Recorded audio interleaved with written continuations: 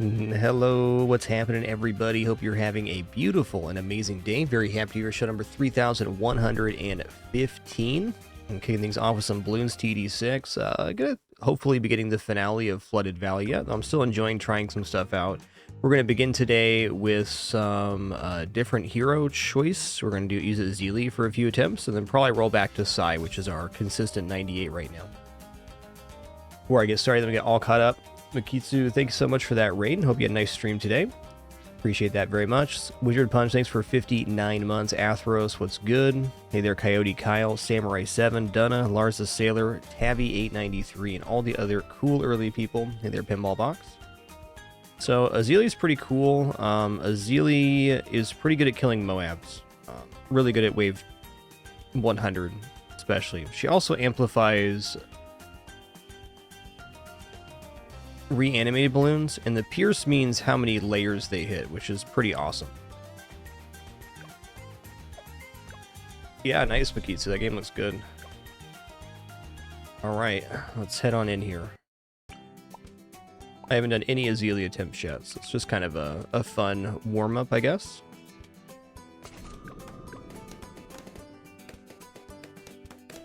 Could also very easily be our victory. We'll see. That's fair. Not this one, though.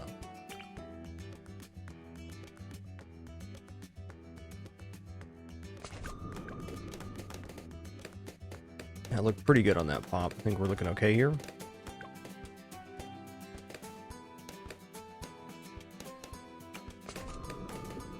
I had to place this guy a little bit lower than I wanted, but it's still a really nice radius here.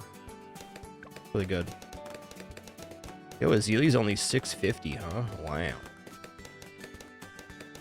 I'm impressed.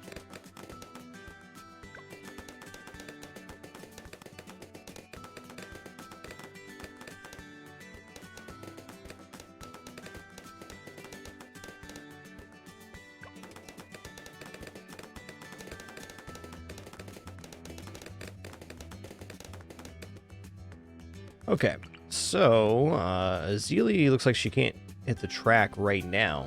Interesting. I guess it can over here. I'm almost tempted to go right here and then let the radius increase work. I'm more thinking Azili's hitting the Moabs mostly, but probably here's best. I concede. Alright, we're gonna put Azili on strong. Always new ideas, Skritter. Always. So, one thing Azili does have going on is not the strongest early game hero. Has some major benefits late game, but definitely has some weakness in the early game. So we're going to have to spend effectively here.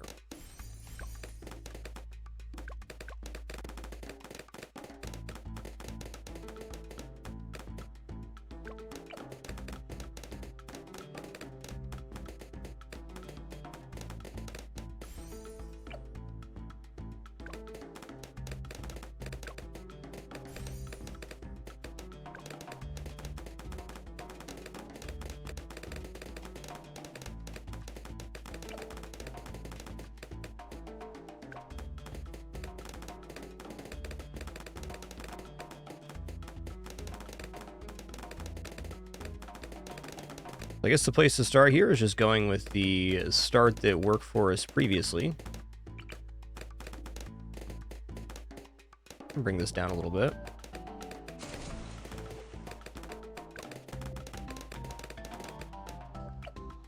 I feel like this boat might be down a little bit too far, and that's alright.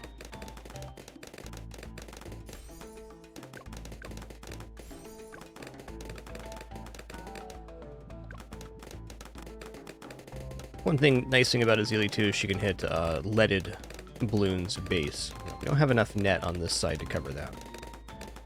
Let's go ahead and grab Grape Shot here.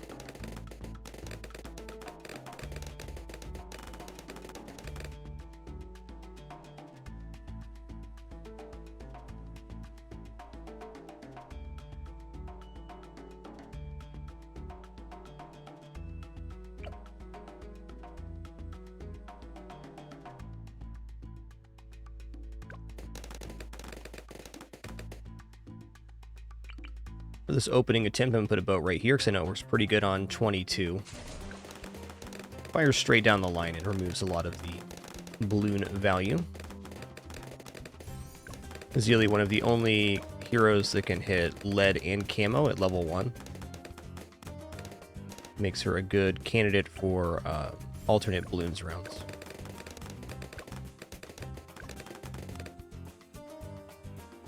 Okay, let's grab this.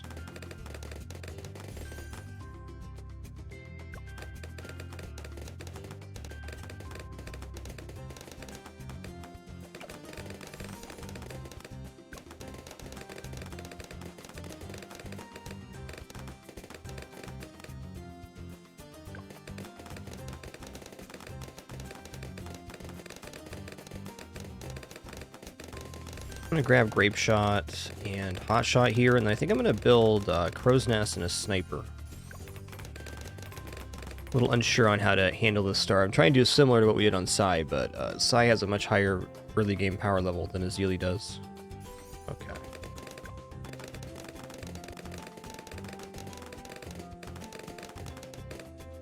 You know, I bet Cannon Ship would sort us out here.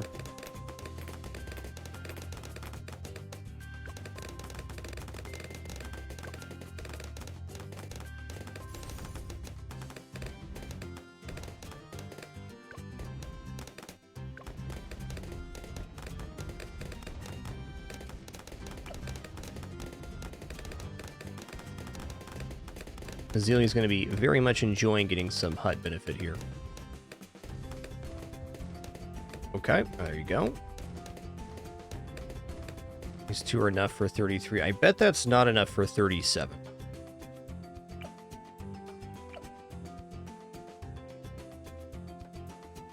To that note, I'm going to grab Airburst Darts Advanced Intel. That adds this sub's ability to hit camo balloons for the vision of these two.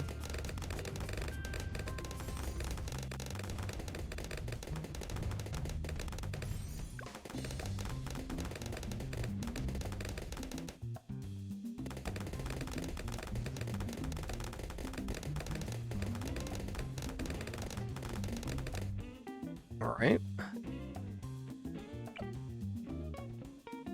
I'm gonna go like this.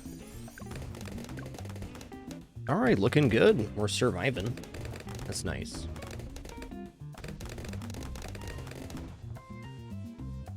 How many pops does Zealy have? 276. Not bad for only touching a little area on the map. Not bad at all.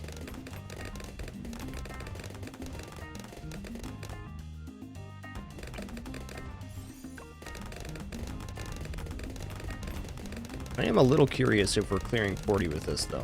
Might need to be doing more of a boat strategy. We will make Destroyer by 40, so that's a good thing.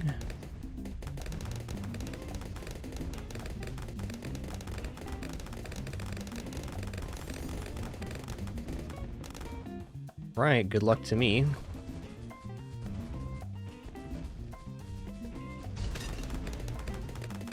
Not quite. Fair enough.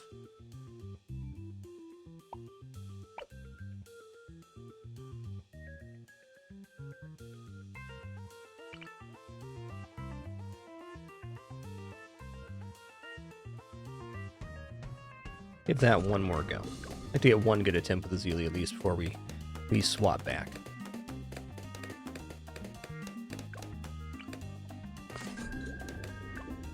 Alright, really nice placement here. I like that one.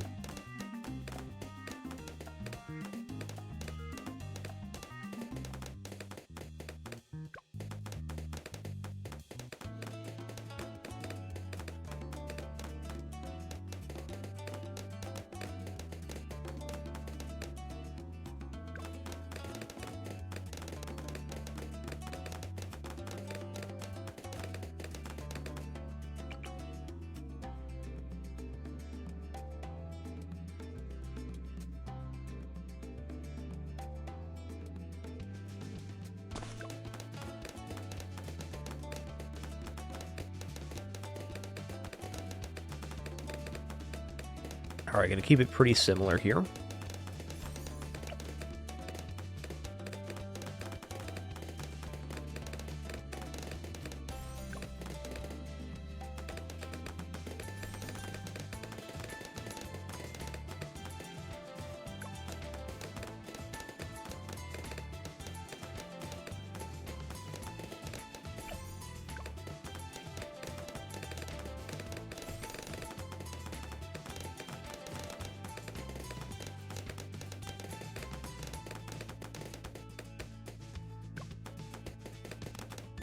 Here, get this boat placed a little bit different this time.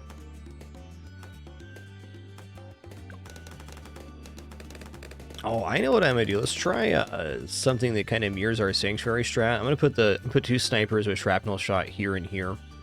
Let's see how that goes. It's a pretty cheap concession, which adds a lot of power level. Got a few steps before we get to that point, though.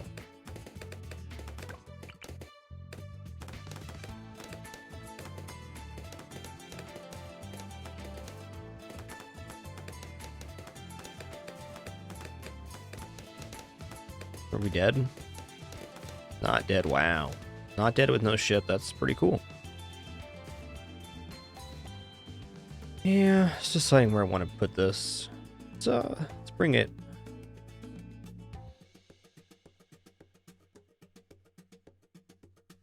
On top of the line, but not centralized. Okay.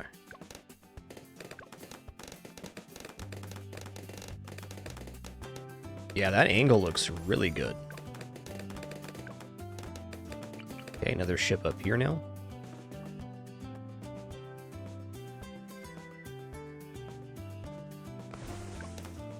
Yeah, you definitely can use Pat Fusty in the water. That is possible.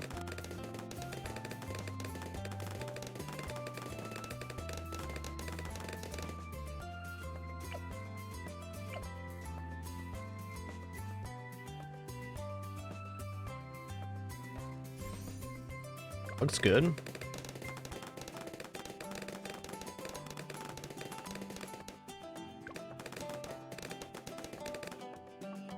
Actually, this looks just about perfect for radius.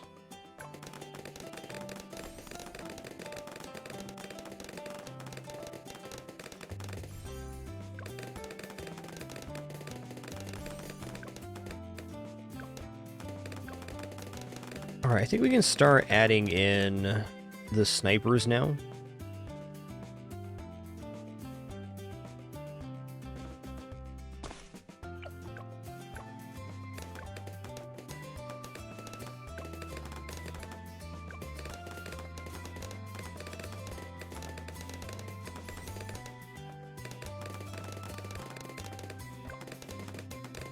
This hero, in short, is good at killing Moabs and is also amplifies Necromancer heroes, or Necromancer units, at level 12. Okay, so there we are.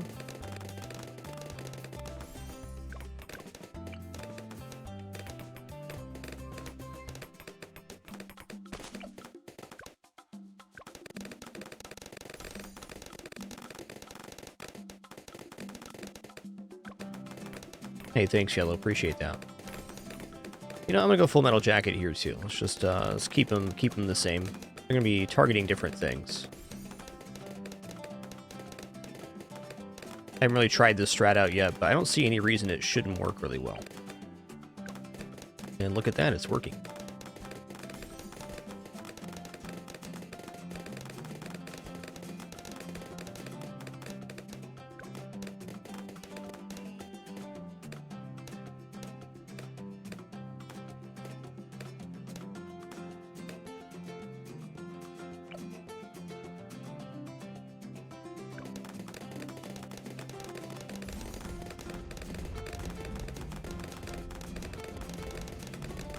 Alright, I believe I can save up for pirate ship here, and if that does work out, then we're going to be in a good spot.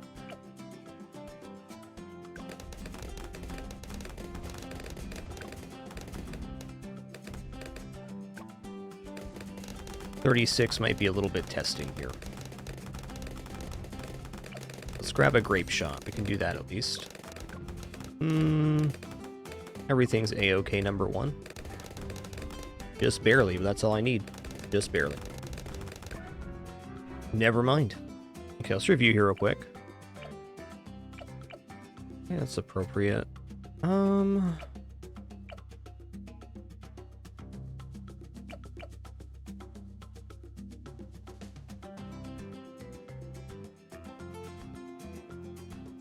Okay, I think I spend the money from the one sniper on probably some stuff here.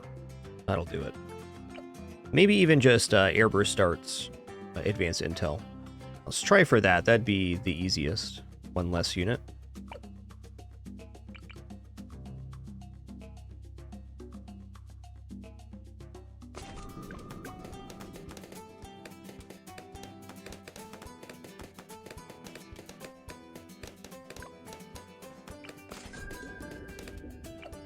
Okay, pretty nicely placed.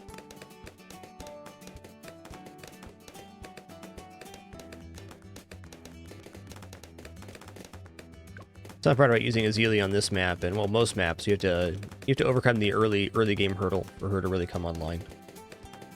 Oh boy, when she does, pretty good.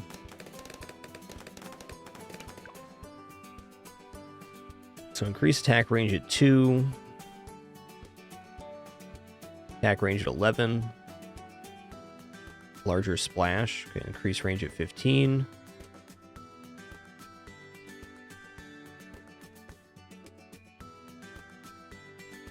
If we could make it to 20 by wave 100, that's ideal. So that clears wave 100 by itself. A very nice effect.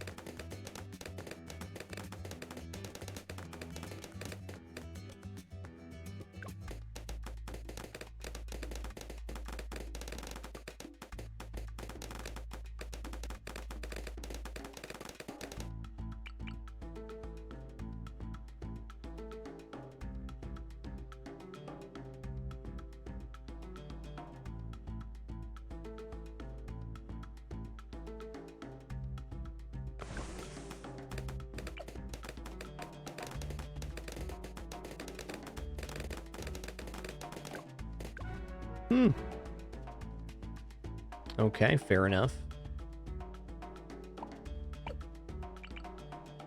Oh, Azili. We were doing so well.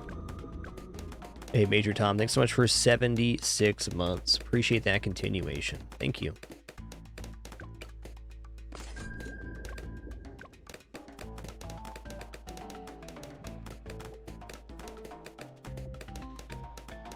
Because I tried to cut long range on this guy. Every time I try to cut long range on both the subs, or one of the subs, something happens. Almost a guarantee.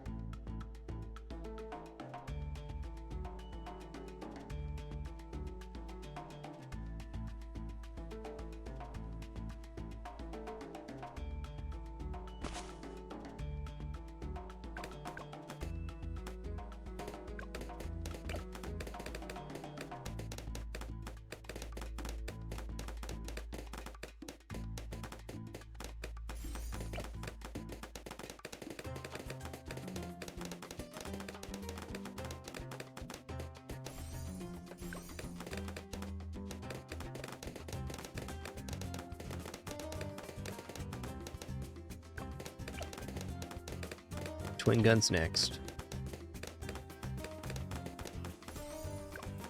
You know, double twin guns is probably a very good place to go. Let's try putting this down. I don't think I've ever done this on the start.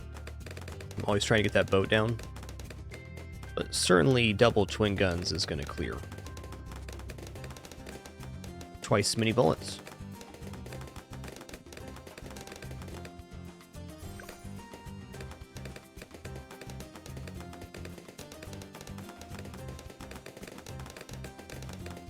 Boy, that looked good.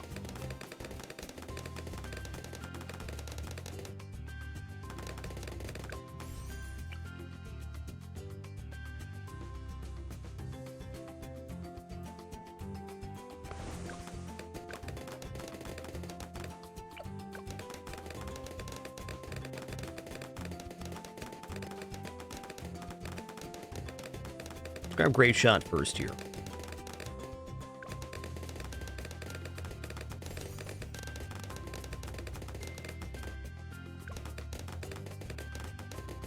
Oh man, this second twin shot has like fixed every problem I've ever had in this opening. What a realization. I think that's going to be a staple for every opening now. Just looks so good.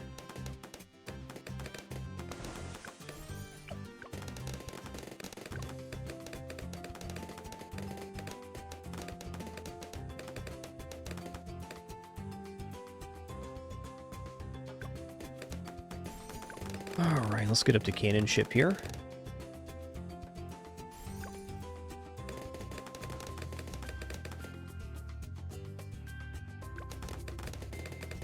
We need to have Crow's Nest by 33.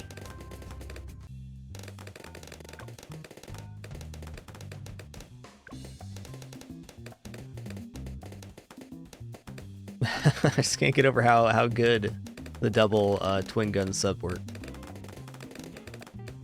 Probably got 30, 35 hours of attempts on this map so far.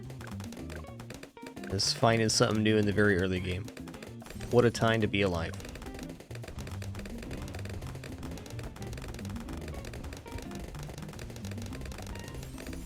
Grab that. I think we're going airburst darts now is the plan.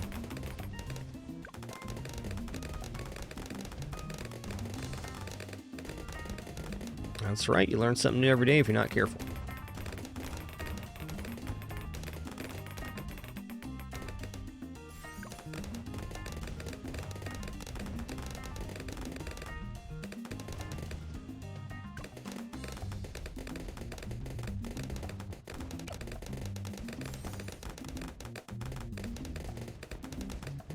Not even close, Skritter, in hours so far.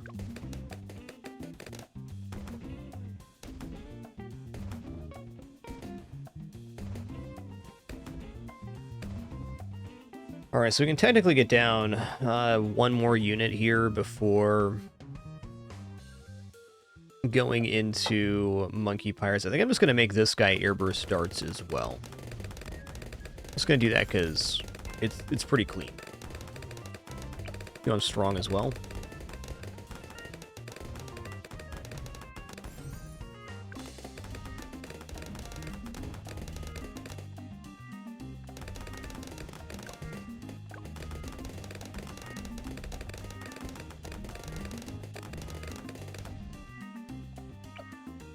Okay, let's go ahead and grab... Actually, let's grab triple guns here. Oh...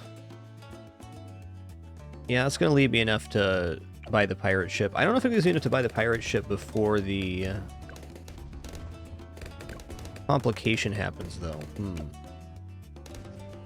to grab advanced intel here. Yo, only Marmot. Thanks for 41 months. Appreciate that, dude. Hope you've been well.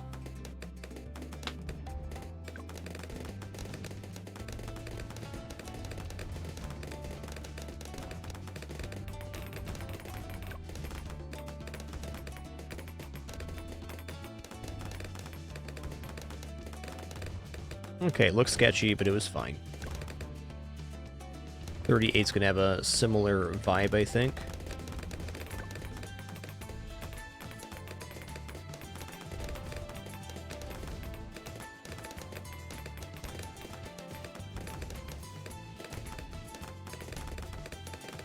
Ooh, okay, fair enough. So I think what I do here to fix that is instead of go into advanced intel here or airburst, just grab the sniper with the shrapnel shot and put him on strong, so he's hitting those leads as well. What we had here was kind of a lead bottleneck.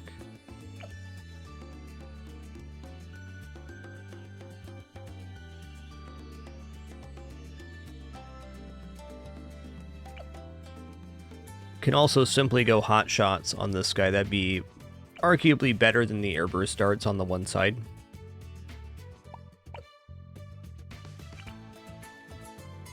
Alright, we're almost into it with Azili here. I don't think Azili is going to be our win condition, but I thought it'd be fun to start with a different hero today.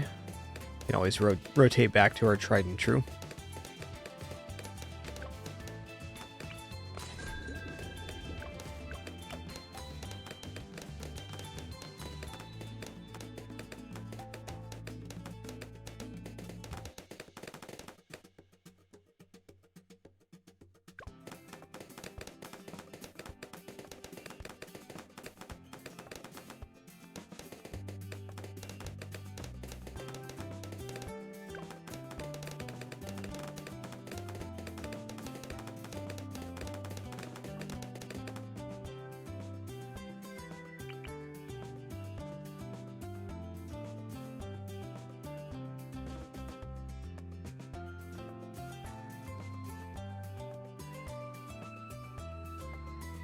Yeah, it doesn't quite reach.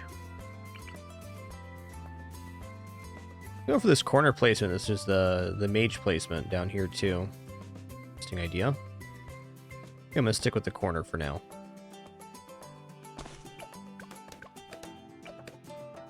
Alright, long range, twin guns. And we'll figure out a slightly better option from that point. The goal here, though, is to get pirate ship down. I'm sure there are some ways to do this without pirate ship. Maybe an AP dart sub and some other complement.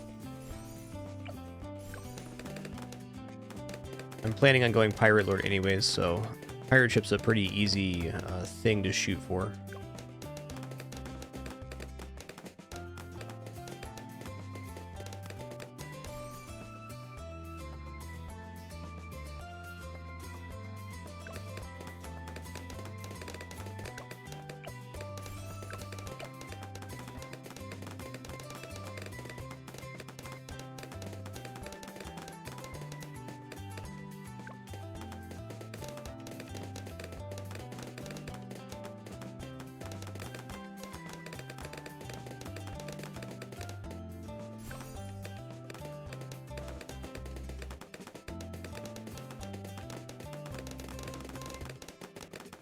$15 never looks so good.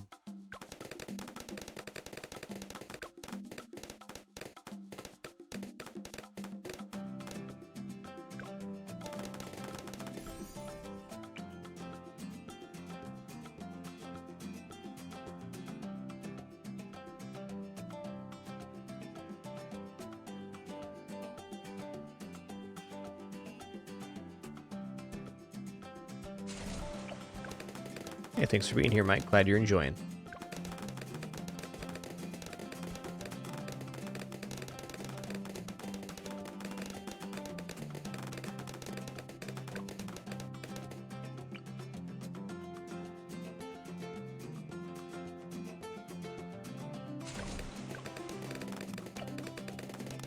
Oh, what do I want to do different this time?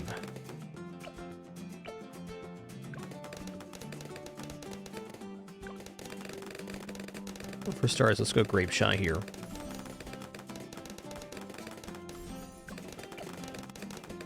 Long range here.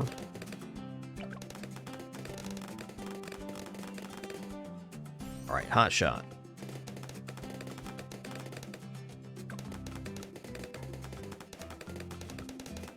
Pretty hard to get a nicer upgrade than upgrading the boat.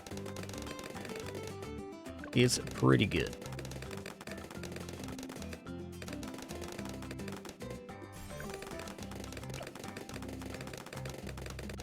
Before 33, I'd like to have Crow's Nest. In fact, I need Crow's Nest to survive. That's the truth.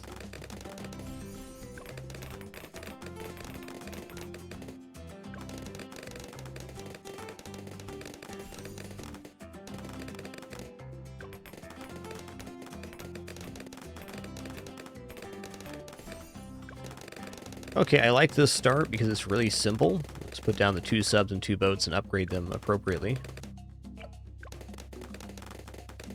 We're not going to have the same lead problem on 38 this way because I'm doing hot shots.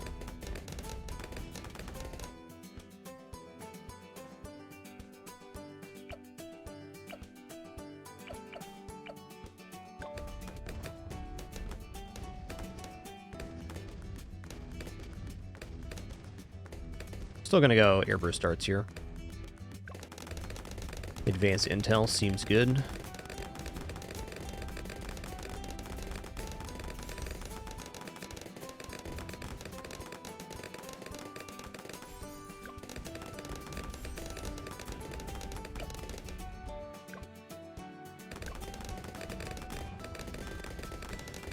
Alright, this should be legit. I believe this is going to work out better than the last attempt. I'm a feeling. Looking better already. Just the addition of the grape shot hot shot on the boat is cleaning up so much of the trash balloon.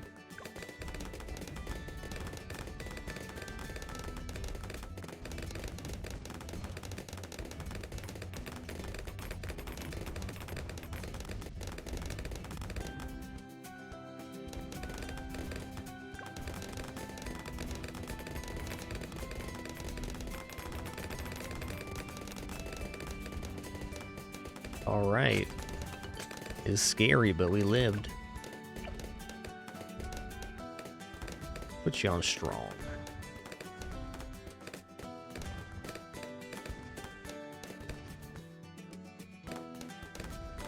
Okay, it is important I buy Monkey Pirates the second they're available here. Otherwise, the cooldown will not be off for 40.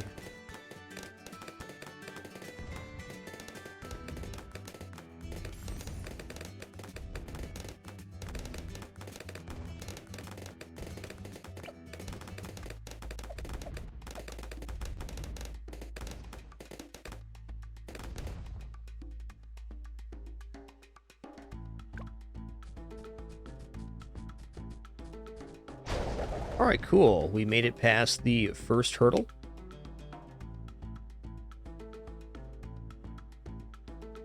I think next up I'm buying a destroyer here.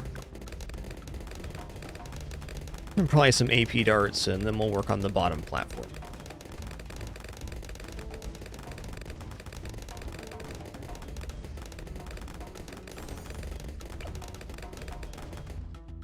Yoho, Karaja, Bool, thanks for 99 months. One more for that 100 club. Cheers, man.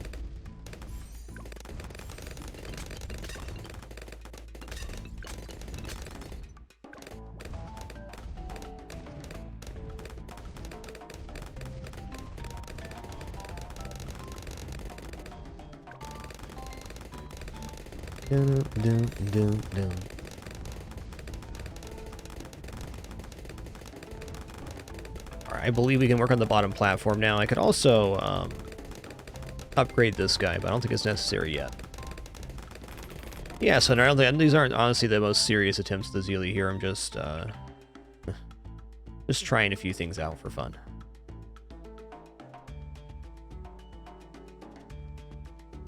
Should be pretty good though. Bring in here.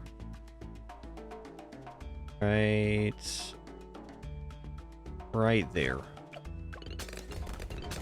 Zealy is very good at doing Moab damage and in the late game, and also amplifies Necromancer balloons. So it's our best chance to really use Prince of Darkness to its highest effectiveness. Let's go bigger radius here.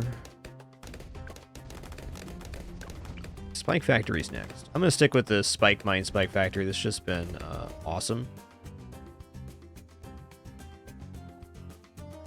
I guess for 63 here, the Spike Factory, you don't have anything to slow down the balloons at the beginning. That's a little tricky.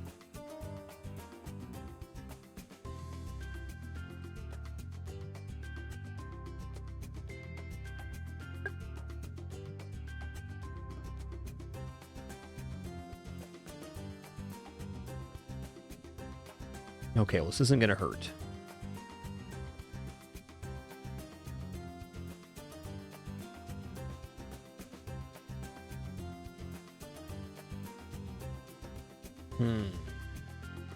I'm actually debating right now, because 63, like, on the Psy attempts, we have to use the ability at the start of 63 to stun them.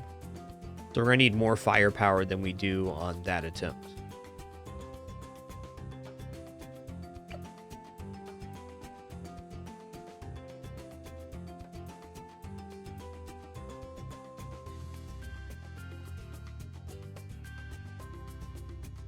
Let's give it a shot.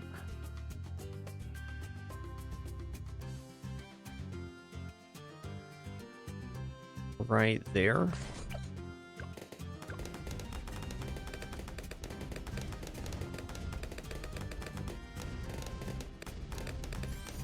Considering stopping at the 3-2 here, just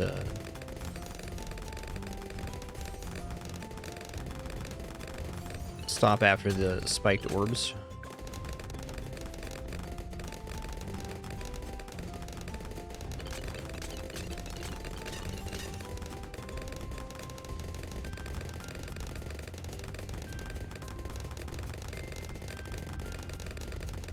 Dun, dun.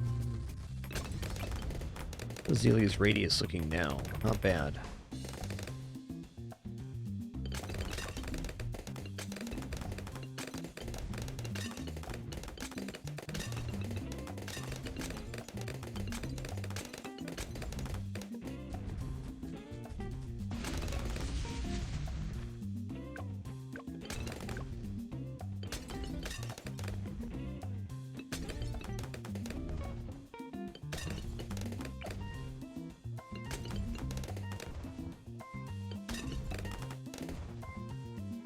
I am really concerned about 63.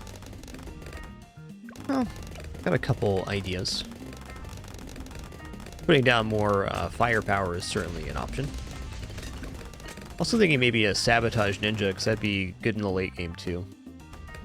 Another usability we can have for the nastier waves at the end.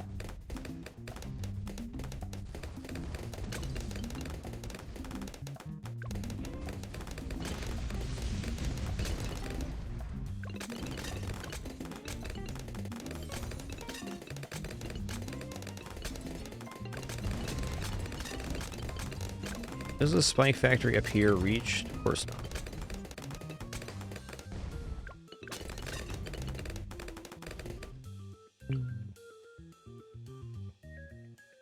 Even with hut bonus, we're not going to be reaching the dam here.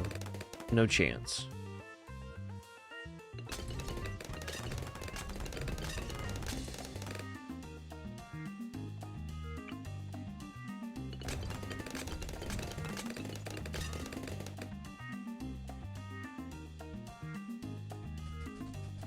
Looks like an okay spot for Arcane Spike Mage.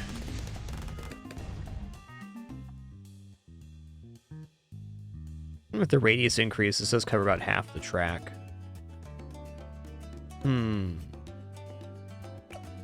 How are we killing 63 right now?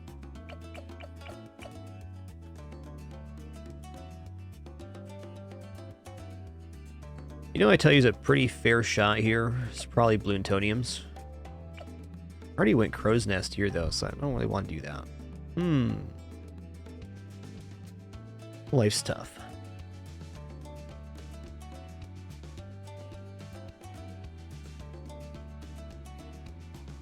What level are you? Level 9. So we're probably not going to be making level 11 by 63, though. Maybe we are. Maybe we are.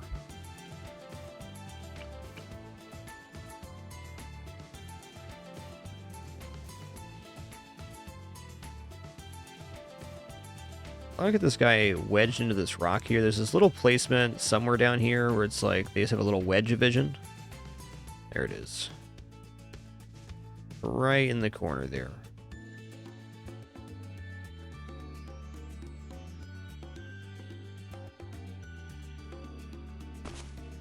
That's the one.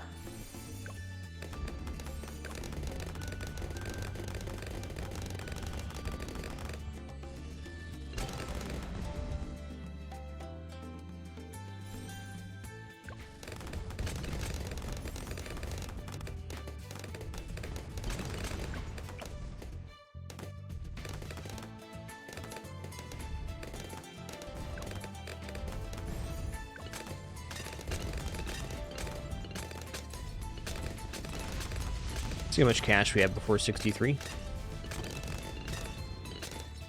Hey, we've got Moab Hex now. Awesome.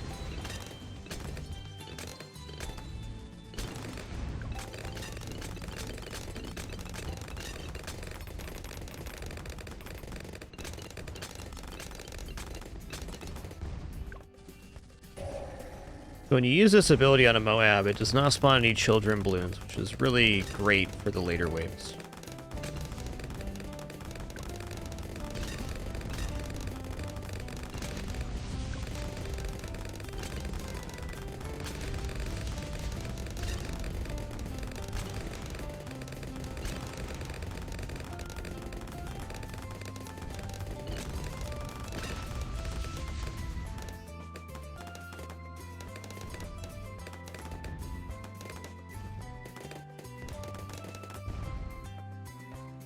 All right, 9,700. Not a small amount.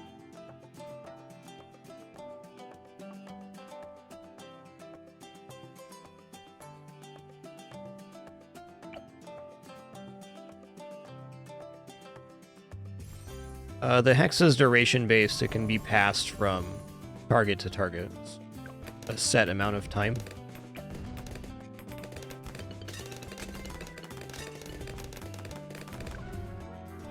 That's definitely fair. All right. I don't disagree.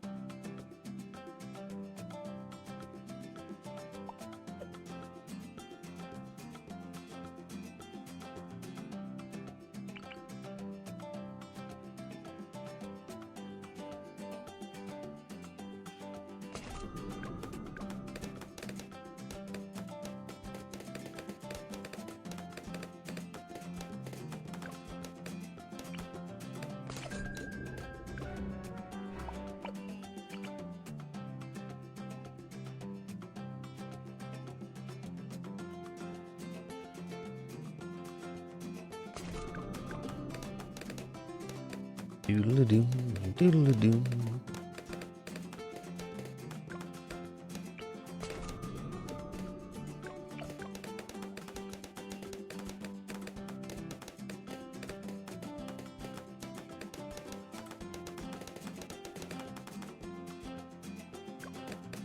Alright, this should get the hero down, and it should get the hero down mid-wave.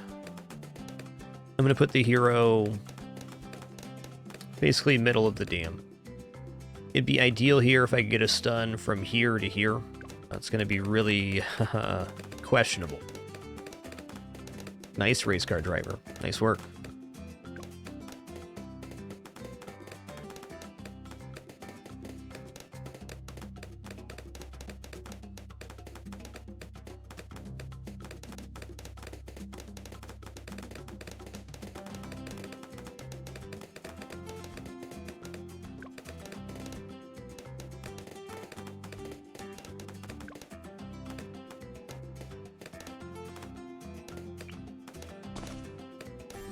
Okay, that's a really good placement.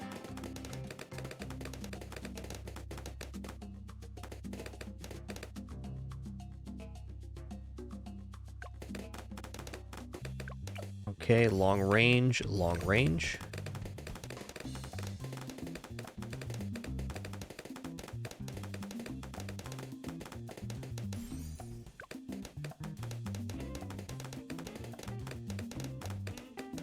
Gonna go for the double twin guns again. I mean, it definitely worked last time very well.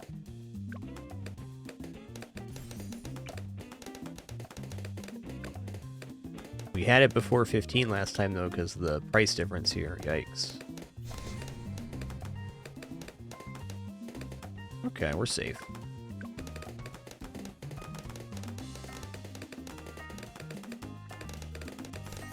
Lucky for us, Sai has just a much nicer power level than most other starting heroes. Feels good because it is good.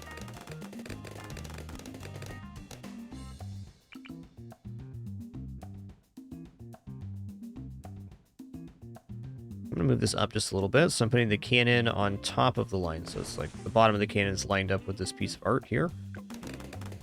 Looked really good last time. The up-down.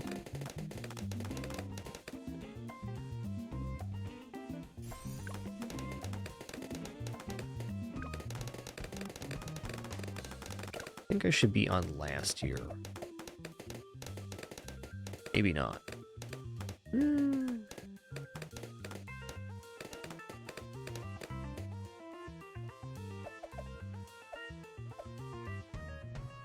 don't think it actually matters that much.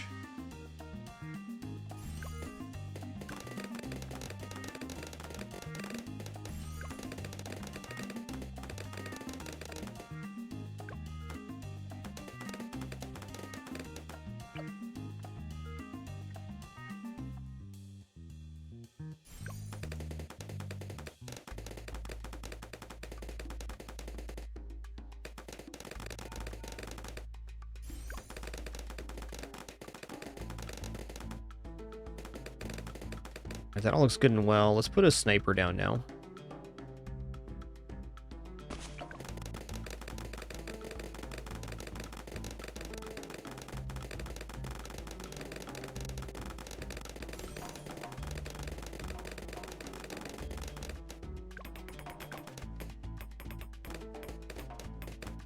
May I want to do this now?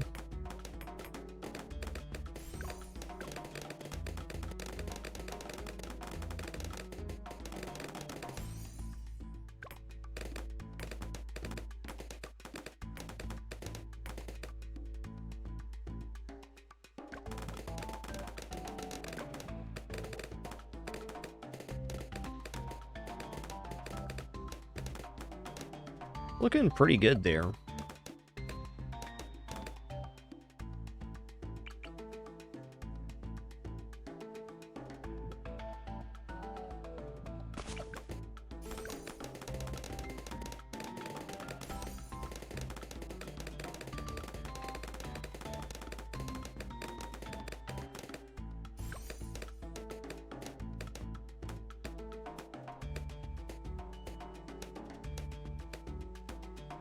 It's an interesting effect here, since the vision's blocked at the very start of the track for this guy, and the start of the track here. They fire here and here, which is really awesome.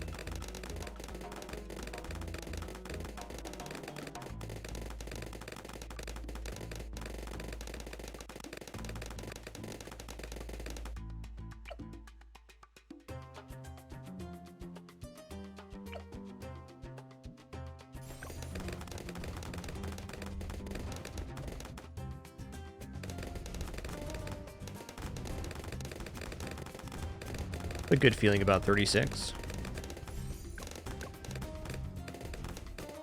Good feeling confirmed. I'm going to use my stun on the last set. That was a little bit sketchy.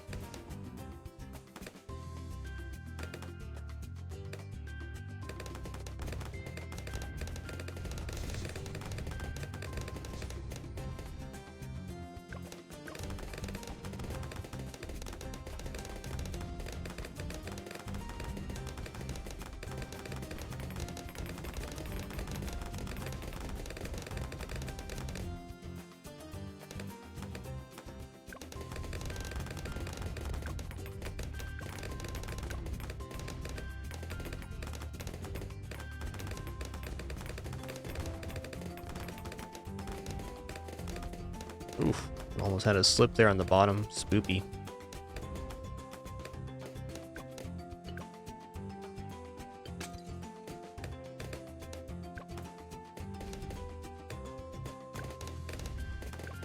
As long as we're buying Monkey Pirates mid-wave here, we'll have our cooldown up.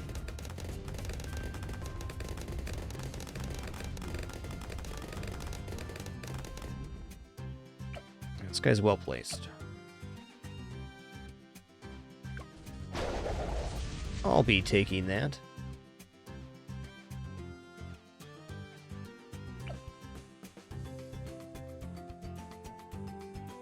Alright, let's go to Airburst Advanced Intel.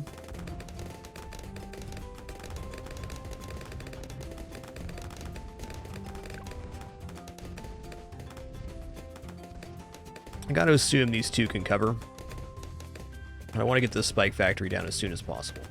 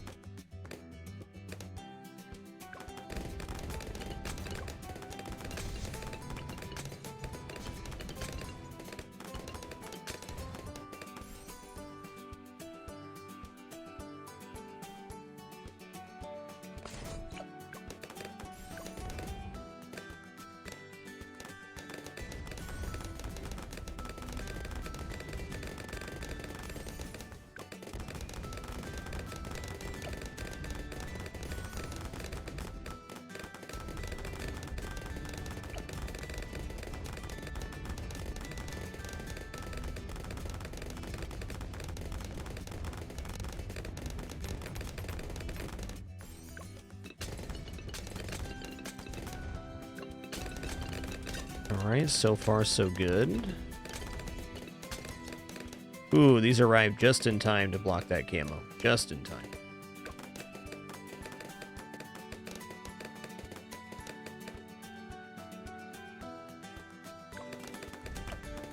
Alright, I'm gonna grab Airburst Darts, advanced intel here as well. Now we're working on the Spike Factory upgrade.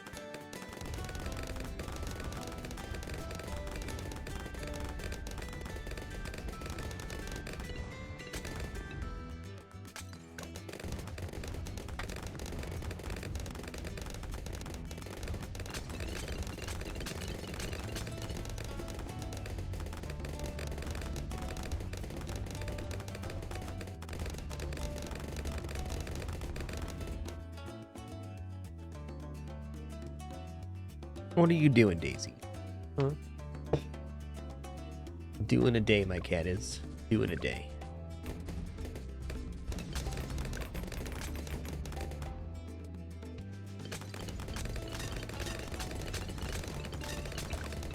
Alright, we got spike mines out now. That's a good place to be.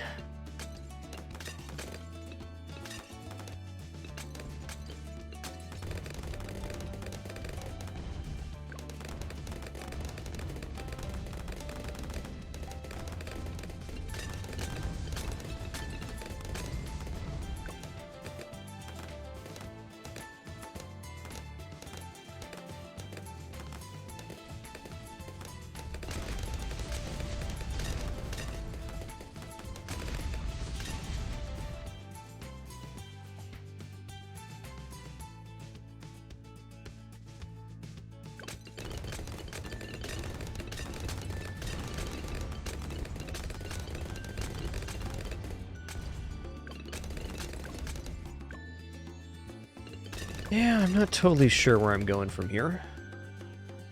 I usually have a destroyer up here, so I'm a little bit curious to see if I can just press into Pirate Lord. That seems like a stretch. Maybe not impossible, though. These spike mines are very powerful. Hey, Heavy Hank, thanks so much for 7 months. Appreciate that Prime continuation. Thank you.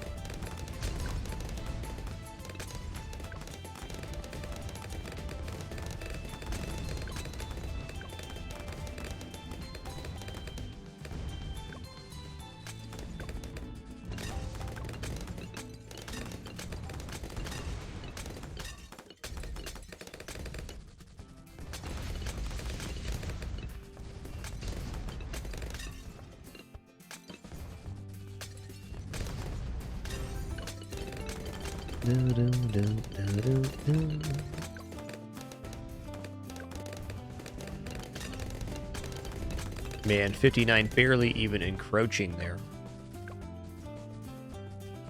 I want to see how we do versus a BFB here. That's gonna let me know where we're at versus reinforced Moabs, more or less.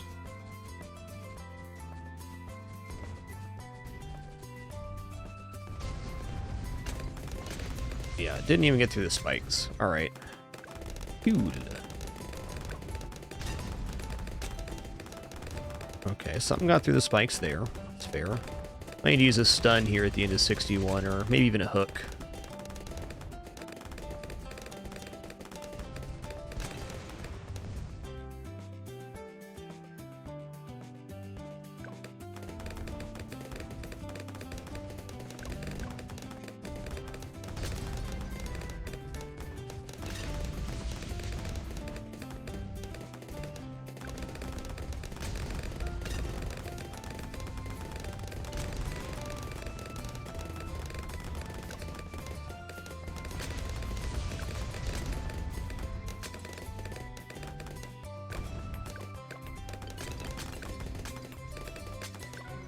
Okay, fair enough. I just didn't use my ability on 63. I was zoning out there. Okay, well, there's no reason that we can't do this again and make pirate ship after this. So with this setup, we've completely cut a destroyer and a necromancer.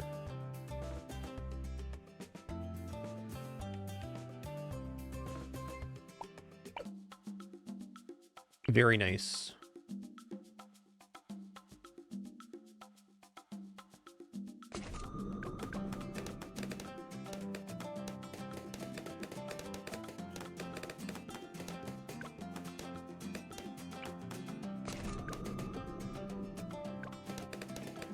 Boat hero is perfectly acceptable here. Piece of cake. We're just simply not using the hero at this moment.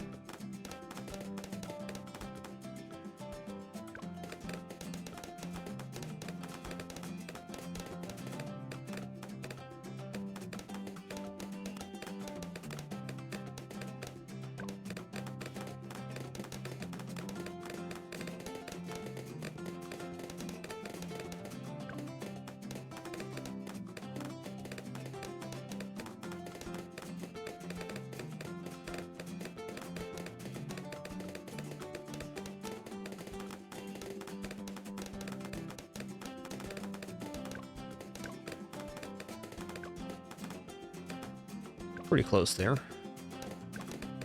Here's going down end of this wave.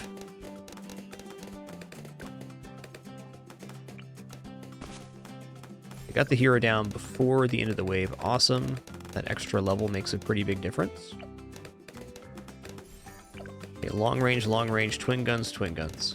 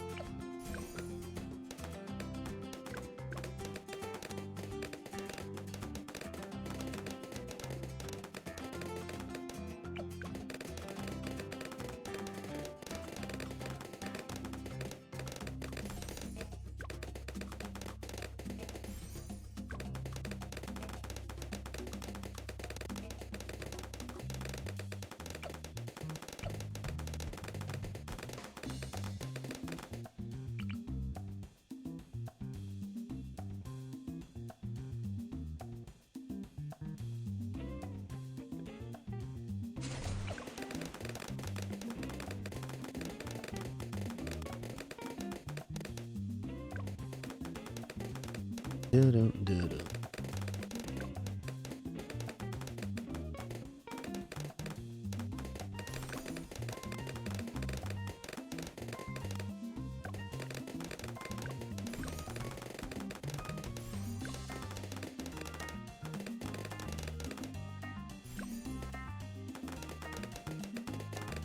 Okay, we're going to double shot, and then we're putting down 2 snipers.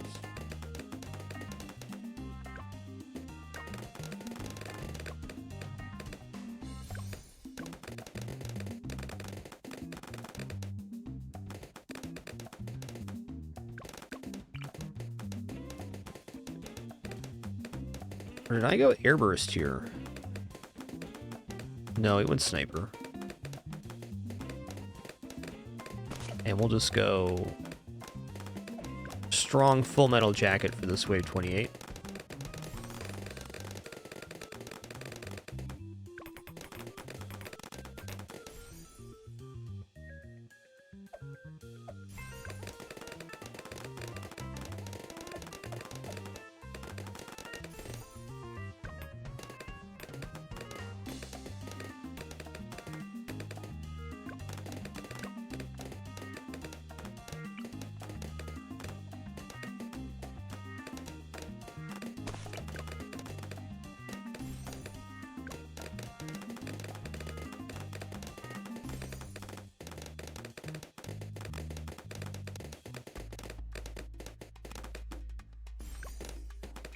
Okay. Now, cannon ship airburst starts. Here we go.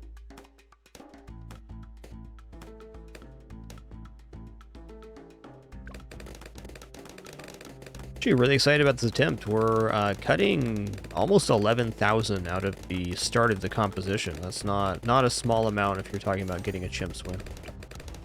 Pretty exciting stuff.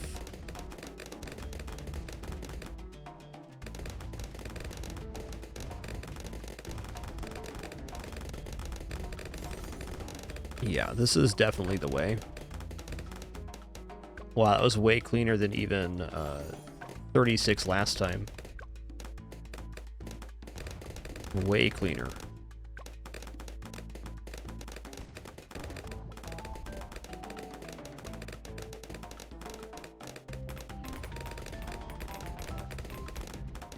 Okay, so last time I had pirate ship up at this point, it's completely unnecessary to have that here. As long as the Moab pops, we're going to be able to clear it. Sai's going to grab everything except for one of the ceramics.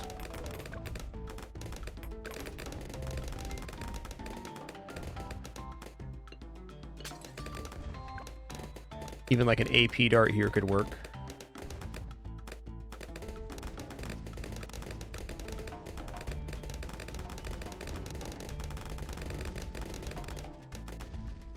Okay, we're almost there. I guess we'll grab this and this. That's tough. I was planning on going Bloontonium here.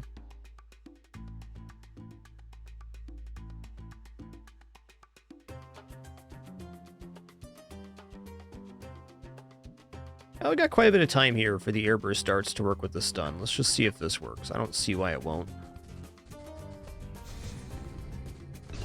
Oh yeah, this is fine.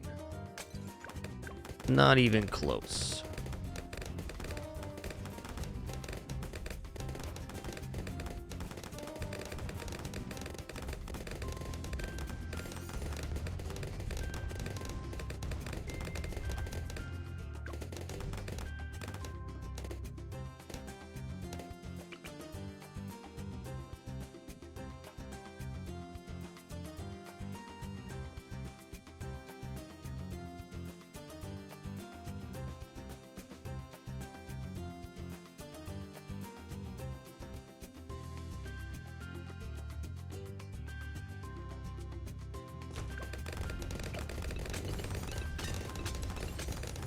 Okay, here we go.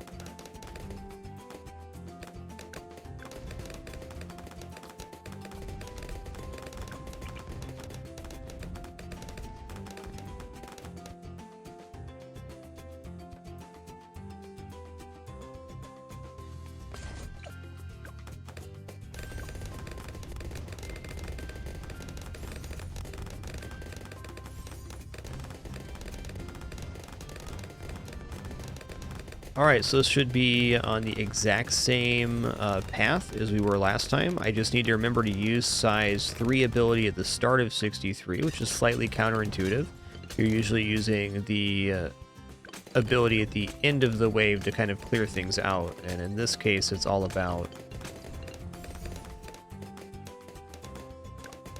preemptively stopping it so the spike mines have time to build up.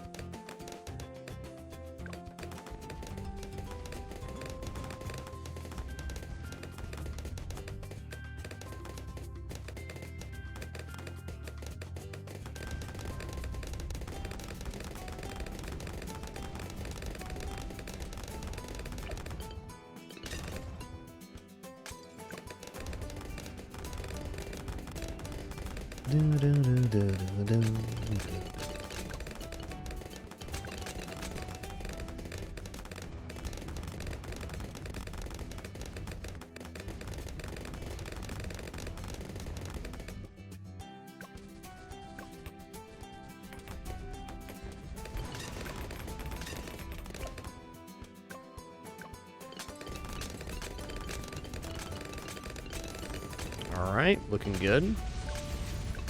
There's a little sketchy moment, like right around 61, but past that it was pretty smooth sailing here.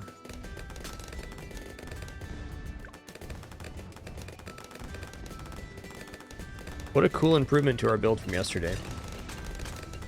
No Destroyer, no Necromancer.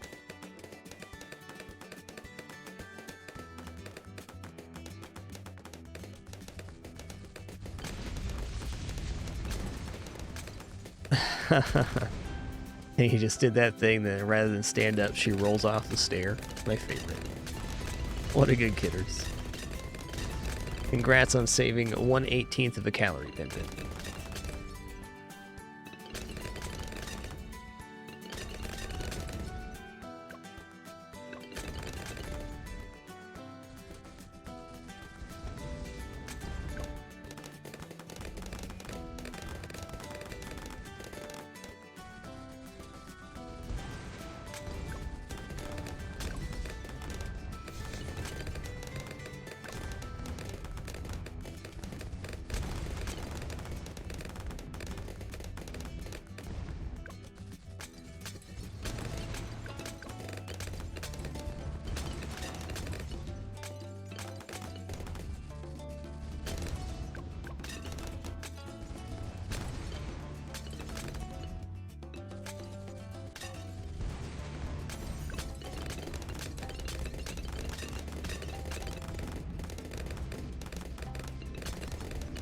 Alright, clear 60 with no ability uses as last time. I'm going to do the exact same thing. Let it ride.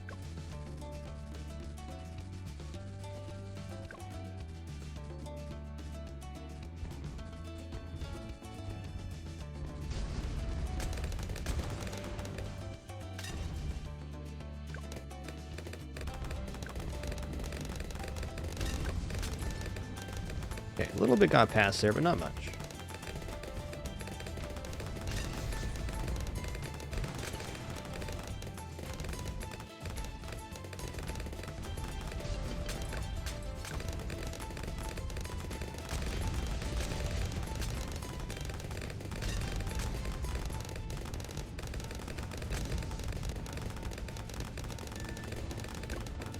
Okay, just need to use my ability at the start of 63 here so we can stockpile. Here we go.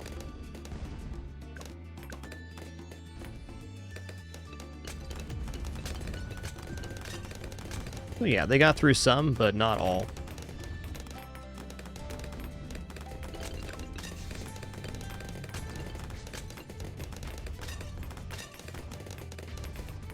More than enough spikes left for the end of 63 here.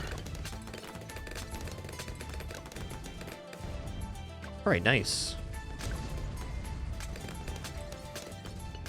Oh, snap.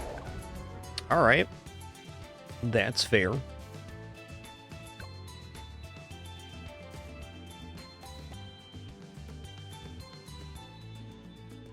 Wasn't expecting to slip on 64 there. Obviously, we have money to fix that problem.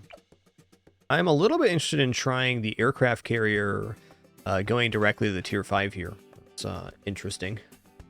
You can also put down the Moab Shredder Spike thing.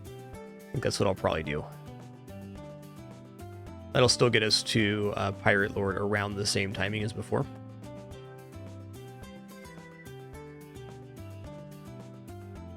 Alright, very quick stretch and refill break for me, and then we'll head into another attempt.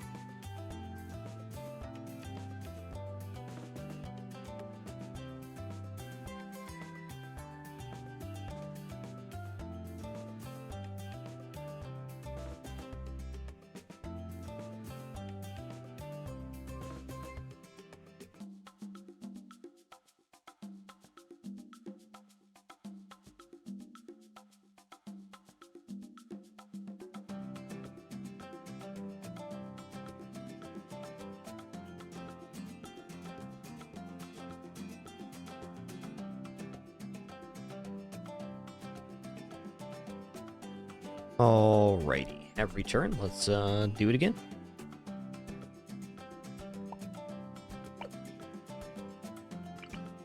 It's a pretty interesting start. It just has a lot less money spent than my other starts, so I'm excited to see how this could possibly work.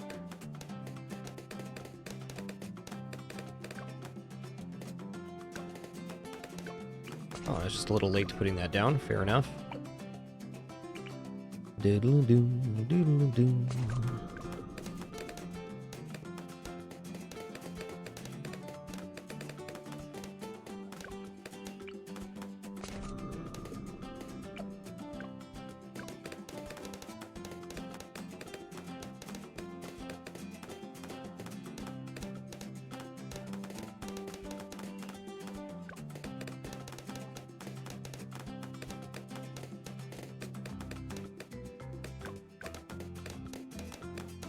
So the strat we were using yesterday to 98 was something similar to what we just did, but a little more expensive, and then going into Pirate Lord, then Prince of Darkness, then having a little bit left over to spend. But I'm kind of thinking I want to try to cut the Prince of Darkness today. It's a very expensive unit and very effective as well, but it's not, I don't think, good enough on this map in particular. Well, maybe it is, but I gotta change one of my tier 5s, and if I'm gonna change one, I think that's definitely the one to go for.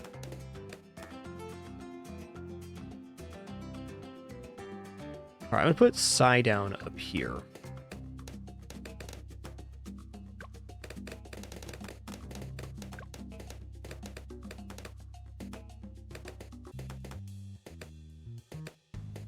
No, down here.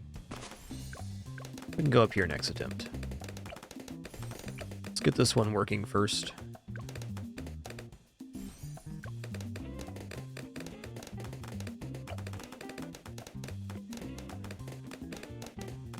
Doo-doo, doo-doo.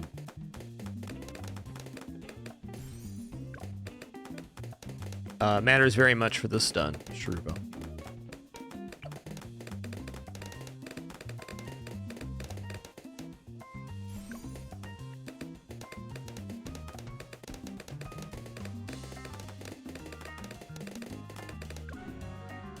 Really?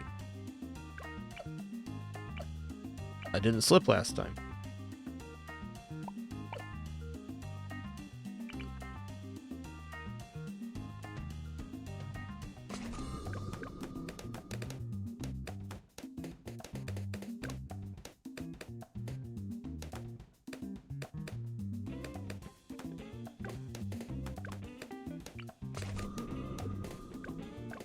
All right.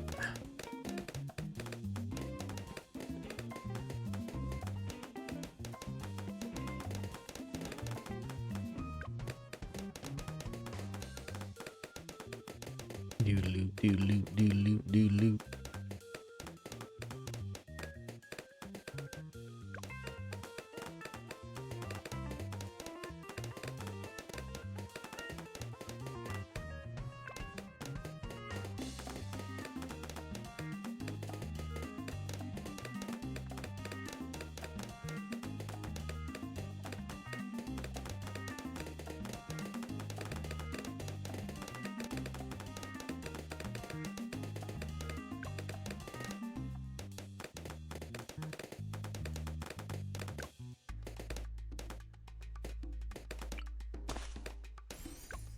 Placement's a little bit left, I think. It looks like it's going to reach here and here with the stun, which is my whole goal with the placement, is to get in the middle of those.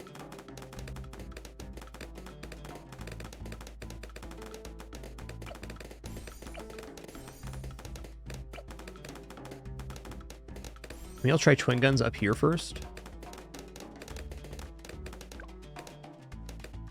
I should also just use my stun on 15. That's what happened. I didn't use my stun. That's fair.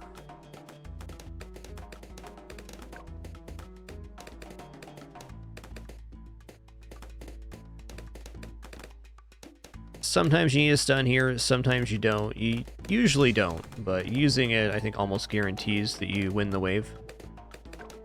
Like, there's some variable here on where this unit's placed, depending on, well, when you get it down and what the balloons look like. Okay.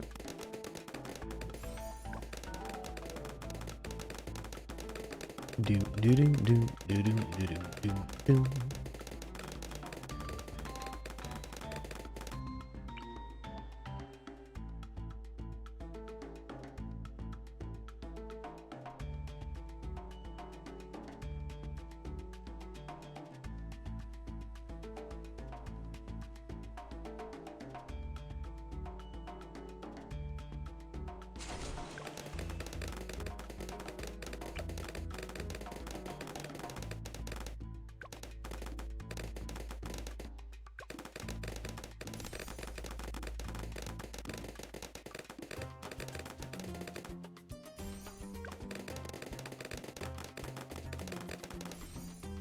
Whoa there, Winston. You're going ham on that scratcher. Holy guacamole, bud. What a strong guy. What a kidders.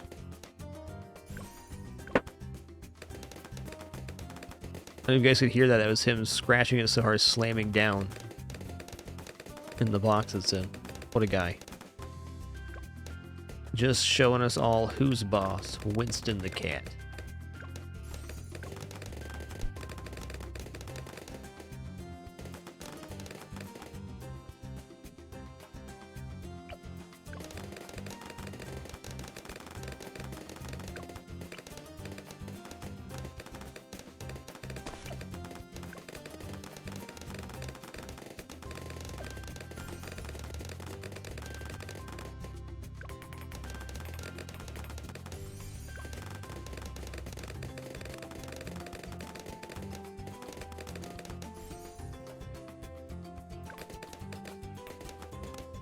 I'm gonna use a second sniper. I don't know. This has been a working system here. Two shrapnel snipers seems to do some pretty good work. I'm gonna put one on strong, one on first this time. We'll mix it up here.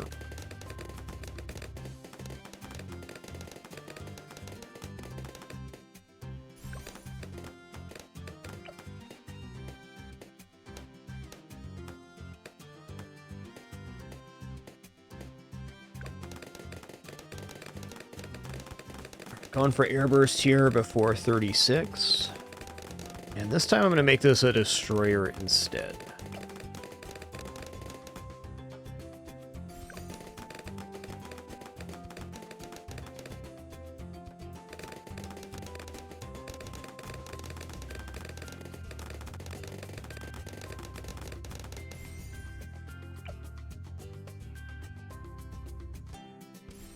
Okay. That'll be good for now. I'm gonna go destroyer and then come back for advanced intels. Should be adequate.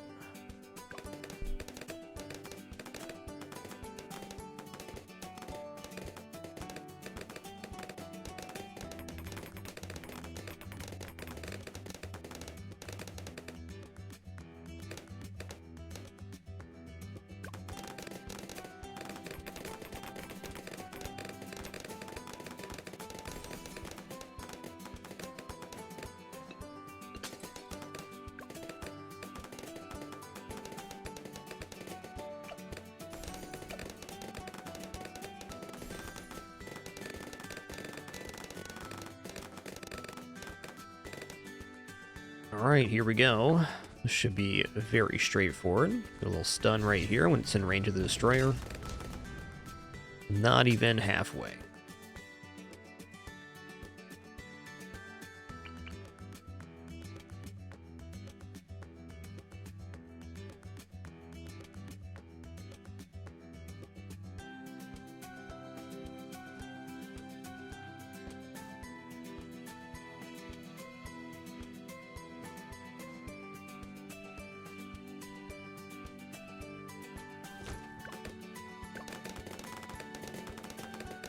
There's some question here in the early 40s how this is going to do. I think it's going to be fine. I do feel like Destroyer and Pirate Ship in this location have a pretty similar power level. Just maybe Pirate Lord's a little bit better of a tier 5. Maybe.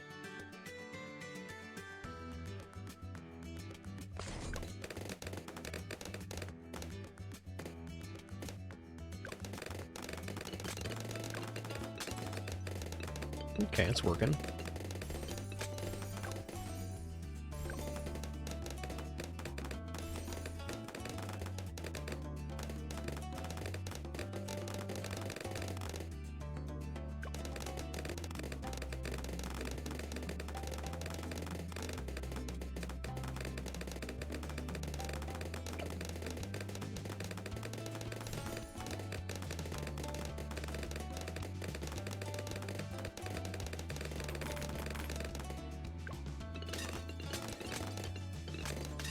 If I'm not mistaken, it's an even cheaper version of what we were doing, because now there's no pirate ship there.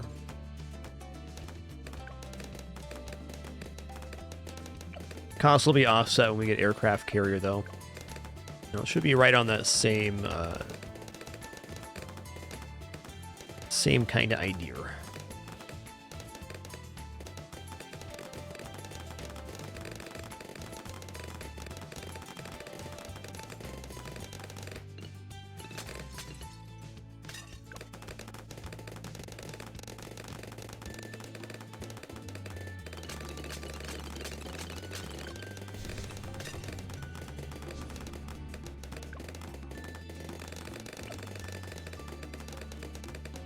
Alright, spike mines are out 49. That's a really nice timing.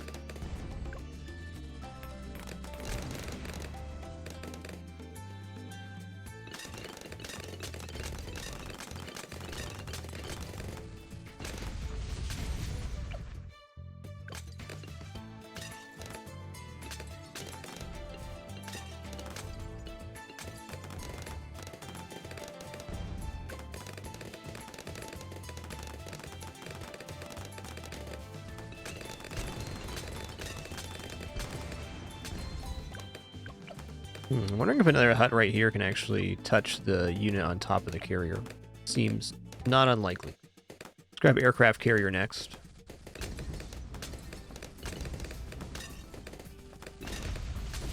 Okay.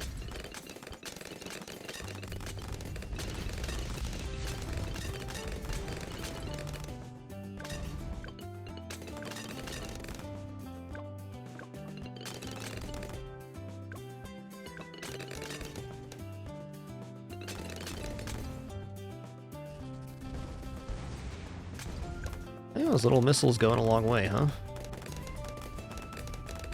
Not two shades.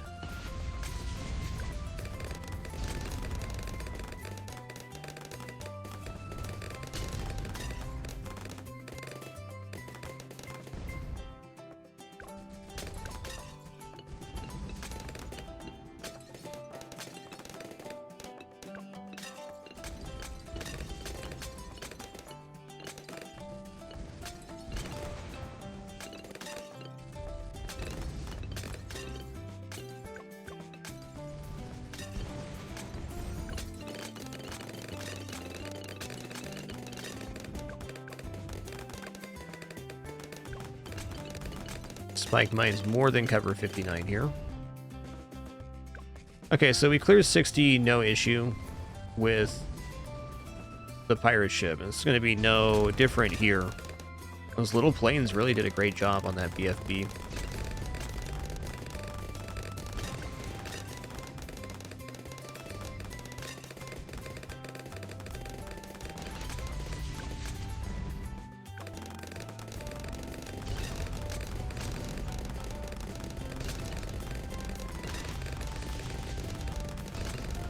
Alright, so we're going to use our 2 ability at the start of 63, and then we're going to be using our stun on 64.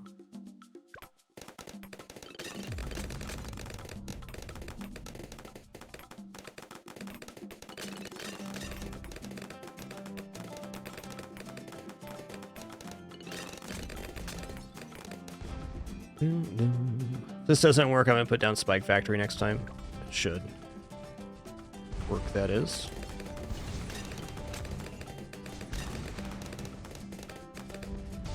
Uh-oh. Yeah, alright, it was a bit much. This idea, though, I think is solid. So I want to make these guys Bloontonium at the end, so I think it's a little bit dubious to go into AP darts on that. I think I'm just going to put the Spike Factory down here with the Spike Storm usability. It's really strong on this map, and it gives me another out. May end up putting a second Spike Factory back here, but even going into Pirate Ship, then Carpet of Spikes right now, I think with this setup is not unreasonable. Just need more firepower for 64 is the bottom line, no matter what we do. Gotta choose another tower before we get our tier 5. That's because we don't have a destroyer up here or a... You know, a second destroyer up here could definitely get the job done.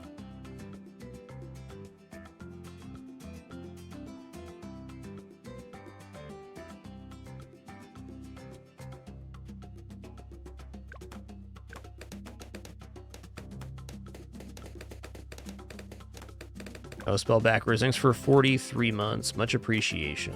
Not an unreasonable zone for or timing for this setup. I don't think Bloon Exclusion Zone would be effective enough on this map, but it's a pretty good one for it. It's a straight line. Or whatever the one before Bloon Exclusion Zone is, the tier 4 is definitely reachable.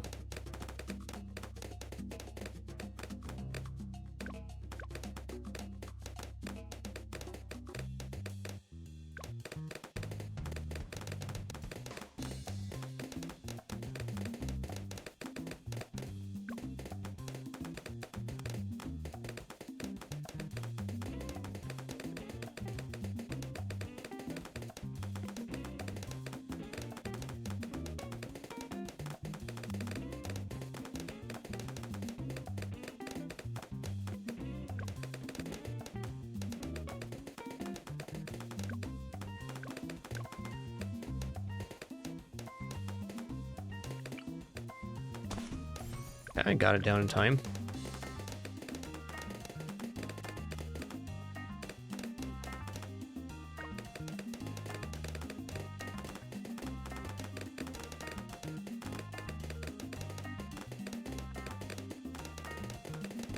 Okay, long range, long range. Yo-ho, Darklight, thanks for almost 70 months of support. Enjoy that continued lurk. Thanks so much for that Prime continuation. Cheers.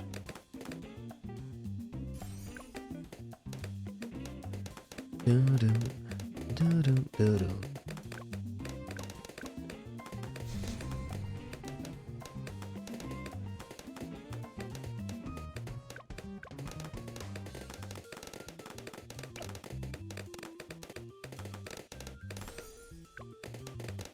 doodaloo, doodaloo, doodaloo.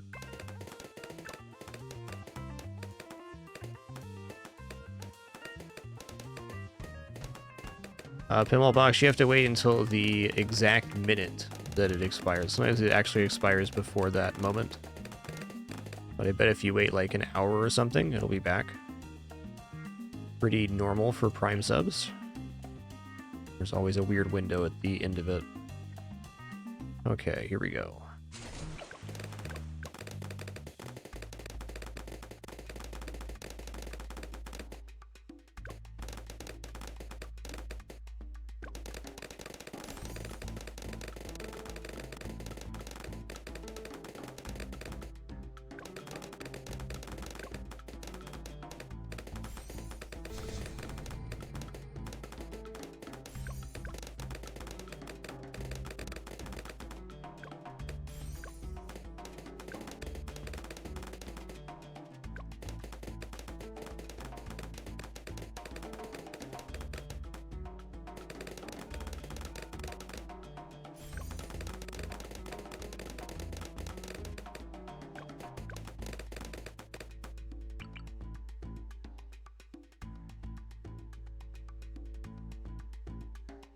I actually kind of want to close off this vision a little bit so that I can get the crisscross on the shrapnel. I'm going to do that. I'm closing this so we get a consistent shot down this way.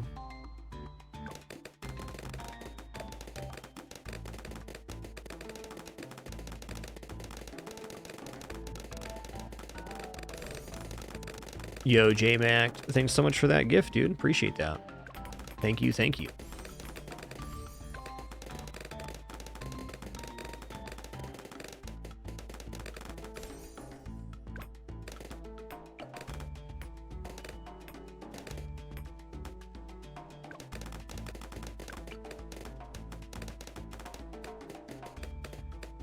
I'm gonna have this one be as open as possible, though. The best line here.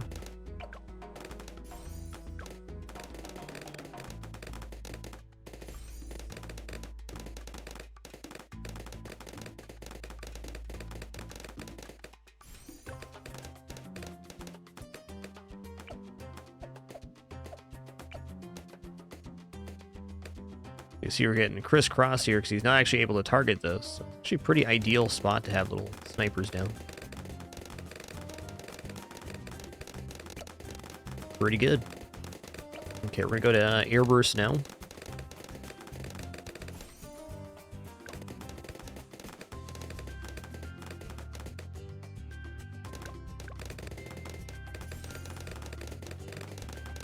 So here's a nice global damager, has an AoE stun and purge ability, which can clear most balloons off the screen.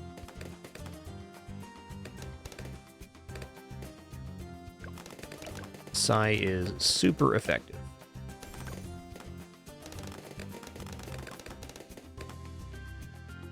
Okay.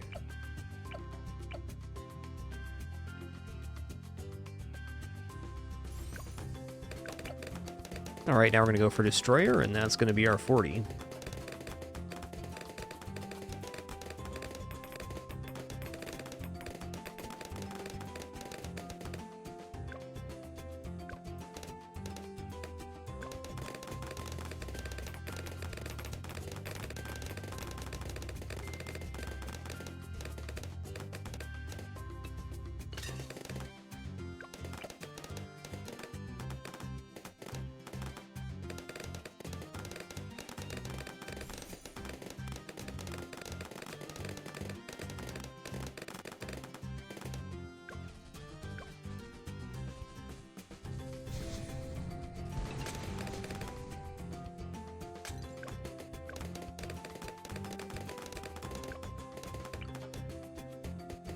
Alright, next up.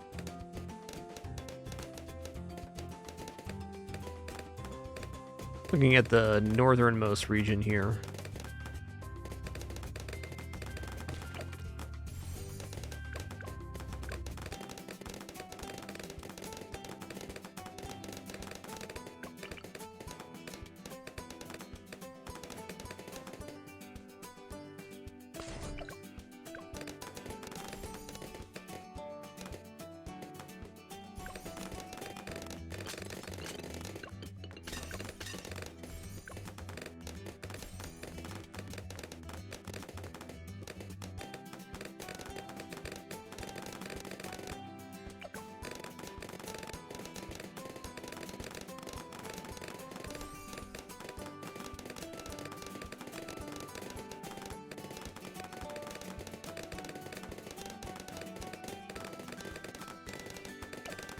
Alright, looking pretty good. We're just going straight to Spike Mines, and then Aircraft Carrier, and then probably the main Moab Spike Storm.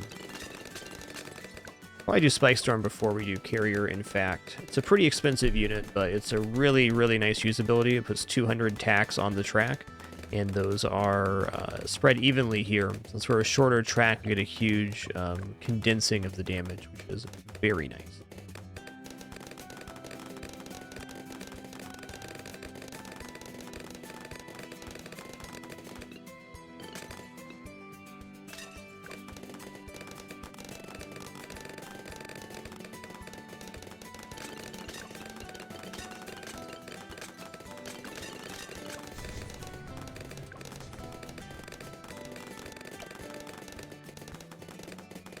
Alright, same timing here, 49 Spike Mines. Legit.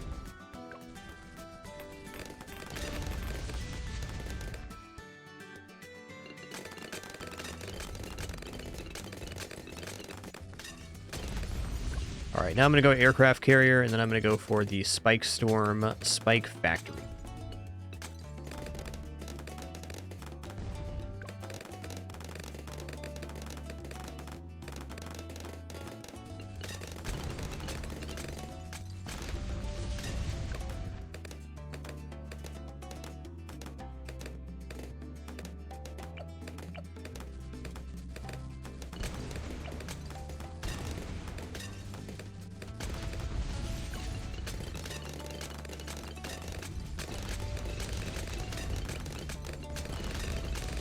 Let's go bigger radius here so we can squeeze this in.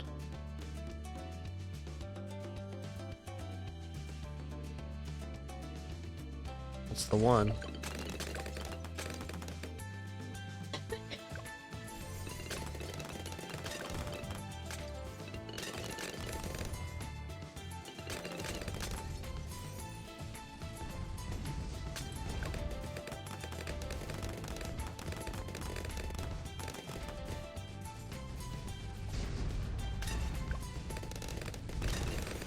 Grabbing the shreddies.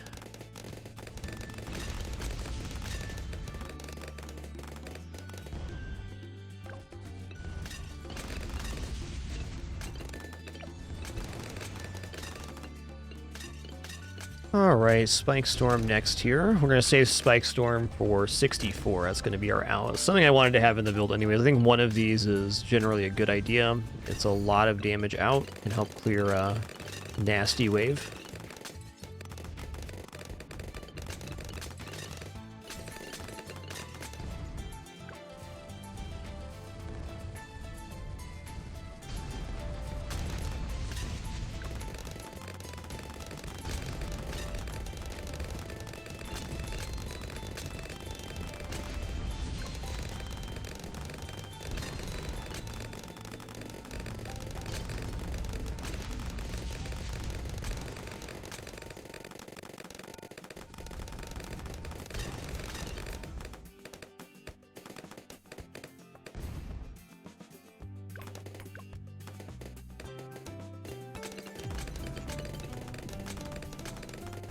Oh yeah, looking good. The planes are in like awesome positions there too.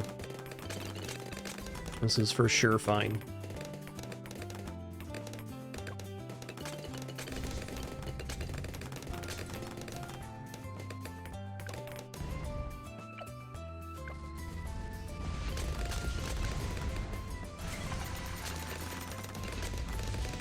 There you go. Got him.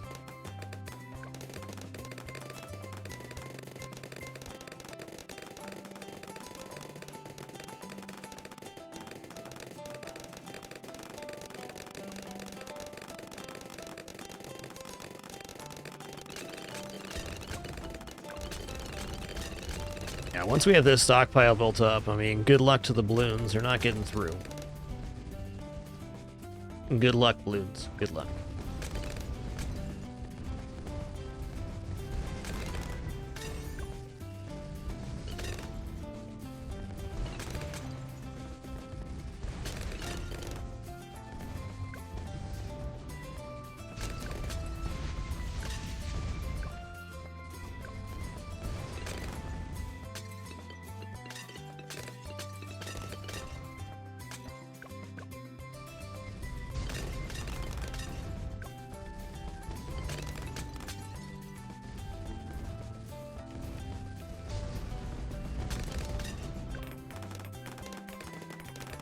So I guess we're going for carrier flagship now. So should be the next go.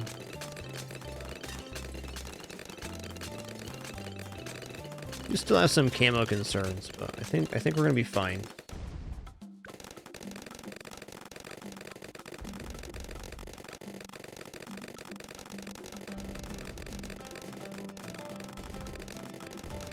You have very minimal camo vision right now. It's not nothing, but it's skinny.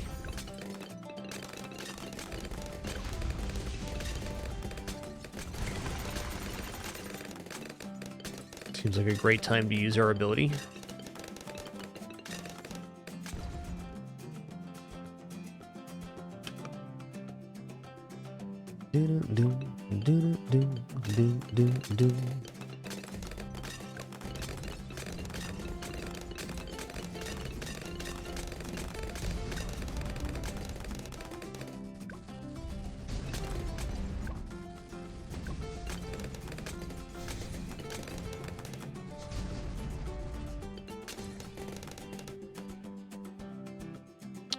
Aircraft carrier upgrade is 27 here, so we're pretty close.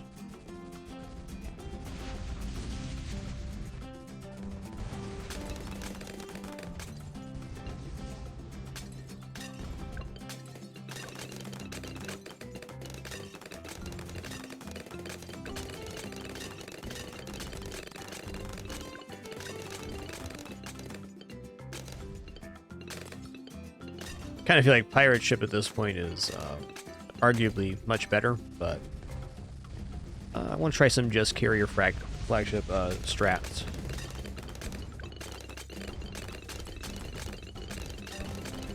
All right, 75 is very serious. I'm probably gonna have to use multiple abilities here. I want to save this one for 76 though.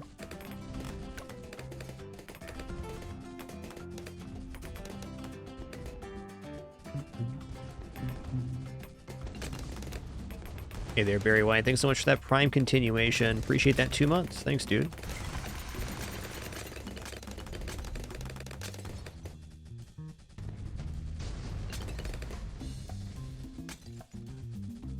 We're almost there, 27 flat.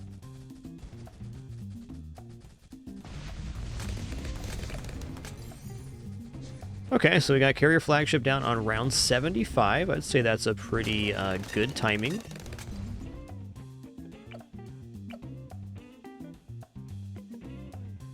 Okay, 76 is going to need help here. So now there's a whole slew of options that we can try on the upper platform. The thing I was curious of, though, is if a hut was here, would it reach? So if a hut was here, it would reach this platform.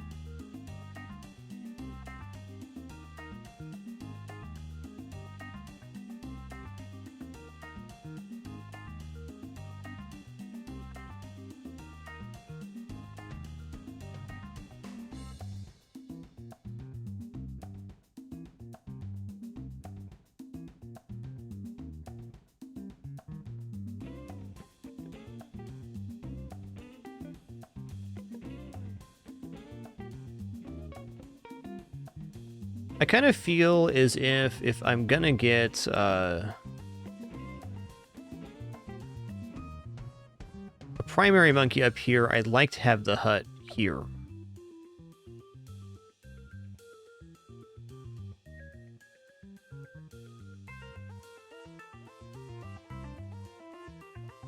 Do loot, do loot, do loot.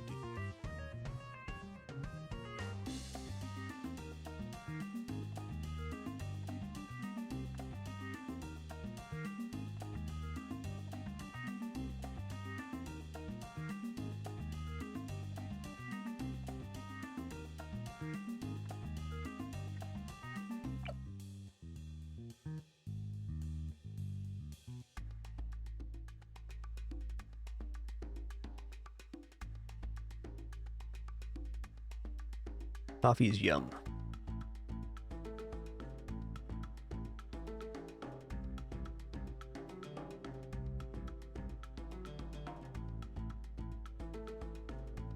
Yeah, glue's definitely fine. We're lacking raw Moab damage right now, and that makes me hesitate on glue because glue is not dealing that damage. Could maybe go for corrosive glue on the top, or Bloons solver rather. Wouldn't be bad right on the track, that's for sure. I think it's a little bit late to target on this side.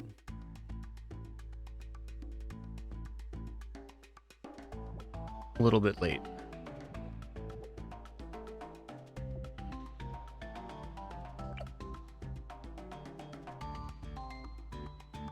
Dun, dun, dun, dun.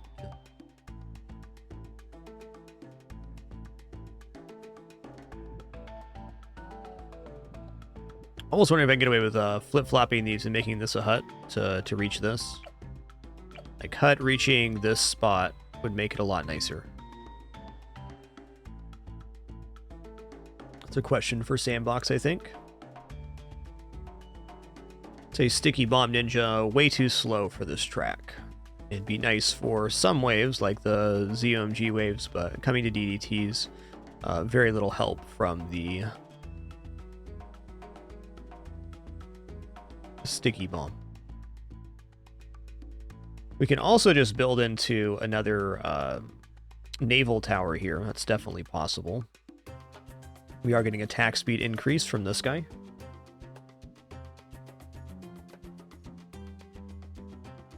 Yeah, I have a feeling we don't make Icicle Impale on this setup, though. I don't disagree. Icicle Impale would be really nice right here. Don't disagree at all.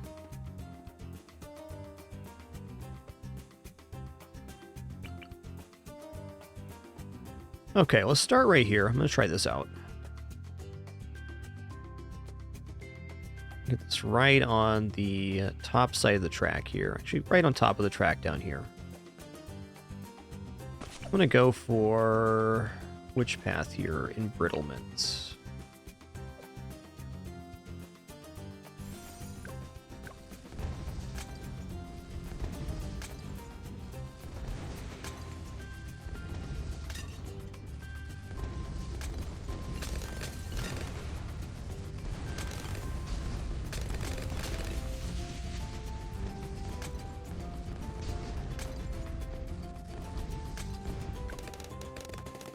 Convertible is nice because it can hit Moab class. Okay, well, there's 78. I should have just been ready to use my ability there. I don't know about this strat here. Like, I get to this point and then I'm very unsure of what unit I'd even want to put up there.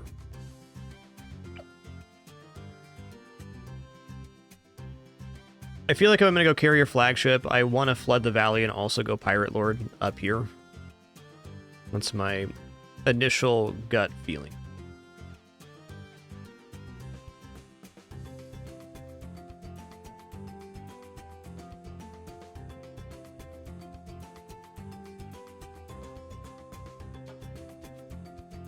Say tax zone could be okay on top of the carrier too, but it needs support for certain.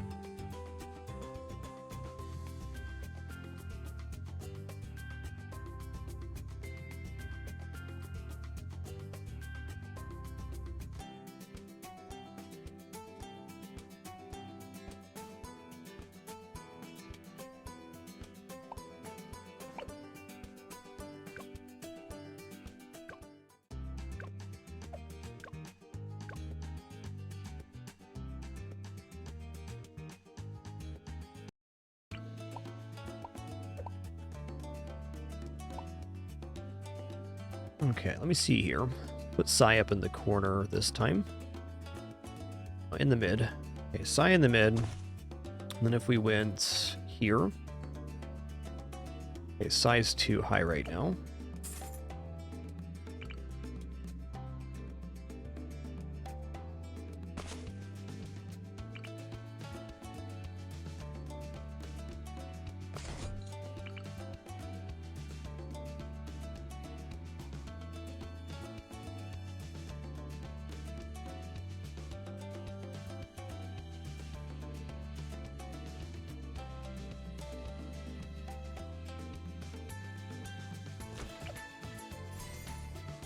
Okay, so if we have boat right here.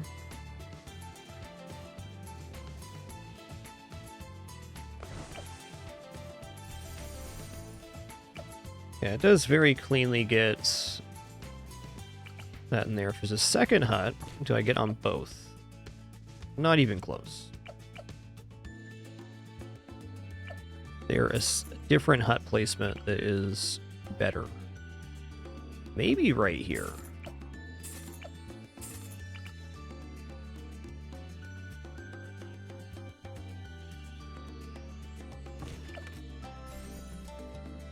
Okay.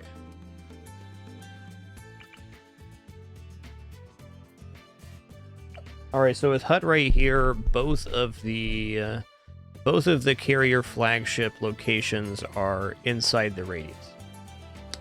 That's definitely good.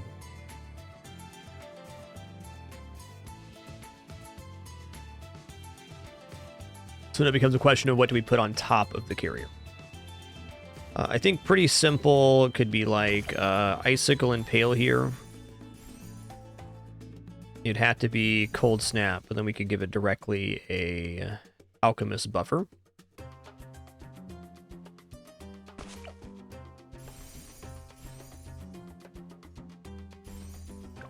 Okay, so it does make him the main buff target too. That's nice.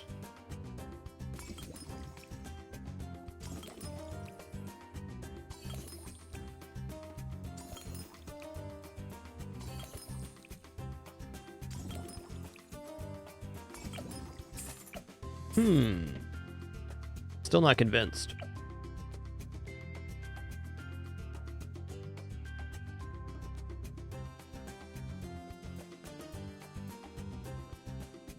Would not be hard to forego monkey business to get a better shot here. I mean, I guess even with this, we can go MIB tax zone would not be inadvisable. The one thing I like about tax zone in this situation is that we can at least place the tier 4 unit and get it upgraded, and it has like an immediate effect, right?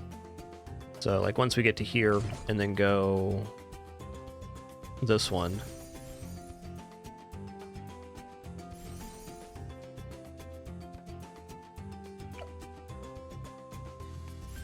Still in the game. Another option here would be... let me see the difference between these two. So we'll just load up. Let's load up 90. Let's say 90... 91 here.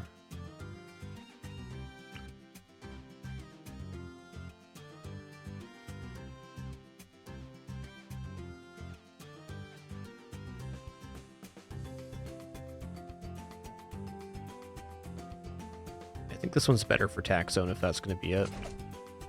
All right, so we're going to go here. Let's try long range tax. Going to hit play here real fast. Okay, so the tacks are basically reaching up to this point, which is nice. Not totally convinced about tax zone in this location. Yes, it's definitely not bad.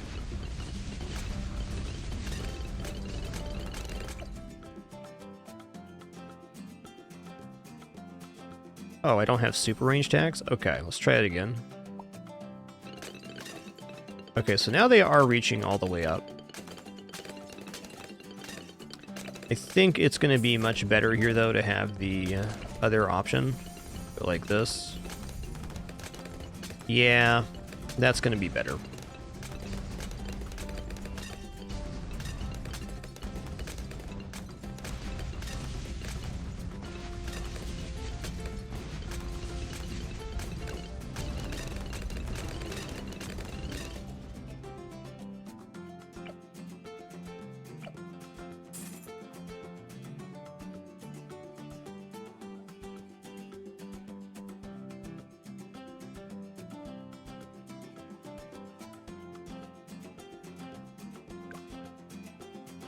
All right, guys, our ads are about to play. I'm just going to stand and stretch real quick, use the restroom, grab some water. Encourage you to do the same. Be back in just a couple minutes for some more balloons popping action. Not totally sure if I want to go for aircraft carrier or not, but if we do, I believe that placement of the HUD I just had is almost certainly correct. We'll be back in just a minute for some more Flooded Valley chimps attempts.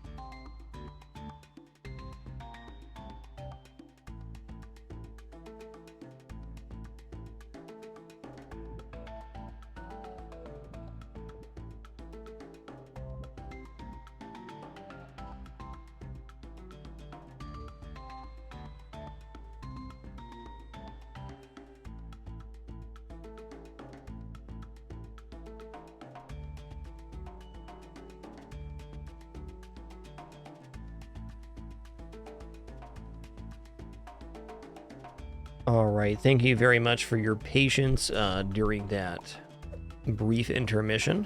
We're back. Okay, I got an actual full idea here. So we're gonna build the carrier flagship. I'm gonna put the hut right here. I'm gonna put a necromancer down here, and I'm gonna leave Prince of Darkness on the table. But we're gonna build an aircraft carrier the same way, but this time with necromancer support.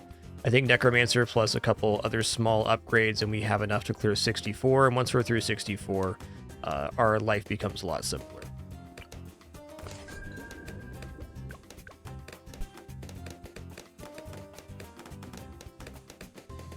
Okay, and if that is the case, then Psy's going to go in this corner right here, because the hut's going right in the middle.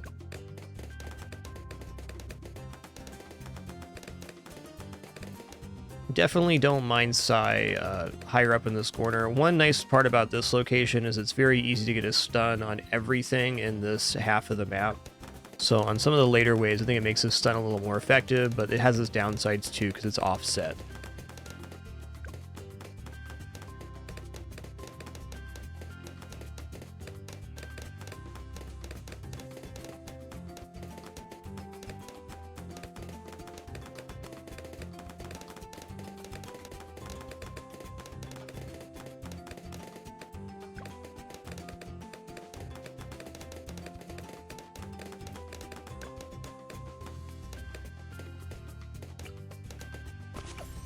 Nice. Got Psy down in time. It's actually pretty close to a perfect placement there, I think. Looks really good.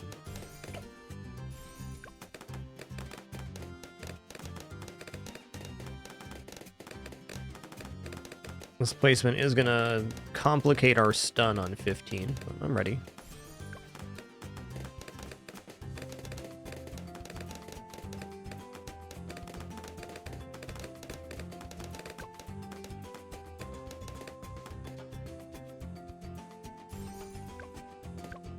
As soon as I see a pink balloon, I'm going to go ahead and just pop a stun. I think if I hit 3 to 4 balloons with the stun, we're basically fine. I didn't hit a pink there, but pretty close. We're fine. Looking good. All right, now twin guns here now. This is our discovery of today. We were doing just some fun Azealia attempts to start, and we figured out that double twin gun sub is way more consistent than any other setup I've been doing. A lot of stuff has worked here within the same idea, but this seems to be spectacular.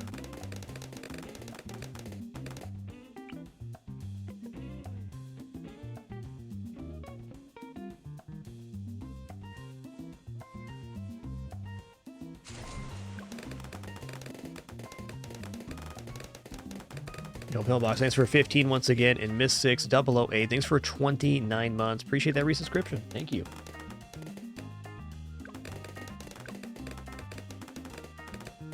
My honor and pleasure. Thanks for being a part of it, Miss 6.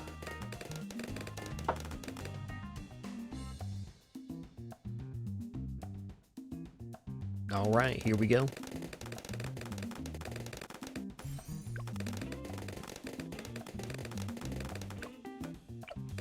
Dun, dun, dun, dun. Dun, dun, dun, dun.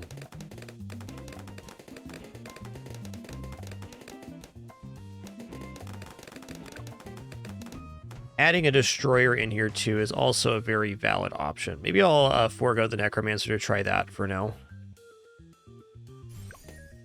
Find out here in a minute.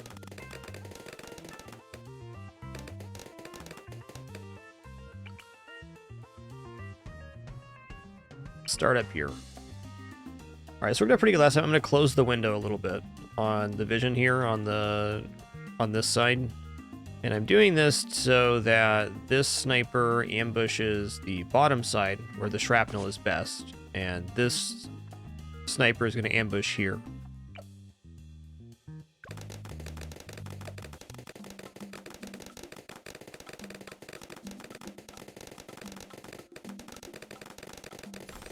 So we certainly had a little bit of struggle on this map figuring out some things. It's like this has been much lower stress for me than other chimps maps, even some advanced ones, because the starts are very simple. There's not a lot of, oh, I got to change these monkeys to this priority, and then 3 waves later, okay, I got to do this with the priorities, and a lot of trickiness. Been pretty smooth ride overall.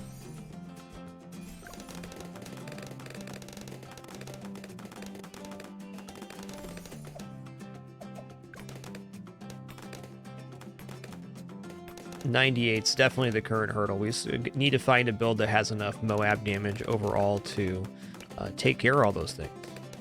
Come really close on a couple attempts, like using Sai's ability, getting a massive pushback, but just a little bit still gets through. Toughy.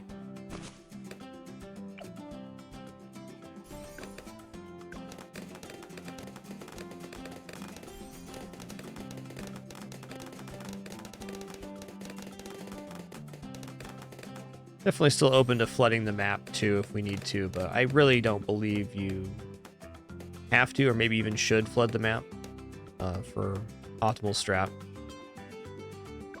Admiral Brickle with Carrier Flagship here and Pirate Lord here seems like it would work out pretty well. I'm pretty sure that wins.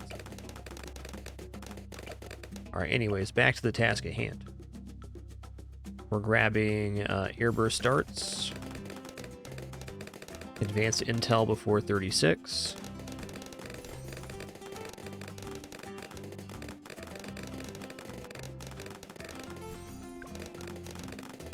Ooh, it's closer than I would have preferred.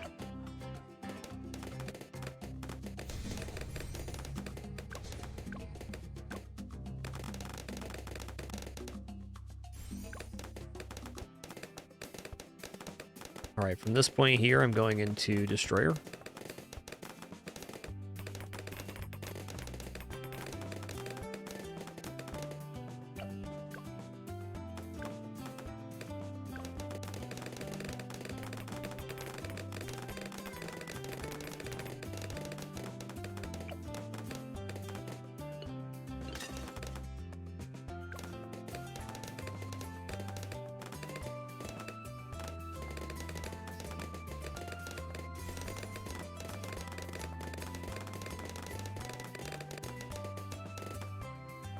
Alright, now I kind of believe that if I just let this run, we'd clear it, but we're going to stun when the Moab is in range of the Destroyer. Just for good measure. Sai picks up every balloon out of that except for the one ceramic. We definitely have covered.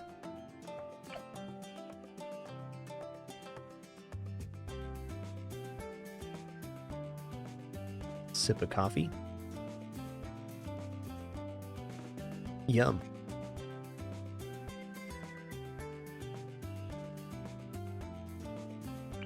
Let's place the hut first, because this is the critical placement for the spacing of all other units. Supposed to go right in this corner as far as it can. That's right. Ought to be.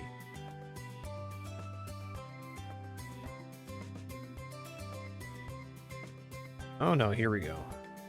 That's further in. Right there. That's the one. So we're just getting as far into the corner of the dam as we can.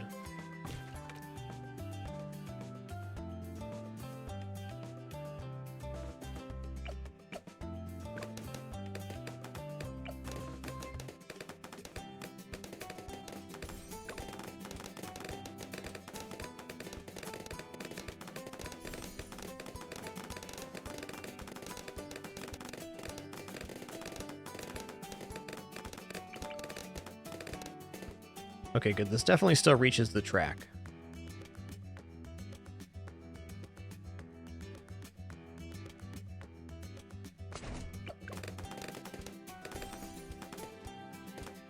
Open to dropping this idea too, but I feel like for the cost, it's just simplified so much of the middle game. Almost no issues since we've started using the 10,000 cost spike mines.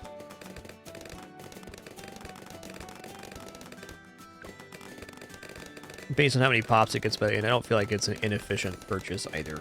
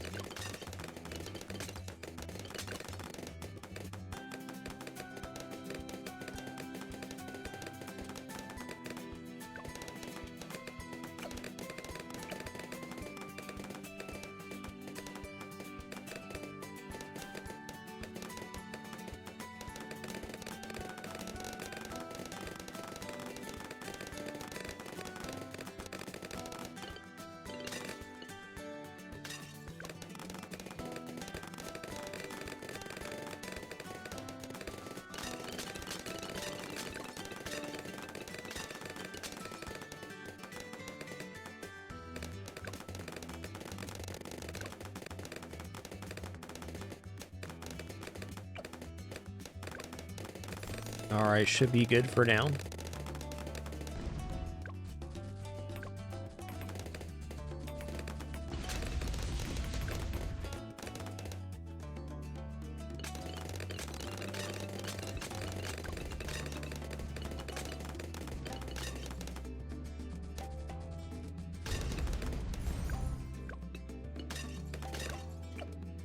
Okay, with bigger radius, this might actually reach the sniper. Be cool. Oh yeah, I wasn't gonna go commerce on this attempt. That's okay. We're still fine.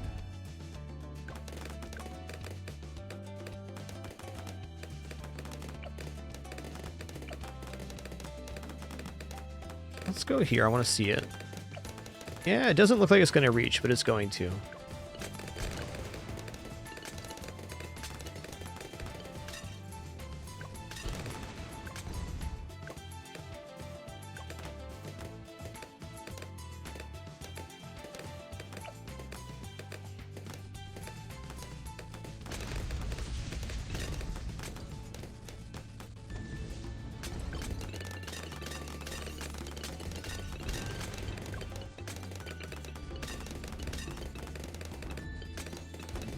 You know what? I'm going to go for the centralized necromancer here. Well, can I get this cool wedge placement right now? Oh, yeah. Saw it. This one's tricky because it's right in the corner. Not to the side. There's another one in the corner here that's like a little... Yeah, there we go. A little wedge of vision. As far in the corner as possible, in fact. That's the one.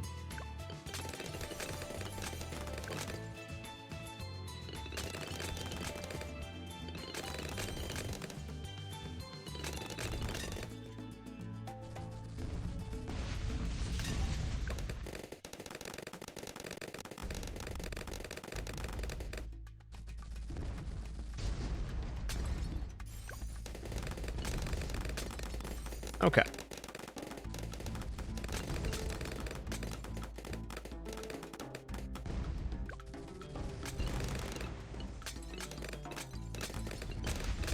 Is this guy in the range? Ooh, he is. Okay, you know what? I'm gonna go ahead and pick up Maim Moab Sniper here. I feel like if I get Maim Moab Sniper now, this is gonna make it much cleaner to getting to the carrier flagship.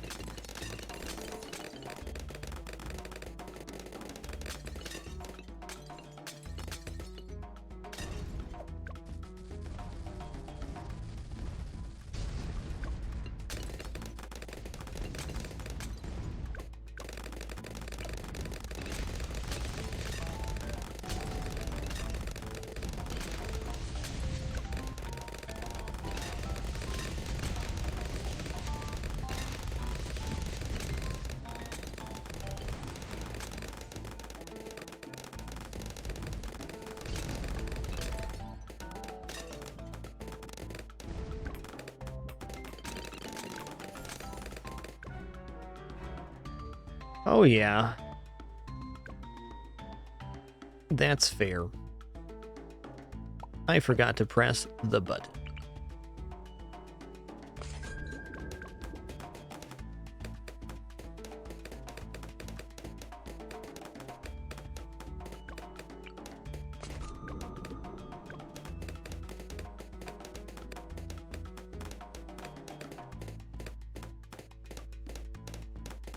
Just thinking about placements, and I think I'm good to go now. I think I know what I'm doing.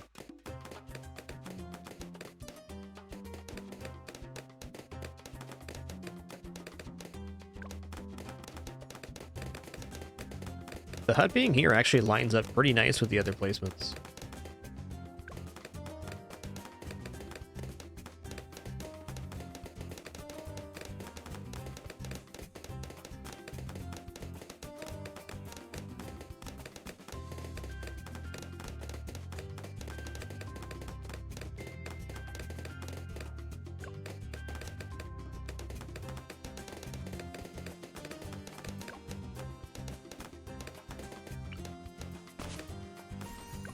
I don't think this placement's quite as good as last time, but it's more than adequate.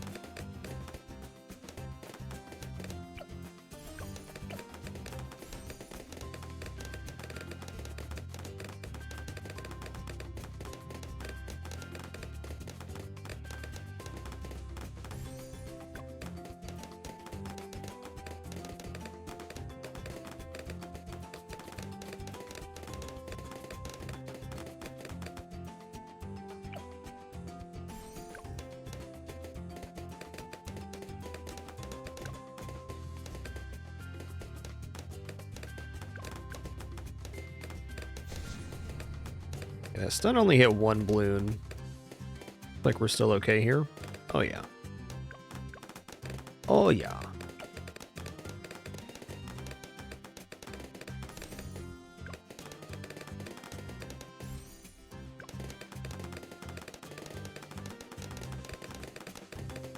Okay, now boat's going down.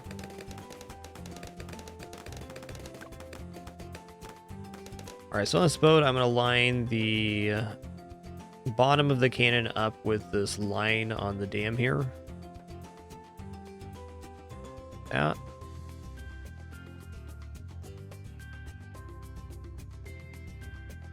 Looks great. This placement needs to be very particular, otherwise we're going to miss the hut here. No good. Grape shot, faster shooting sounds awesome.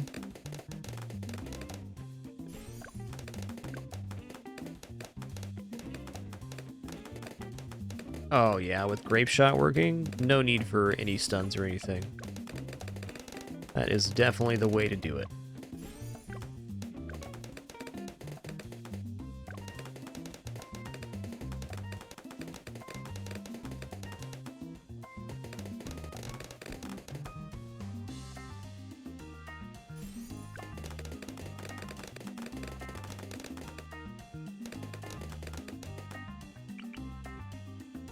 Alright, again, I'm going to cut some of the vision here so that he gets a better ambushing open shot on the bottom lane.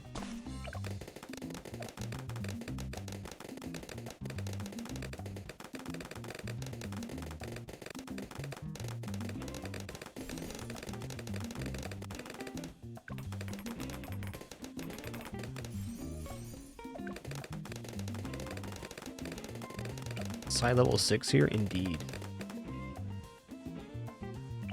Kind of wondering if putting Psy on strong at this point has any real downside. I don't think so. If we're going the double sniper on first, I think Psy can move to strong at this moment.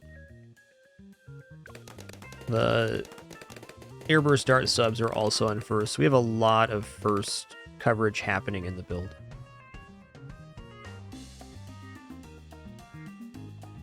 Okay, this was in range of the hut last time, that was nice.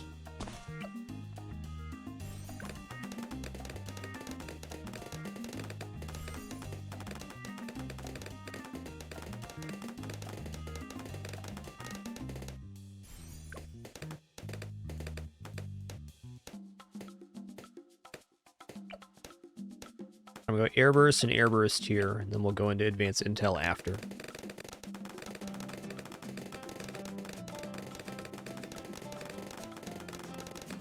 After that, destroyer, and then 40 is clear.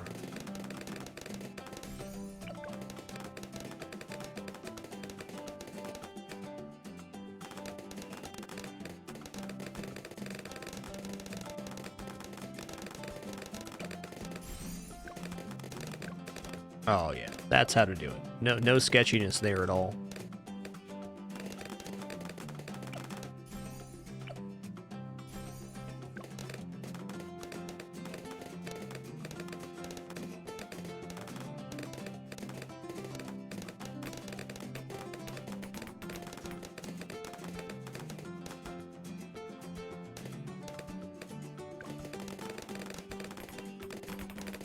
Alright, on this attempt, after placing the hut, I'm going to put the Necromancer in the middle. Just looking at the way the map is, I'll get much better overall map coverage from this side. There's no two ways about it.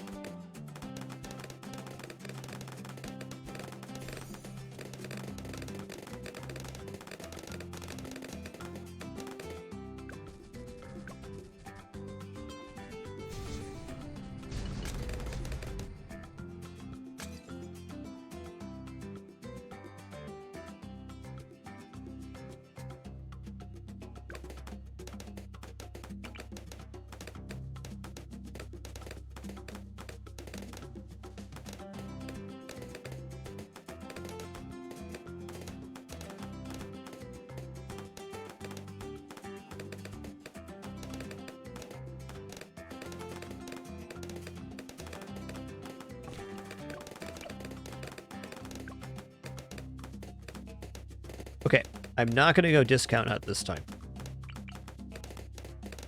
The reason we're not going to discount is I want to put stuff on top of the carrier and be able to give it appropriate coverage via MIB. Oh, hold on a minute. Hold on a minute.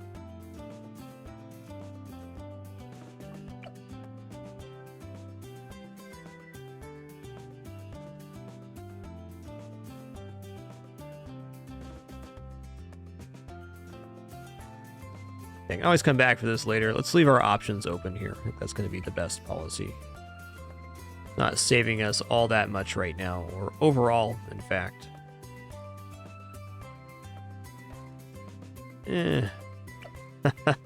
Okay, we always come back for it the other way, too. Won't somebody think of the value?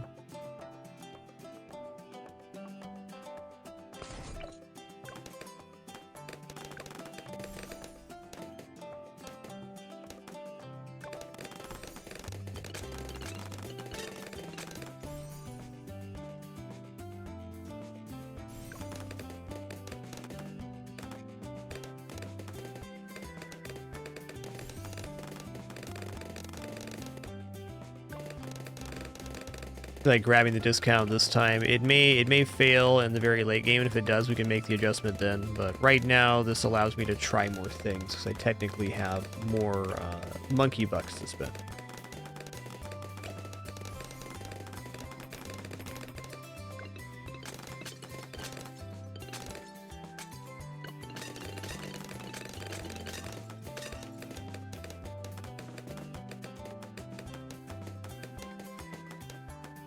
It's a tough one, SA98. Good luck on your attempts.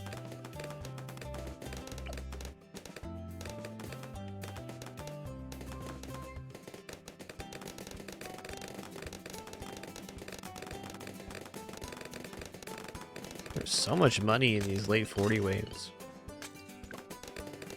Delicious.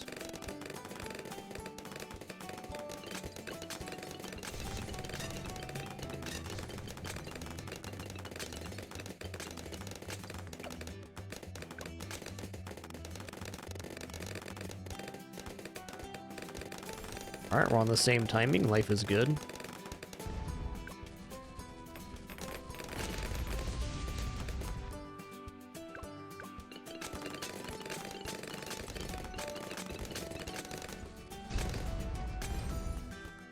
gonna build Necromancer next. I think it's just a good idea at the moment.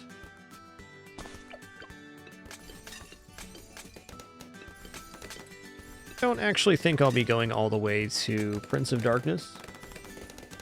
I think this will help me safely get where I need to go by just giving a lot of map coverage. We're quite light on this side, so this helps out on that front.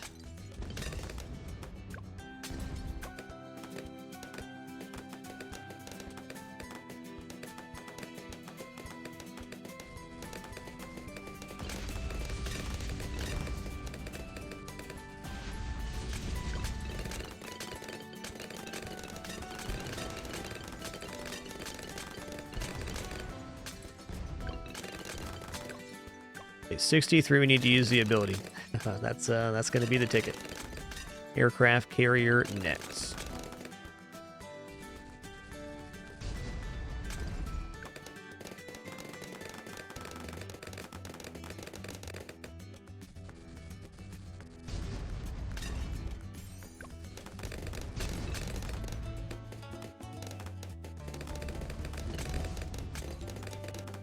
Yeah, I'm thinking of the complications we've had so far, and I believe what I'm going to do is grab Jungle Drums and just go into that main Moab Sniper. I think if we get that combination of things down, getting to aircraft carriers should be a breeze. Then we can really assess the strat with the hut and how well it's going to work or not work.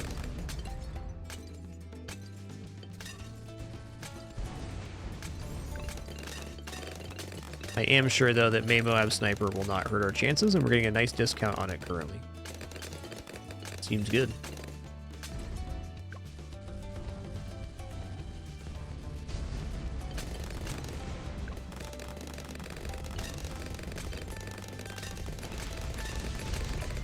What's wrong now?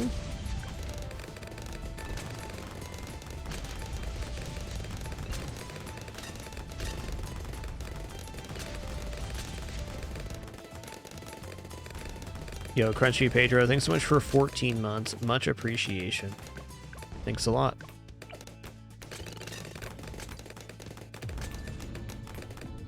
Yeah, okay. We'll still be fine. We'll use our stun here.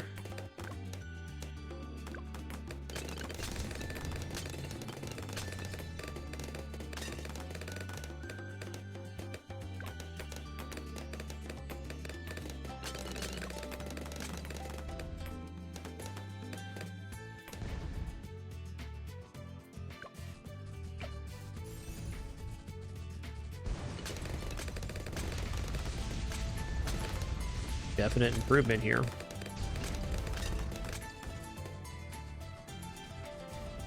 The sniper is very late to ambushing this wave. It's true.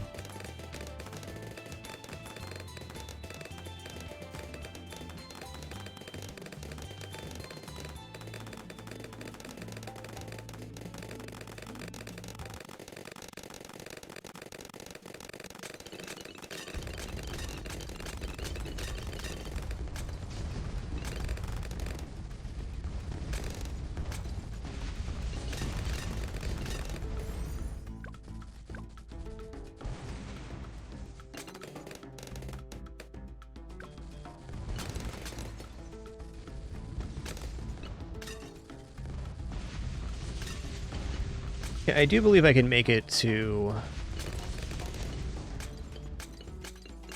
the carrier flagship now.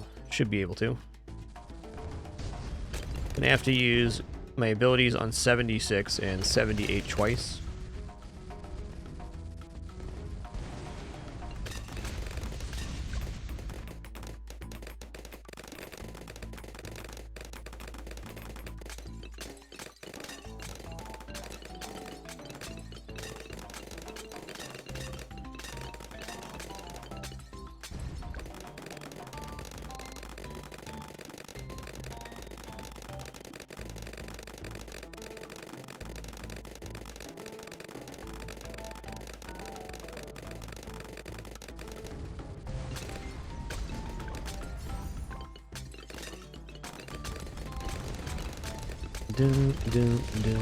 That was close, dude.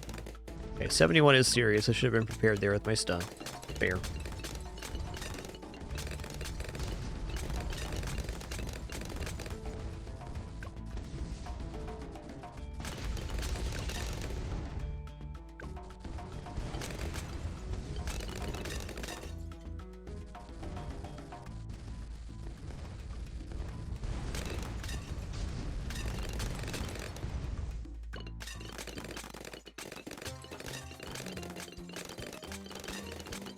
I think 75 will be saved by this main Moab sniper.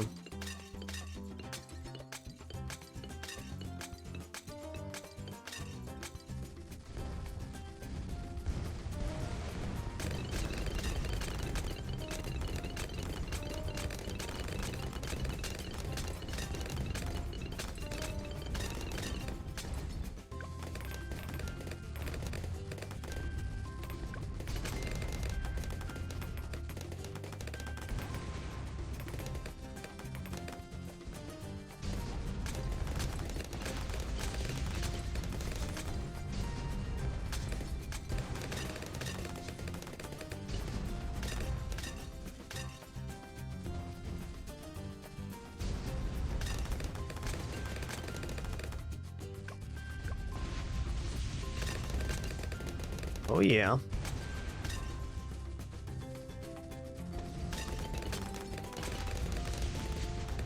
All right, it's cleared. Later, Tater.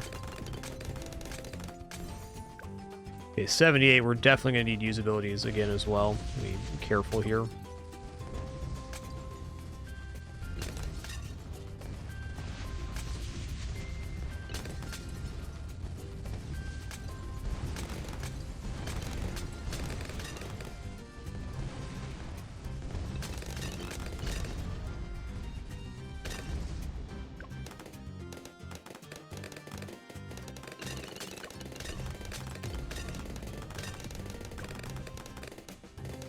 Alright, carrier flagships in. Okay, so they are both in the radius. Very nice.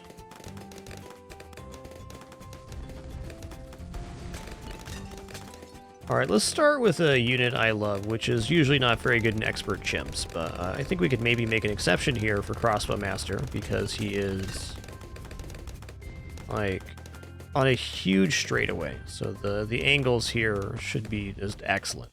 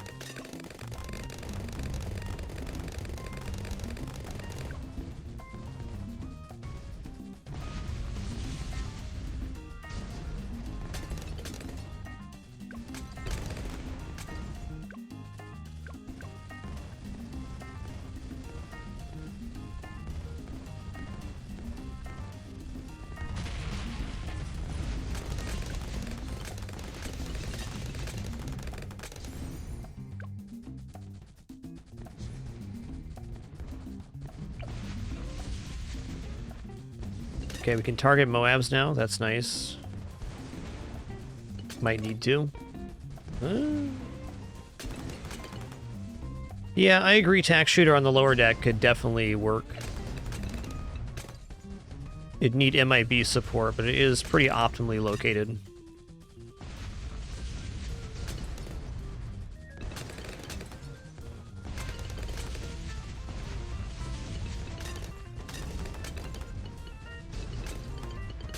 Okay, 81 seems to be coming along fine.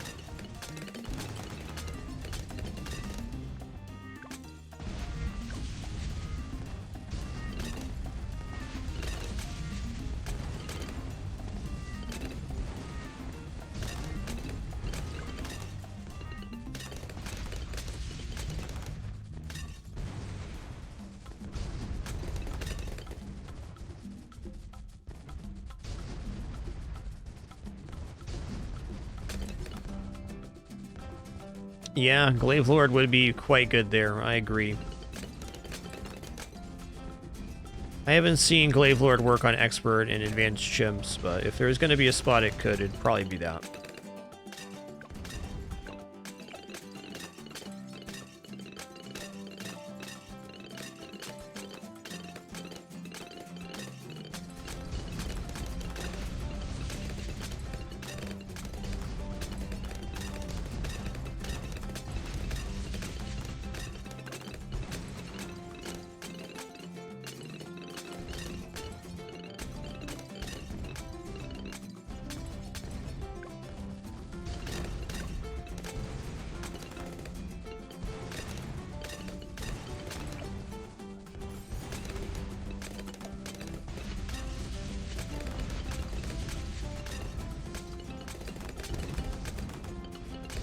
I think Strong's going to work out best here.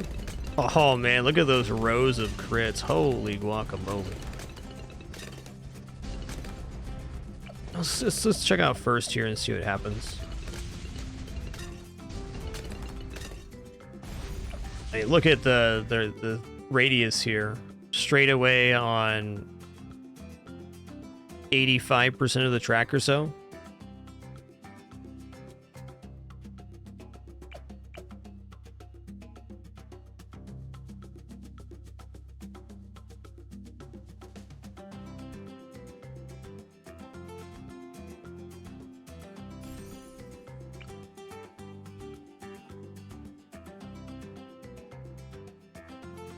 Let's try an Embrittlement Monkey here.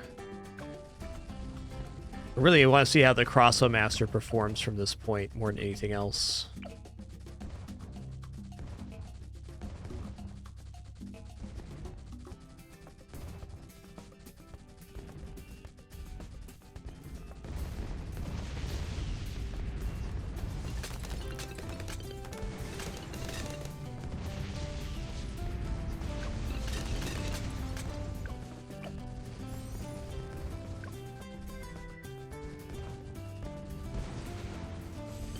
I want to enhance freeze here for this is going.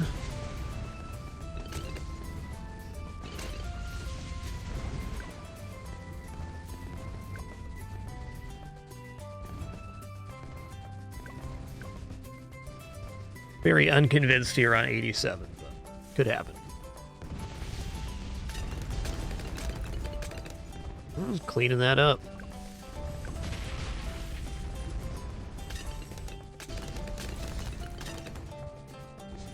Almost a slip there.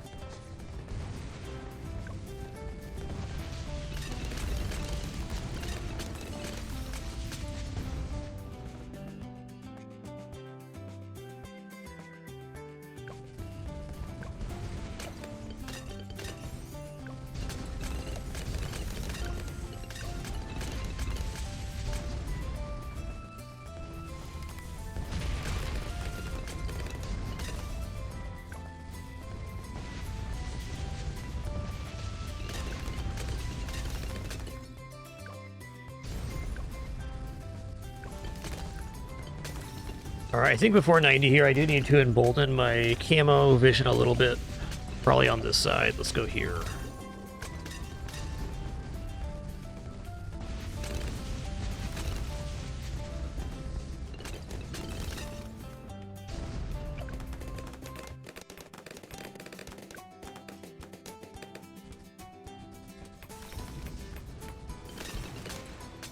Okay, we killed 3 DDTs, but definitely not going to be okay for 95 with this. One more main Moab might do it, though.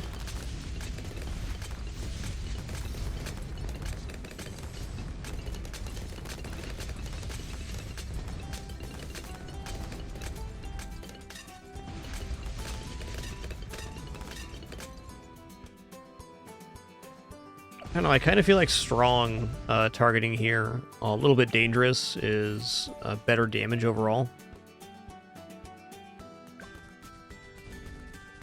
I'm also just going to build a destroyer right here now.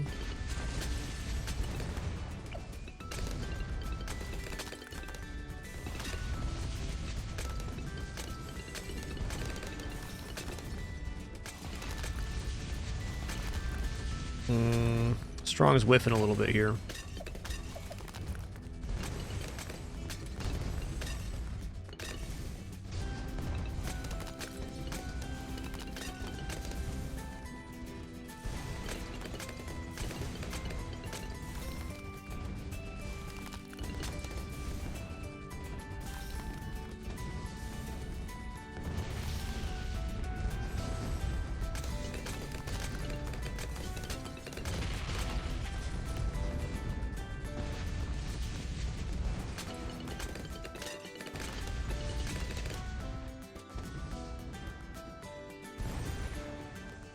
Alright.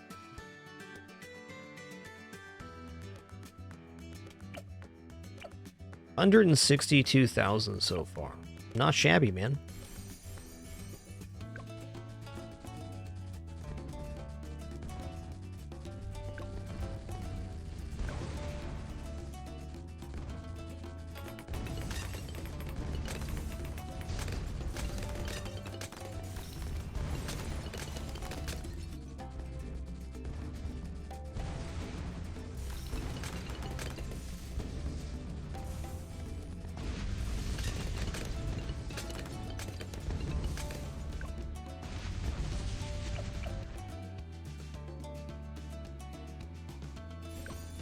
And make this guy AP darts, I guess. This is like not a very serious attempt, but it's working out pretty good. I'm very pleasantly surprised with the performance of the crossbow master here.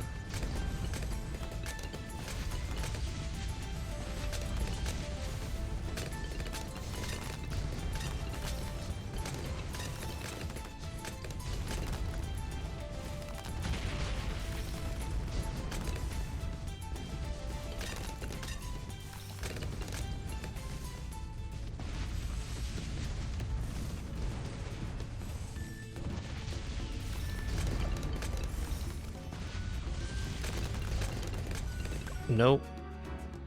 Okay, let's review the map real fast. So 222 for the cost. That's all right. Monkey Buccaneer here at 372. That's a little more appropriate since we got it down first.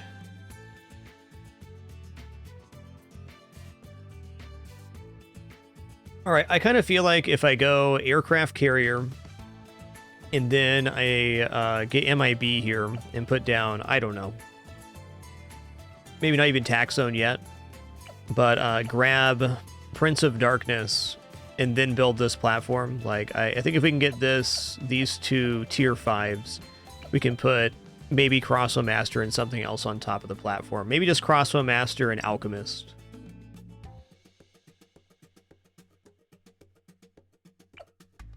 I, again, don't think Crossbow Master is the best tier 5 hero for elite map chimps anyways, but it's fun and it's really well placed. I mean, it's a strong tower placement, no matter how you look at it.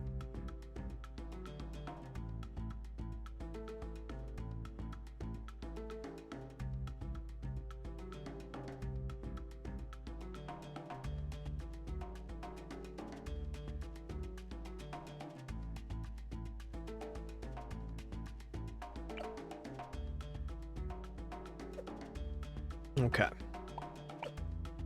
Let's do it again.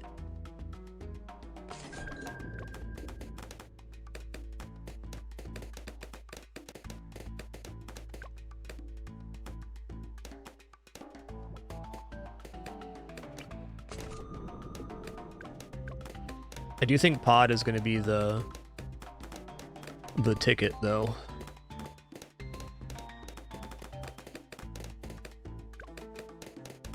MIB tax zone on the carrier is also enticing.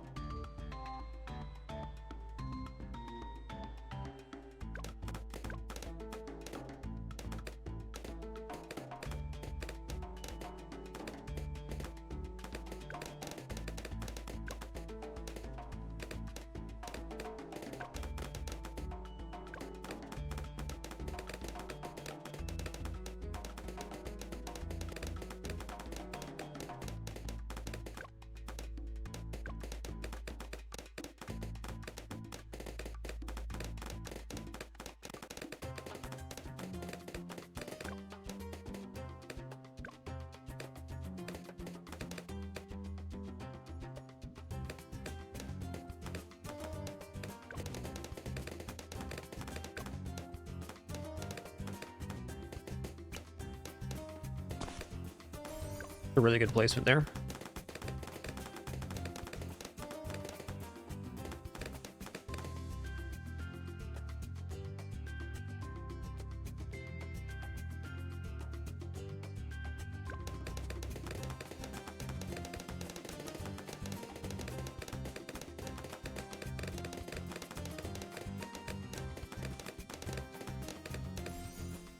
All right, longer range twin guns.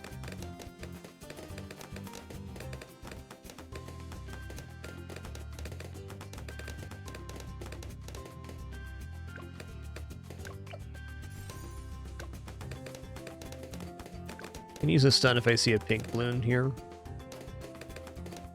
there's one. There we go. That should be good enough. Adequate.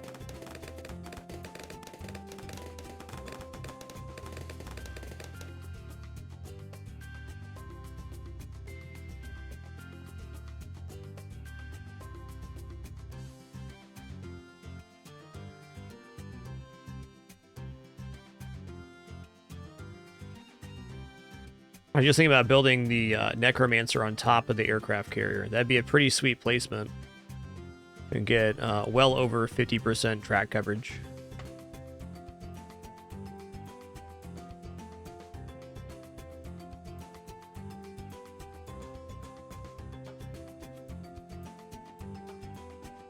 Anyways. Here we go.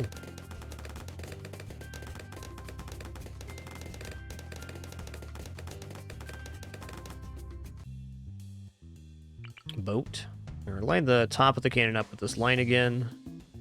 Doing it this way because we get both of the platforms on the aircraft carrier inside the hut radius. Fantastic.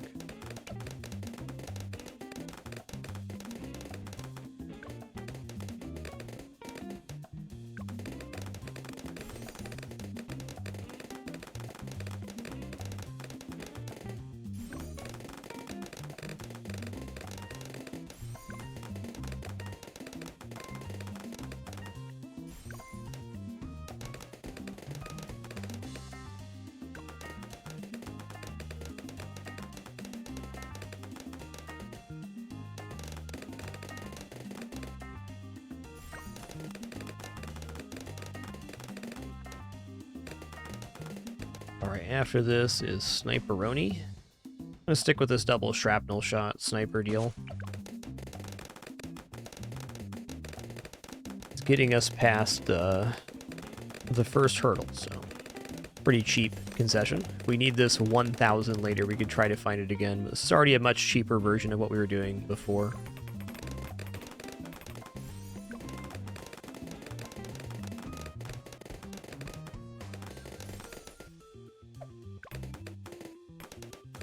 Doodaloo, doodaloo, doodaloo, doodaloo, doodaloo, doodaloo, doodaloo.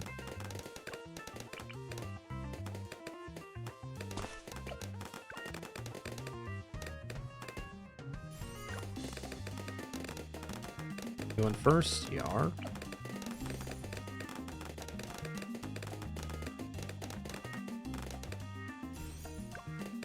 Double shrapnel sniper solves a lot of problems. Alright, next up we're going to go airburst, airburst. Then advanced intel on both, then destroyer, and then 40's done.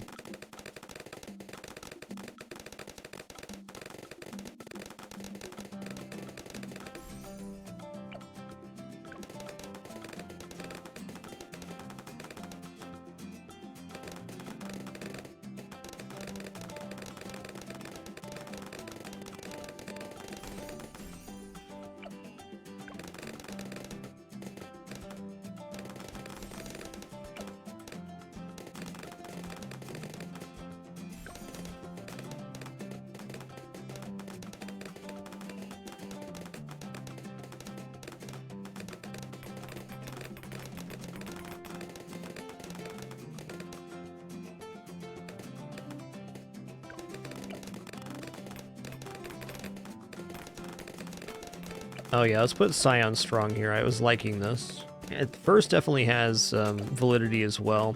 Once it gets the ability to destroy Moabs, it is like 2 separate shots, so the first and strong targeting doesn't matter as much. I just think we have so much on first right now. Everything else is on first targeting that Psy can pick up the strong value a little bit better.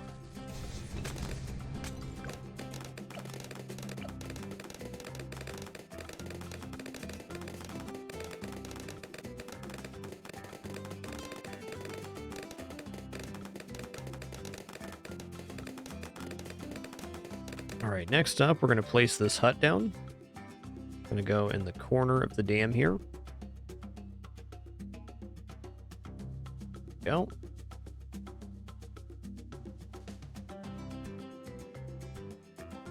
This placement's pretty important. Alright, we're going to go discount again.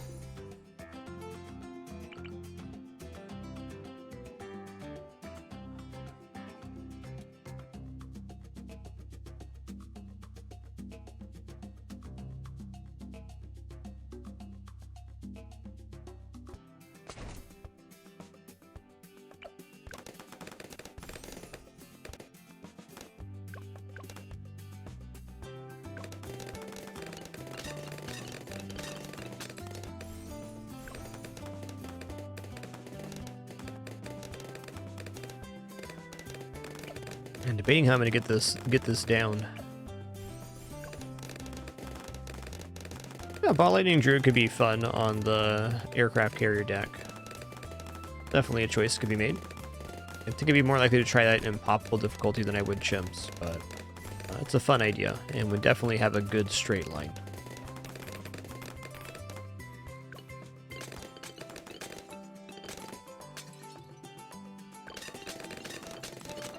Might just be cost effective though. Can go up and down. I think if we're going to do that, we'd need the middle path hut.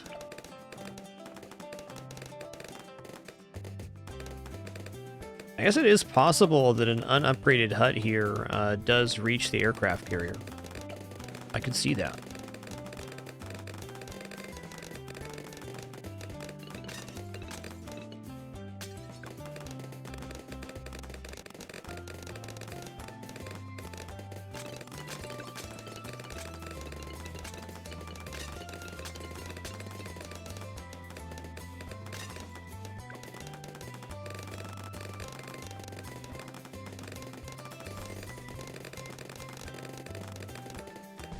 Okay, after this, we're going to go aircraft carrier. Actually, we're going to go necromancer, then aircraft carrier.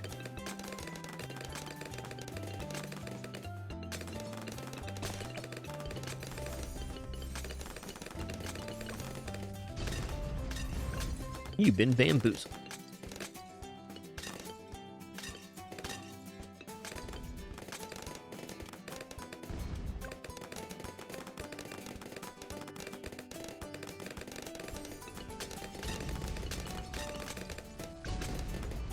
This necromancer for now may have a few graveyard issues, not building up max graveyard just due to the placement, but a little bit later on it will definitely be getting full.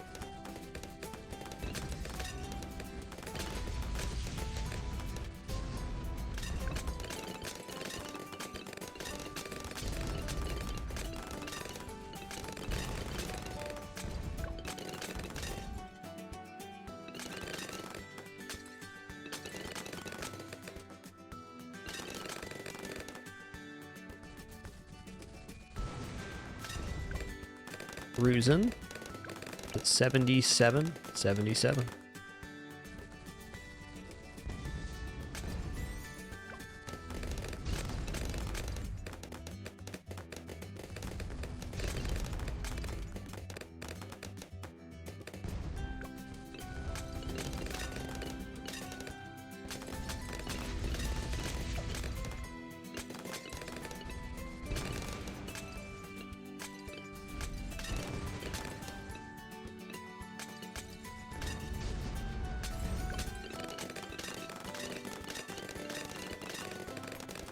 I am worried about 64 here.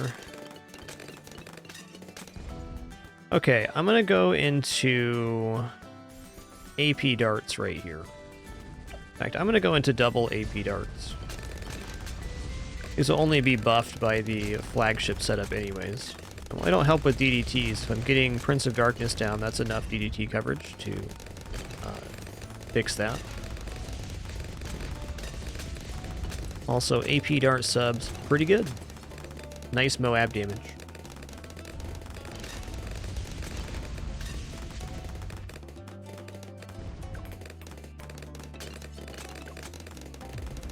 Okay, that was my fault. Gonna stun here on the second set. Honestly, we were pretty close to clearing as is, which is a good sign.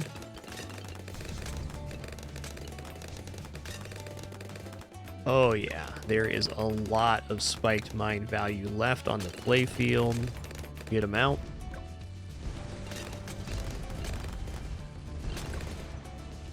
Okay, this AP dart sub pickup definitely fixed it. That was pretty expensive, about 8 or 9k.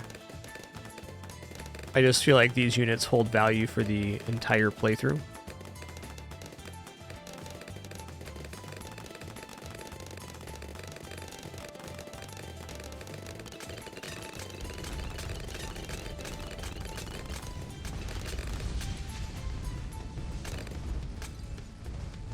Something I'm noticing with the AP dart subs we've done is we're getting a lot more spike mines built up.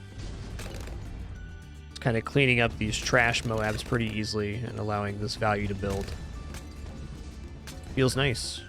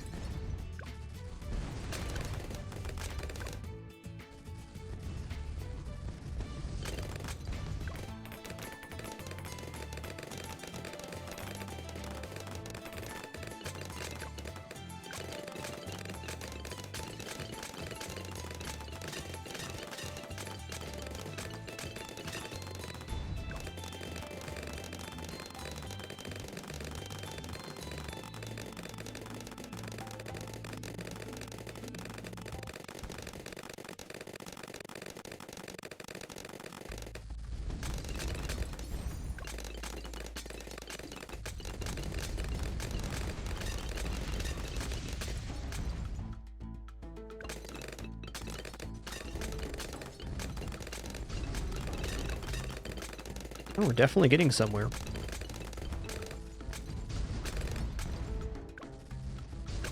What's going to be the scary wave here? 73 is not easy, but we got it. 75 is probably the wave of concern where I want to consider using my one ability at least. 76 and 78 are going to require usages on the ability.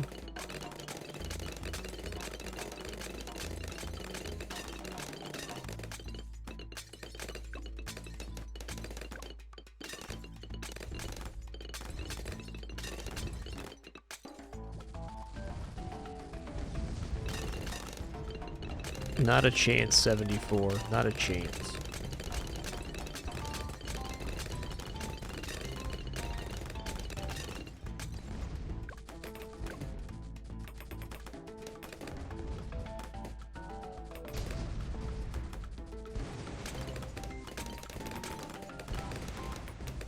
Wow, I don't think the spike mines even got touched yet. That is incredible.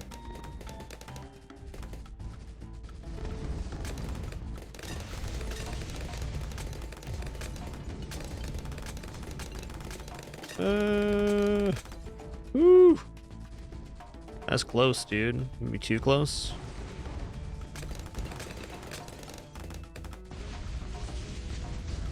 Yeah, okay. Well, if we get back here, I should probably consider upgrading something before that. Maybe just jungle drums on the hut. Could be it.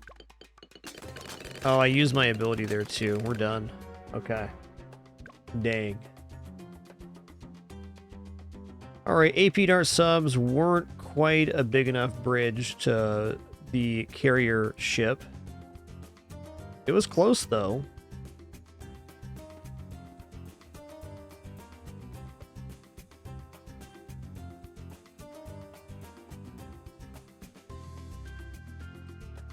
Alright, how about this? How about before going into aircraft carrier,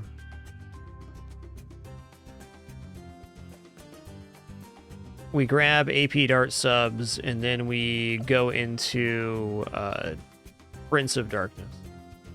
I was kind of thinking Prince of Darkness on top of the carrier flagship sounded nice because we have this really huge radius coverage. Yeah, it actually does sound better.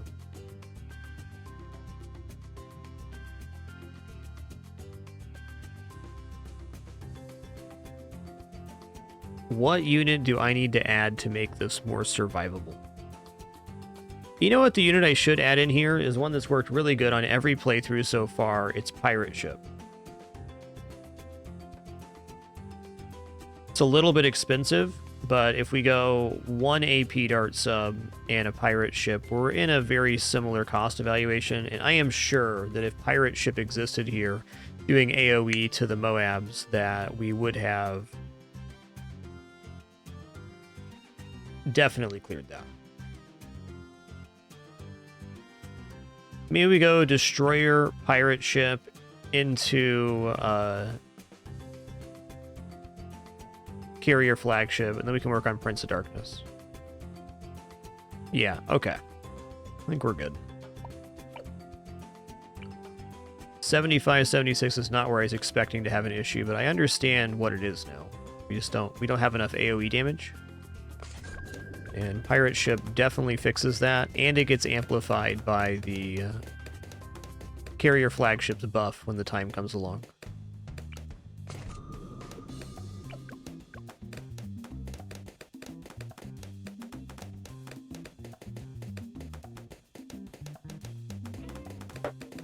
Things are happening.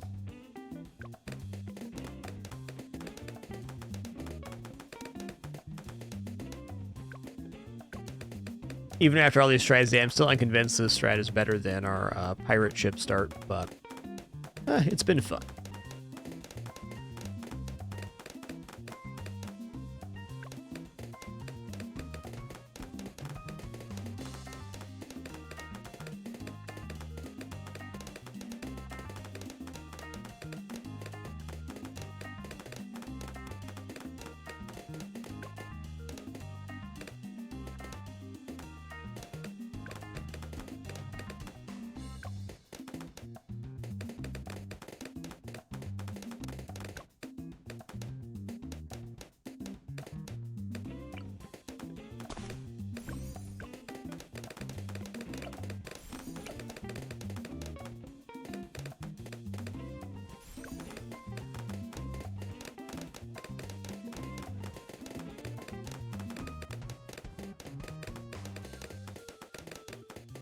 Doodaloop, doodaloop, doodaloop, doodaloop.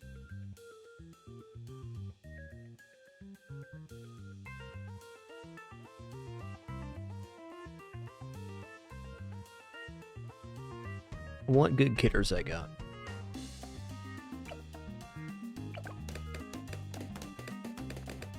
My cats are ready for me to eat lunch. Daisy has been ready for 10 minutes.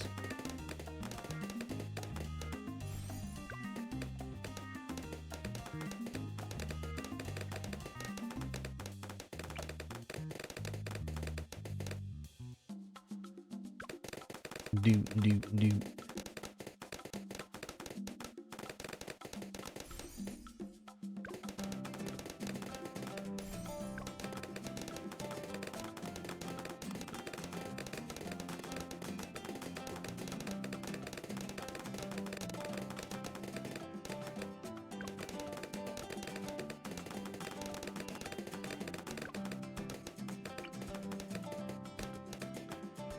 So cannon's going right on top of this line here.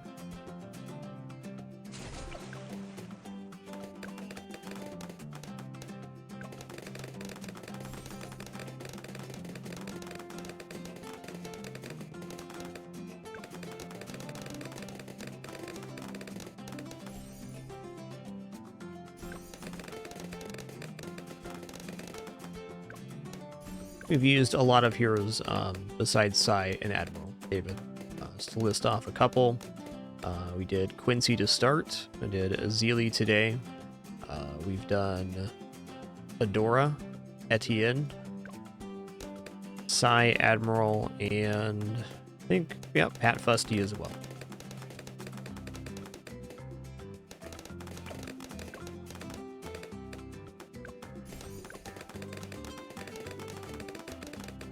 Still not going for a super set strategy, but I think Sai is going to be pretty effective.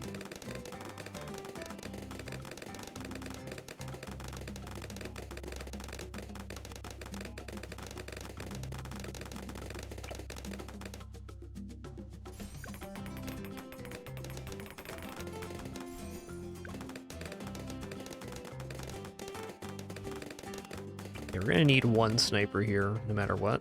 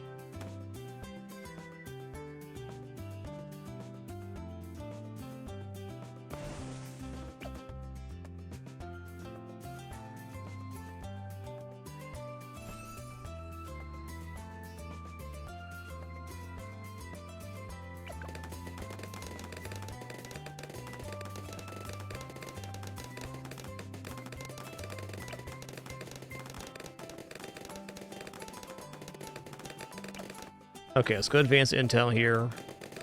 Just gonna grab a crow's nest. I'm gonna use this as my camo bridge now instead of putting down a second sniper. Should be able to get cannon ship and destroyer here. Ooh, that was a little closer than I would have preferred. Let's use our stun on the third here.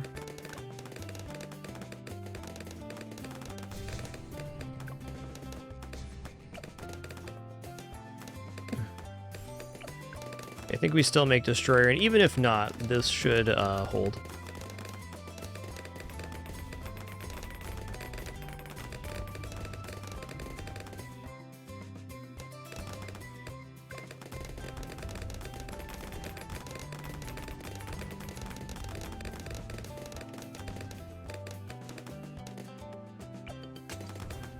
Okay, we're gonna get enough for destroyer here. Awesome.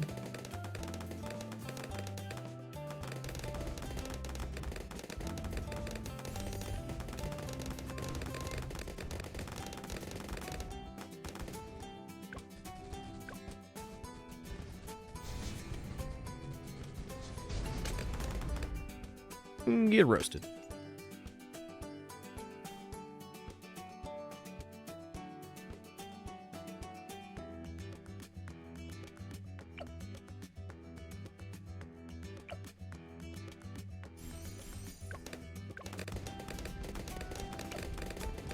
All right, let's go from here into Monkey Pirates.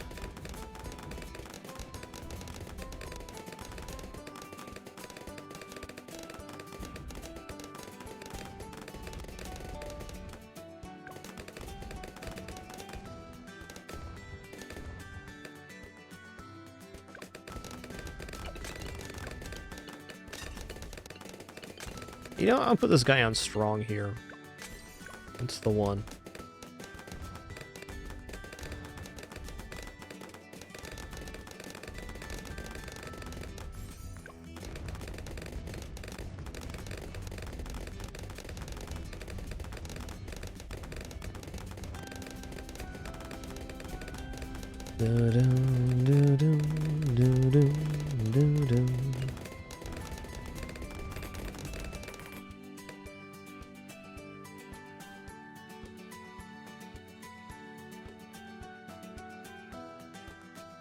All right, so this almost feels like a build that could be flooded into the valley, right? Like we could just move Sai up to the platform and move the sniper back, and we're basically there. Like, I haven't placed anything down here yet. Does this clear 63 or not? I'm unconvinced. It definitely needs some help, and since Sai is already on the ground, we're going to continue with this this strategy.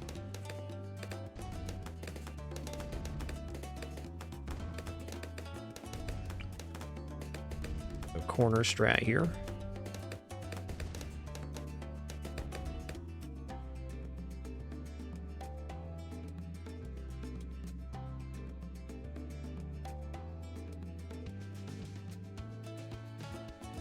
There be.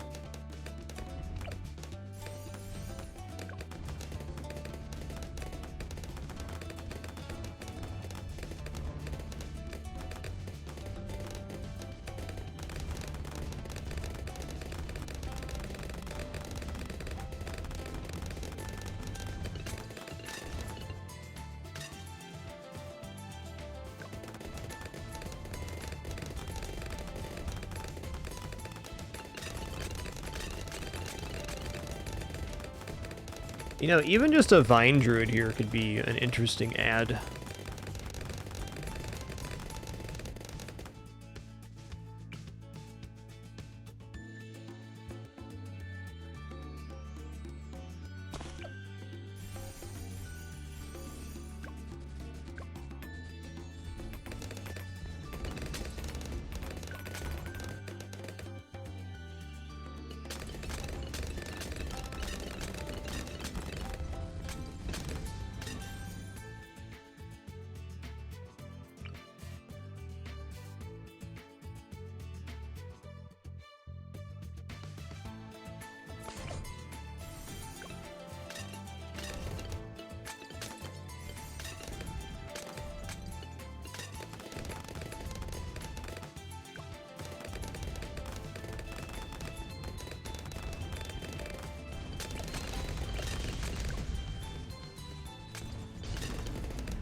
There's room for a second one down here that actually reaches. No, it doesn't quite reach the platform. It's not surprising.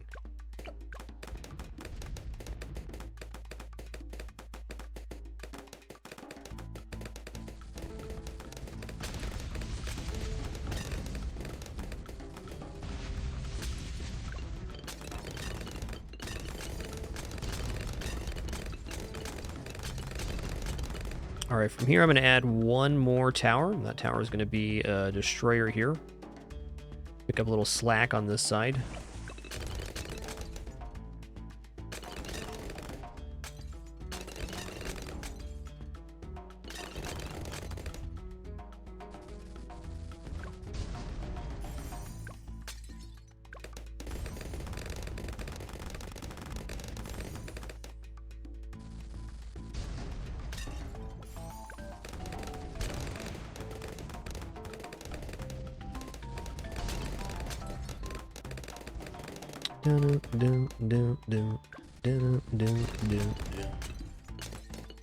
Daisy is moderately upset. I haven't got up for lunch yet. I'm being glared at. Well, she's watching Bloons while she waits. That's nice. What a good day to be a Kidders, huh?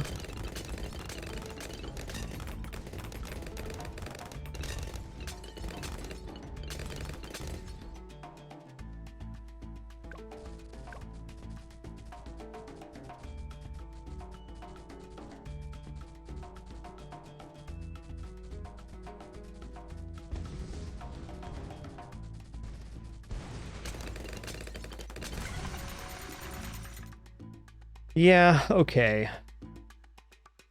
That is fair.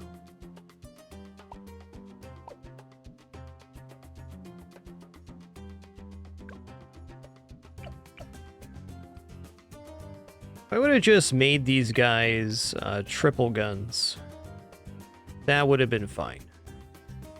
63 though? Maybe. Kind of feeling with like what this looks like, I might as well try flooding this valley one time.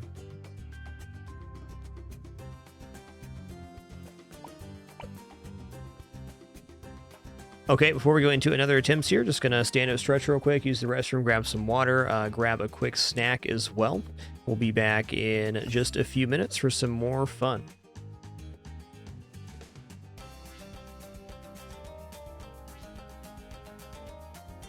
Kitty Cam will be on in just a moment.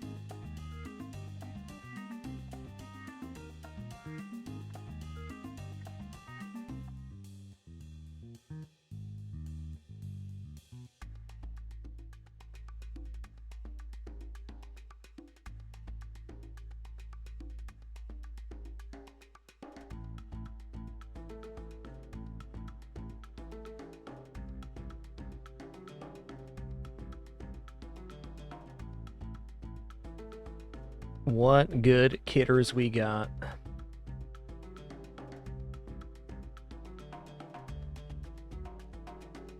All right, here. Yo, during that short break, Zephyr thanks for 87 months. Enjoy that cozy lurk, dude. Appreciate ya. I was thinking on break about other Brickle strategies we've done. We've done some that were pretty successful. We had one that went pretty late 90s, 97, I think. And it was pretty sloppy setup. I think my main kind of downfall with Brickle builds so far is I get overfixated on the idea of needing to have all of the naval units in Brickle's radius. So this time I'm going to spread out a little more. I'm still going to try to keep the main of it next to Brickle because it gets extra Pierce, but not everything. That is to say, I think it's still important to have the amount of track that you have covered is also very relevant.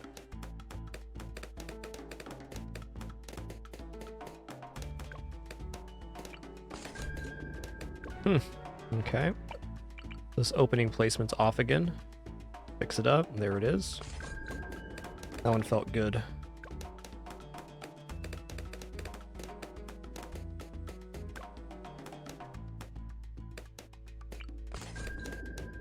All right. Good placement there, too.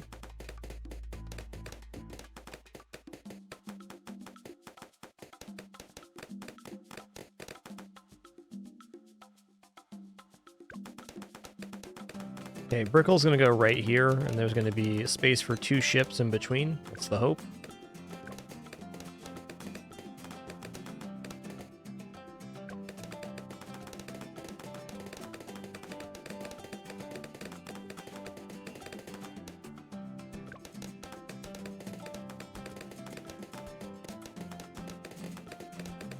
If I'm remembering correctly, Brickle goes down mid-wave. Or not mid-wave, at the end of the wave. Oh yeah, this is the one.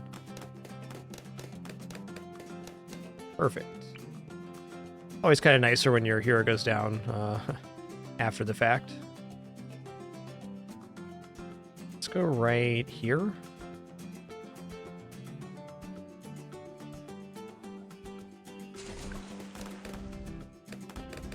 All right, now I'm gonna go longer range, twin gun, twin gun.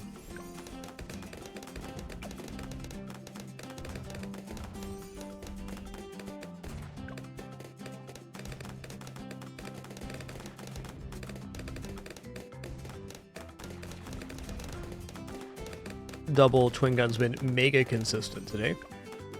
Good job, Daisy Doo. You found the treat that fell down. Good job. We're all proud of you. You're good kidders.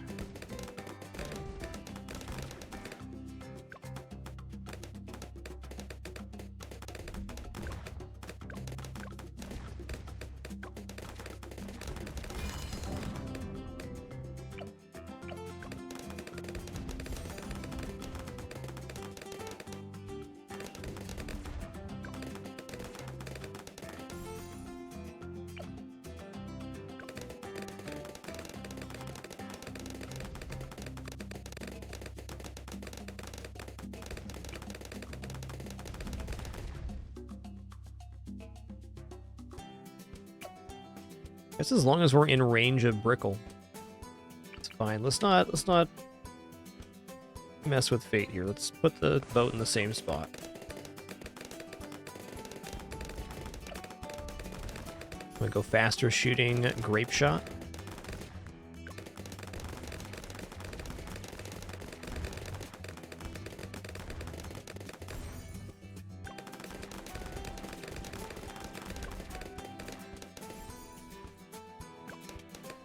Hi, Daisy. Are you wanting to come in my lap, or are you looking for more treats? Or both? I think it's both. What a good kidders.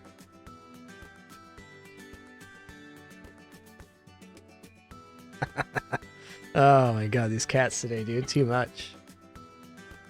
Got like a shoji screen set up over here, and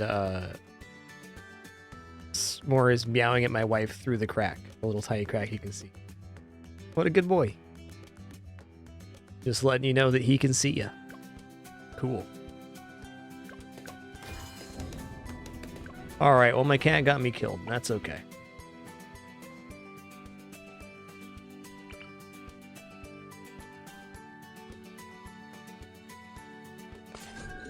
Ship gains camo at level 7, I believe.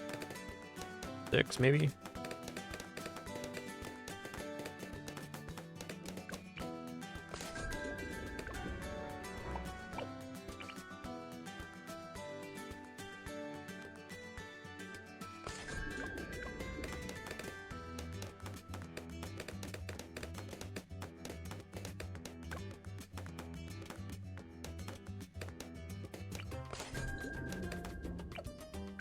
This placement's a little bit off, but it won't matter once we have advanced intel.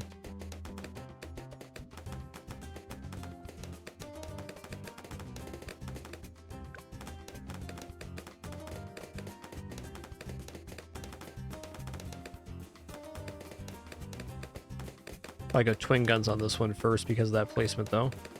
Definitely a little bit askew.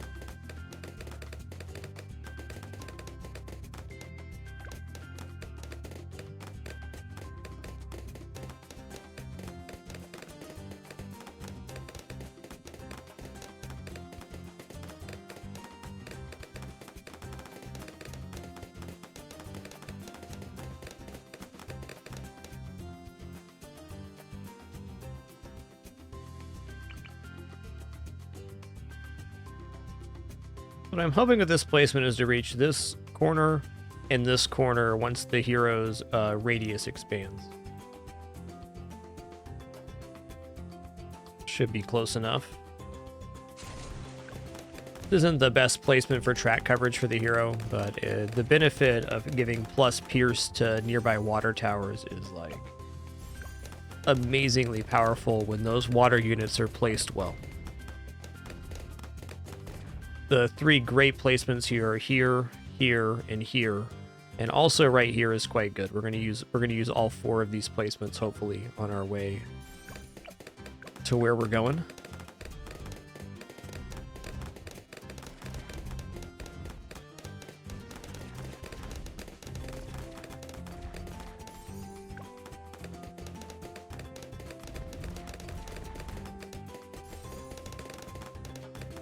Yeah, we're going to flood the valley this time. So my previous valley flood attempts actually went pretty okay. I've just been bouncing around on strats. And I tried to do like sub-commander back here with the HUD, and it really felt like the projectiles just take too long at the start to affect the track with sub-commander HUD stuff. But I didn't really try maximizing the value of this area right here at all.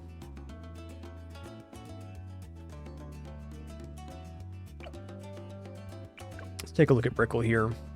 Okay, level 7 camo balloon detection for him. So this one right here, level 8. Naval tactics allows affected monkeys to hit camo balloons. That's cool. Water towers and radius gain extra pierce.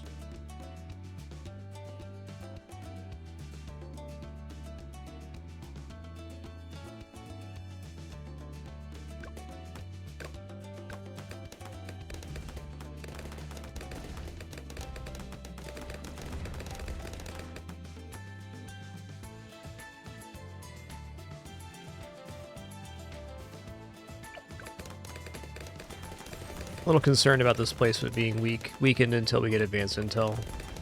Won't be too long though.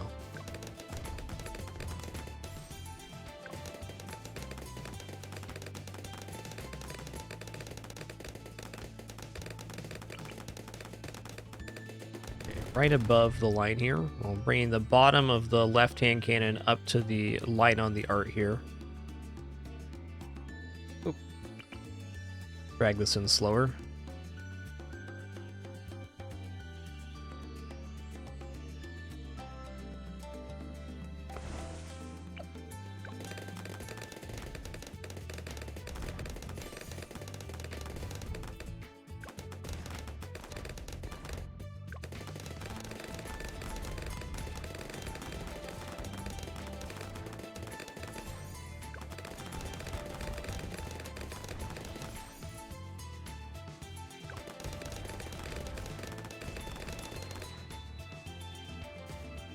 All right, so we need a camo vision here for 24. There's no way around that. I think we're gonna put a sniper down anyways. It's our time to grab the camo vision. With full map coverage, what is the best angle for shrapnel here?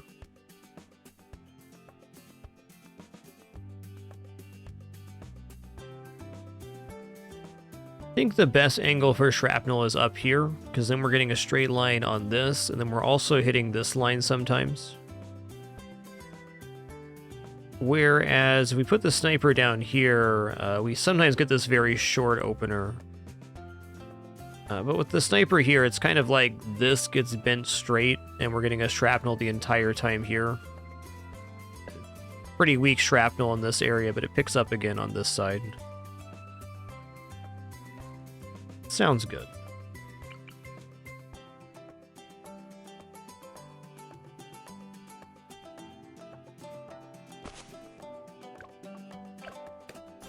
Oh, I just did it again, didn't I? Okay, got it. Whew. Whew. Scary, man.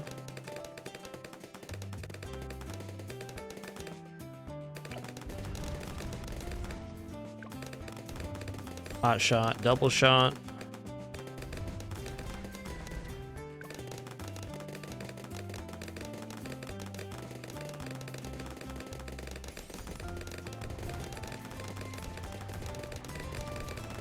So I'd like to wait to flood the valley all the way until 63, if possible.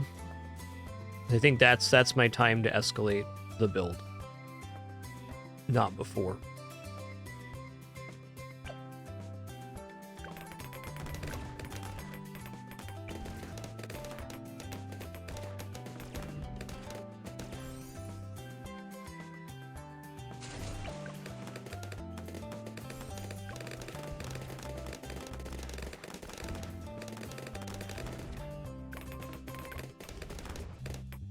Is going to be fine. 38, not unless we get some other explosive stuff, which we will have.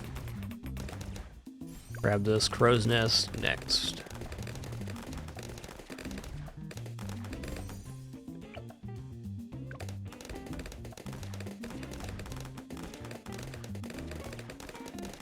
Naval tactics is really, really good versus Wave 40. Got few concerns about that.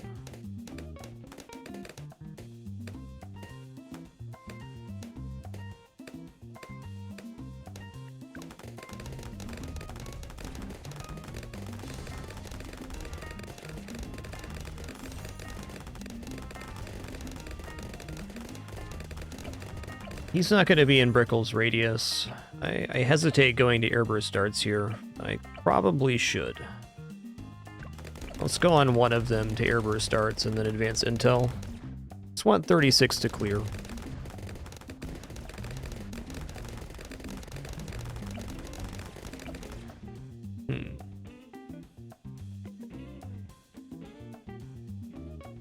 This very well might clear 36 as is.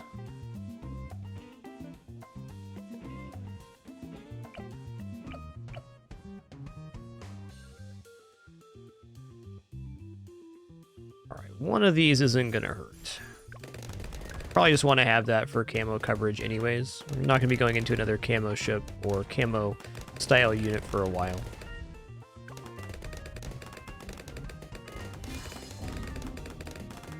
Yeah, the outcropping on the bottom works out okay for snipers, but we're gonna flood the valley this time and only the back panels will remain.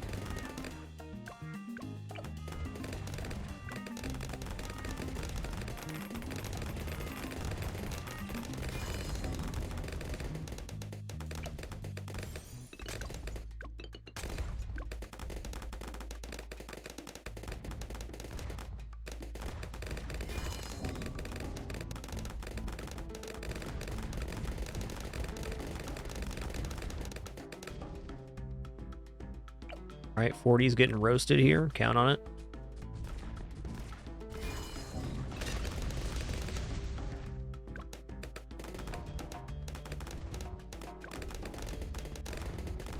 We level 8 yet? Not quite, but getting there.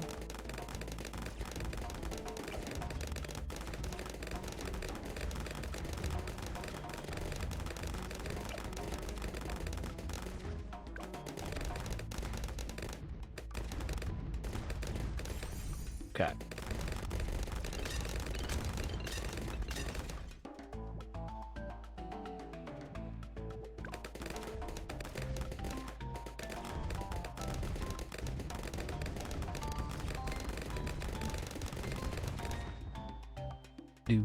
Do. I really believe this unit is going to be Bloontonium at the end. Bloontonium near the commander is also nice because it gives reduced cooldown here. Let's drop a Bloontonium reactor smack dab in the middle here. It'd be nicer on the middle here. Oh, that'd be really good. Okay. Now I'm talking myself into flooding early, which I said I wasn't going to do.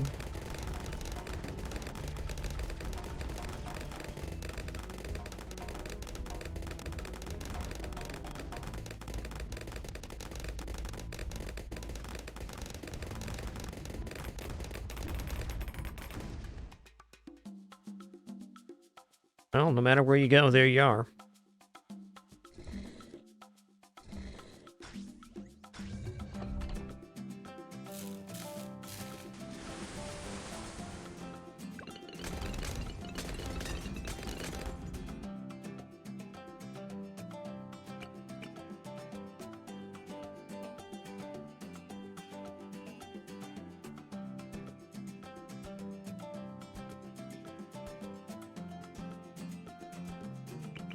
The boat's radius look like right in the middle. This is also quite good.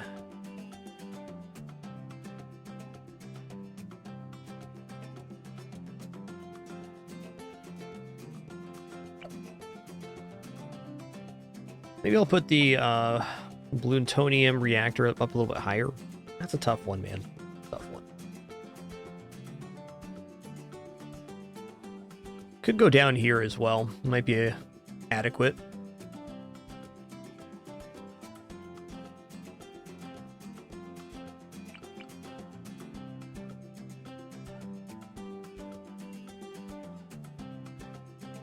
I kind of feel like this boat with longer range is what you want.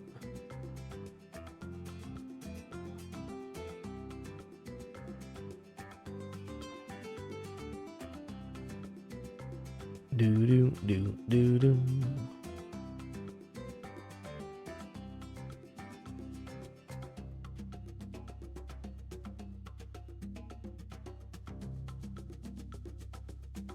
Right here also looks really good for pirate ship.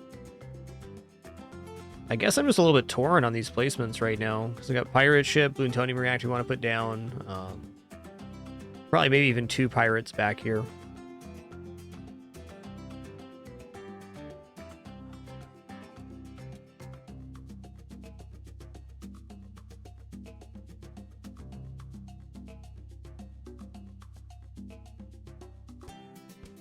I can see from right here with long range, we'd be getting the targeting down to about right here, and this is a line that lines up. So if we were on last targeting, we'd be able to fire at both sides at the same time, which is where pirate ship excels the most. Debating if we get a similar effect here, however, if he's just on regular targeting. And if so, where is the sweet spot for that? Right here.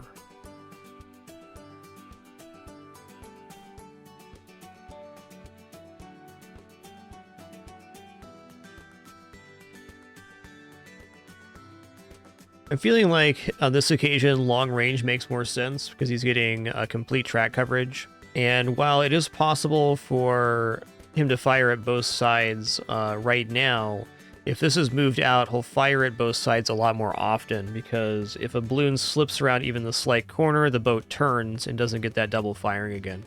So this really feels like it's going to be a longer range pirate.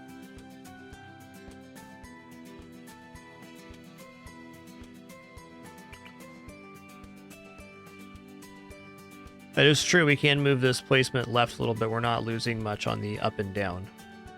That's fair. How far out does this extend? Don't think it's quite there.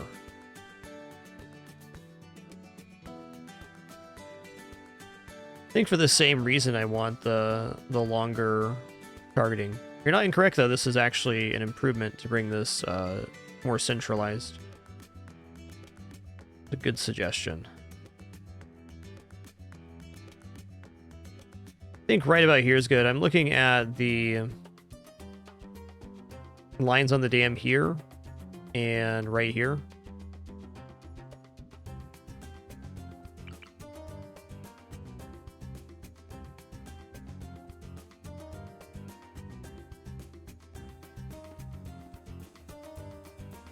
I need something that's left to right to line up on too.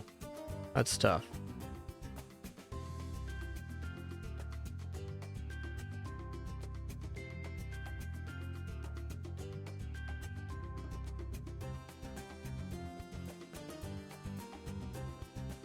I think it's a little too far left. That's a tricky one right here.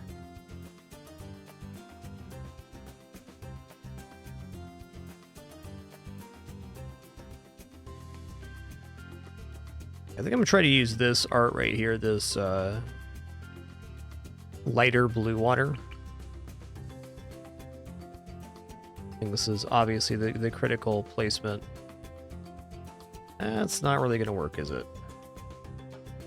Okay, I don't think the left or right is that as important. We're on the outside of both those lines I mentioned earlier. Let's inch it left. Right there.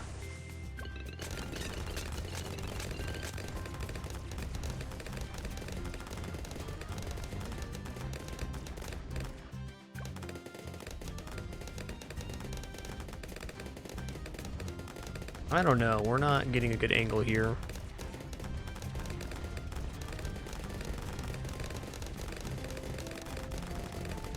I think it should still be in a little bit, and that's okay. We'll try it this way.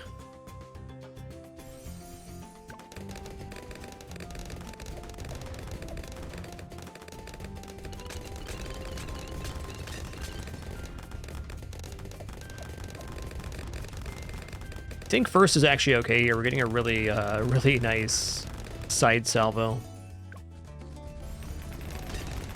We'll see how the ship performs. I think that's going to be the end-all be-all of it. Does it actually work or not? Now we're going to put a plutonium reactor right here.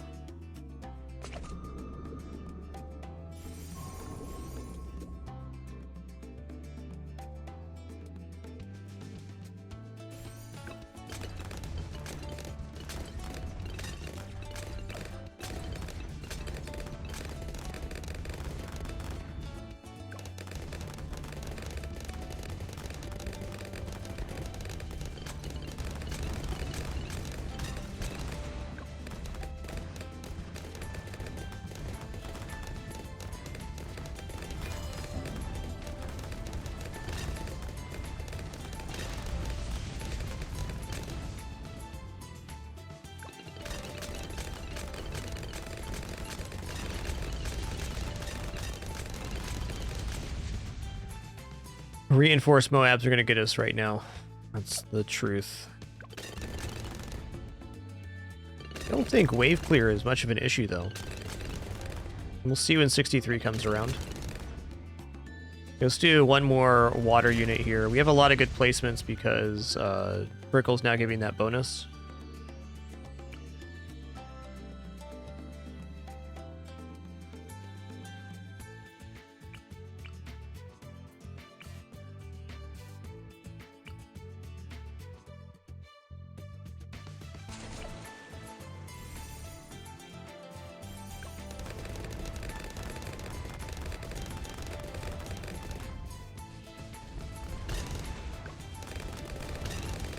Configuration has a very cool look to it.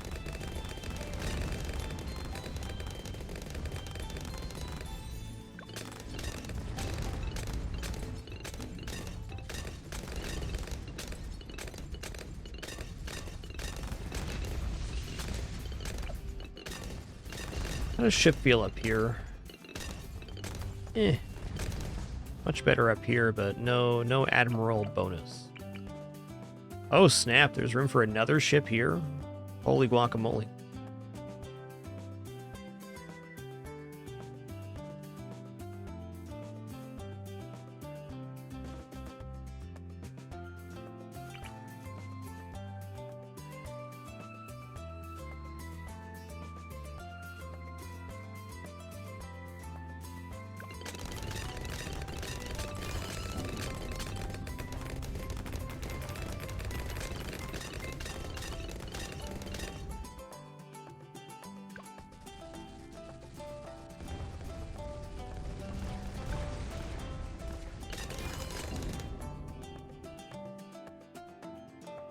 We're gonna need something else for 63.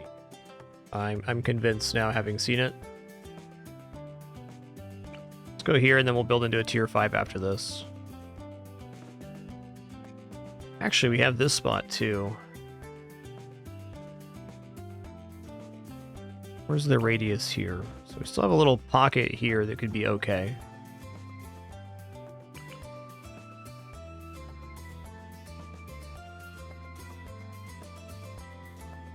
I like this placement best out of all those.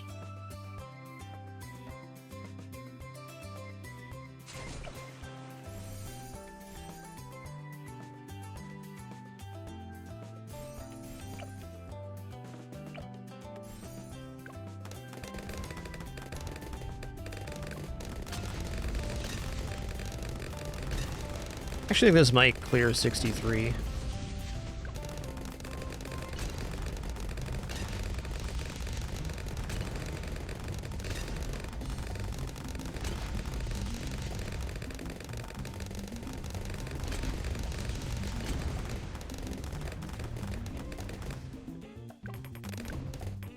It's not like it's light firepower. Oh yeah, okay, fair enough.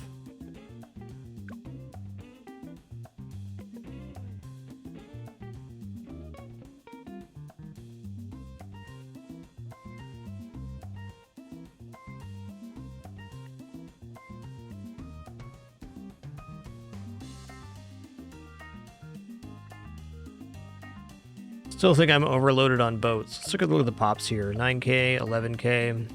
I need to be a little further in if he's going to work there. I think it's a good placement for him, though. It'd also be a good spot to put the carrier, for certain.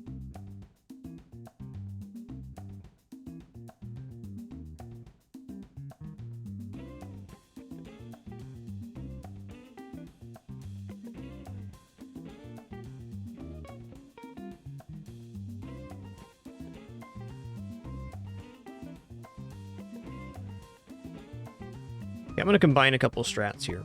Here we go. I'm going to work at 63 from a slightly different way. I'm going to build myself a little better net, too.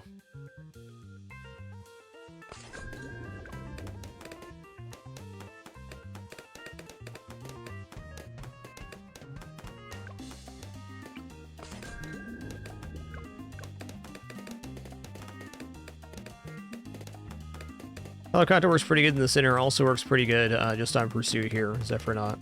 Well, I don't know, good enough to justify the cost or not.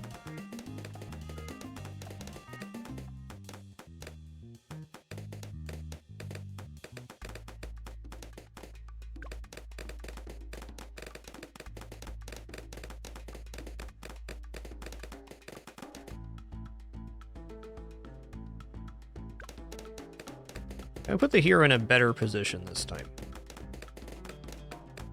So we're not getting so overloaded on boats. We're going to focus on having high quality naval units rather than more naval units. Yeah, the reason helicopter does that with pursuit here is because the tracks are very evenly spawning, so it just gets kind of rolling between a zone like this, which isn't necessarily bad for its targeting.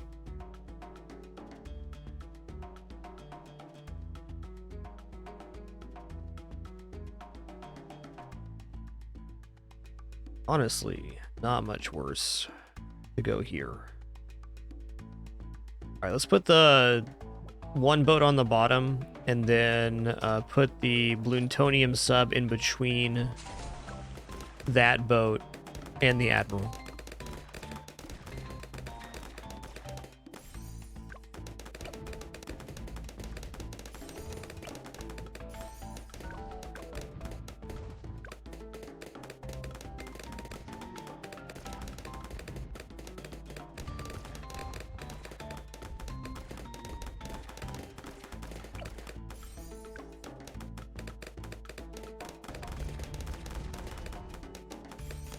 Okay, I'm still gonna go double twin guns here because it's not gonna hurt us, even though it's outside of the Admiral's range to have these.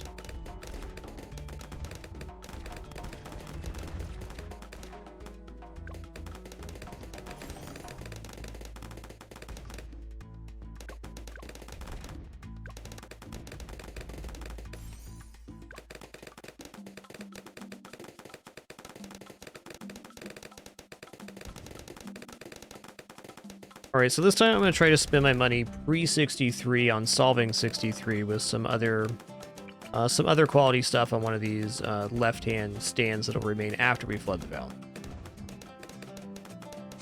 Okay, we're going here, we're going faster shooting, grape shot.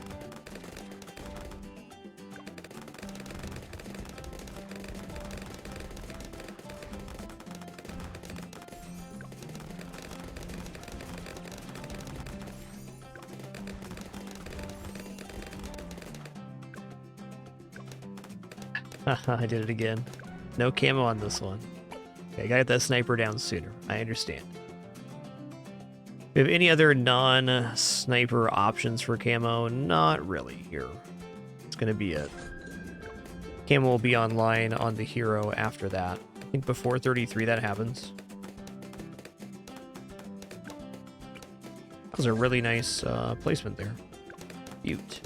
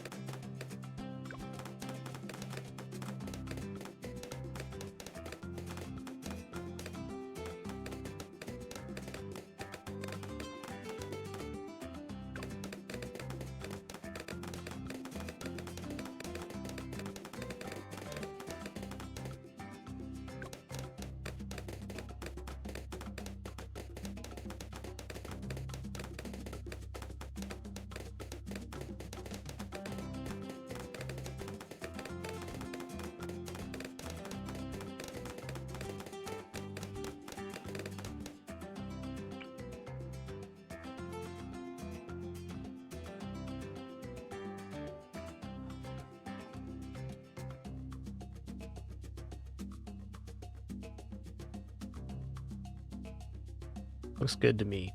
Let's line the edge of this up on the corner.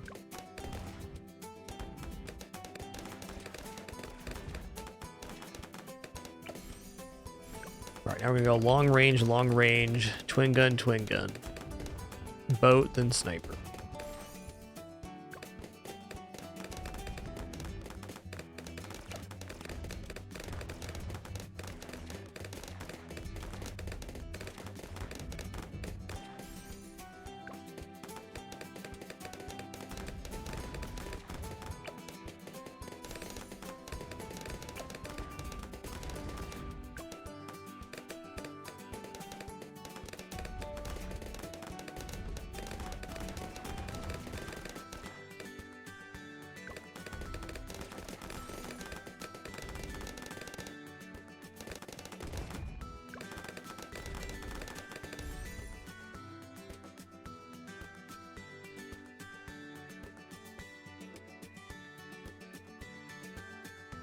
Okay, boat next.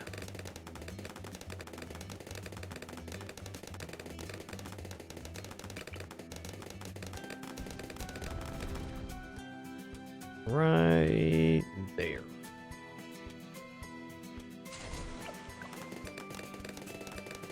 Faster shooting, grape shot, sniper with camo vision. That's the order.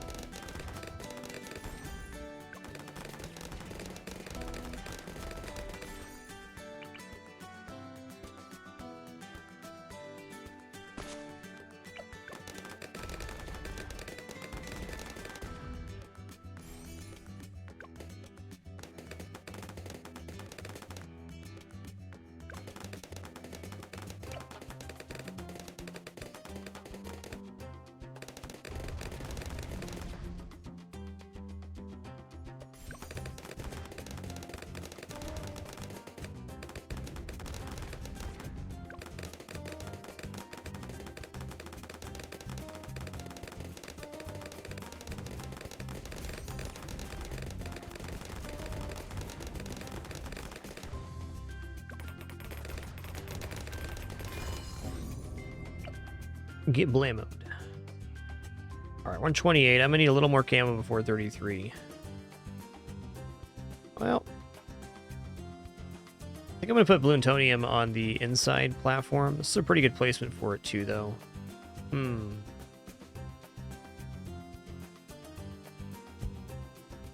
Pirate ship's good here. Let's make it happen.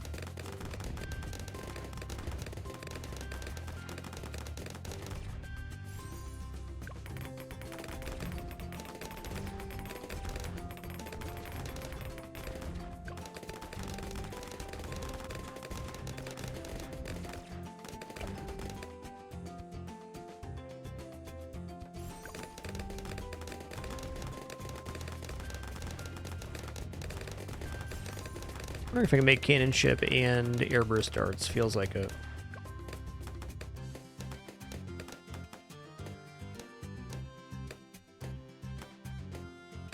Yeah, we did complete that, King Kevin. Oban and Tech Terror was kind of the basis, though.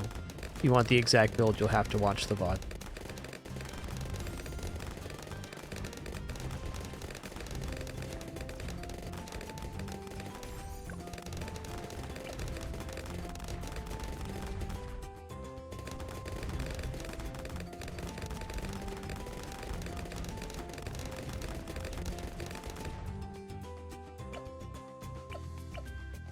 Okay, let's go airburst, advance intel.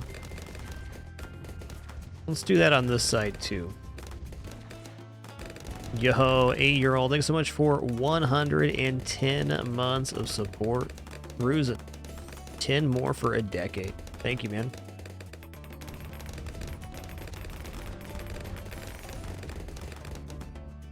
Yeah, that was a blessed bot response too.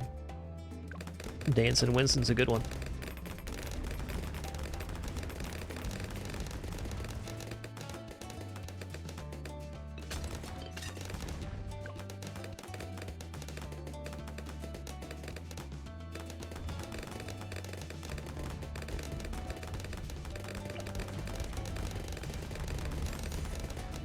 Right, destroyer is out.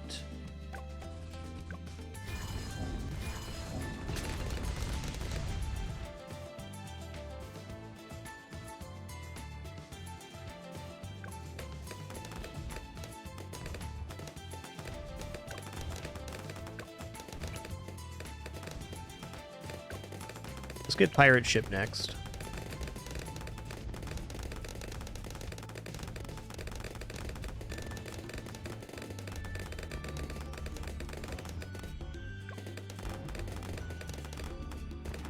And we're going to start building over here to enhance our 63 chances.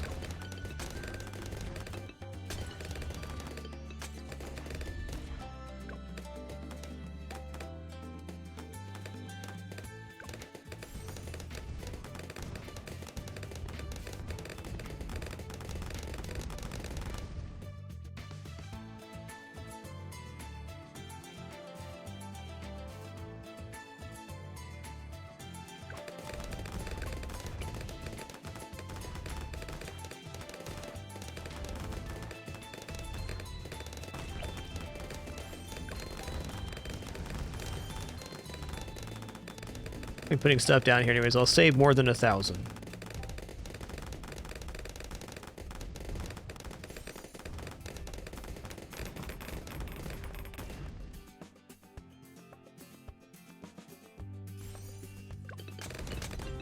Okay, we're going to start with one bouncing bullet sniper here.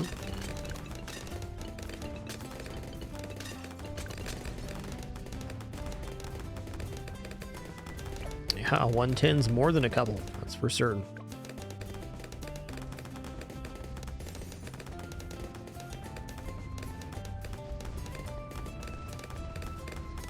Probably actually want strong on this guy. Well, nah, first for now. We're building a net. Okay, next up, this guy.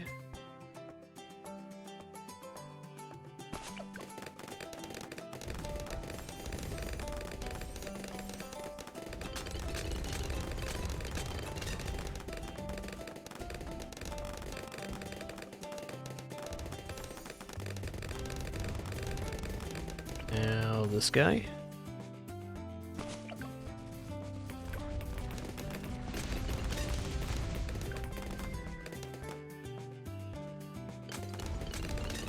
We're not using Necromancer. This double sniper strat makes a lot more sense.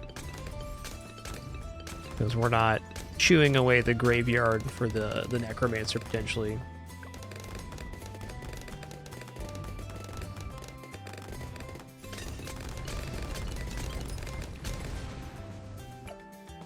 I think this is worth going Jungle Drums now.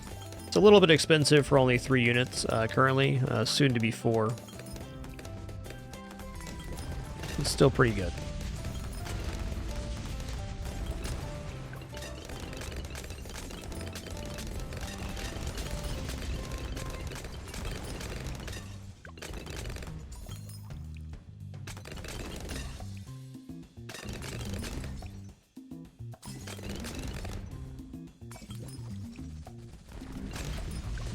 We still have quite a bit of money here before 63.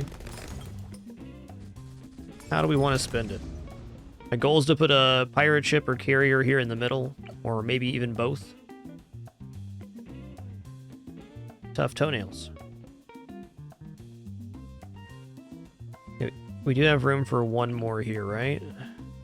Ooh, I'm worried this becomes the main buff target for the alchemist, though.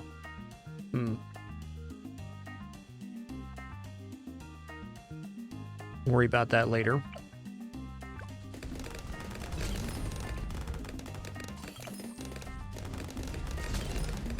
Just go aircraft carriers. It's something we want to buy anyways. I think a ballistic missile sub right here is a great choice before 63 as well.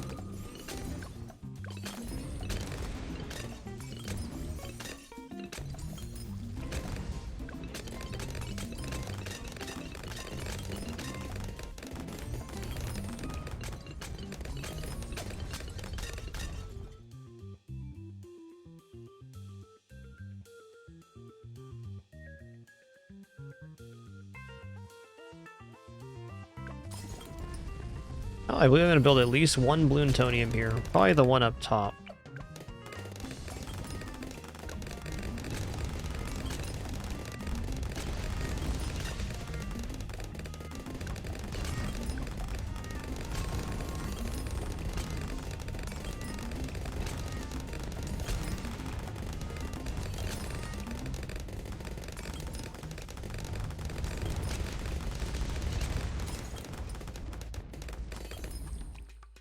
Okay.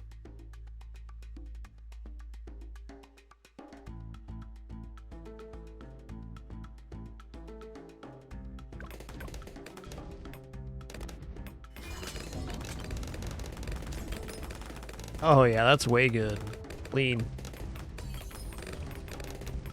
Still gonna use Naval Command on the last set here, just to make sure.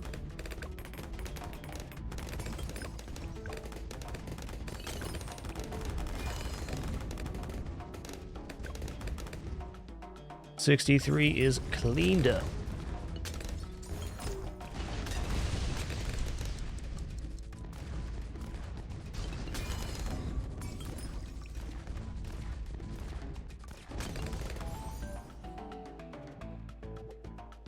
All right, let's go ahead and make this Bloontonium as well. And from here, we can now flood the dam. Or we're now going to flood the dam. Like, we gotta rush for a tier 5 after that.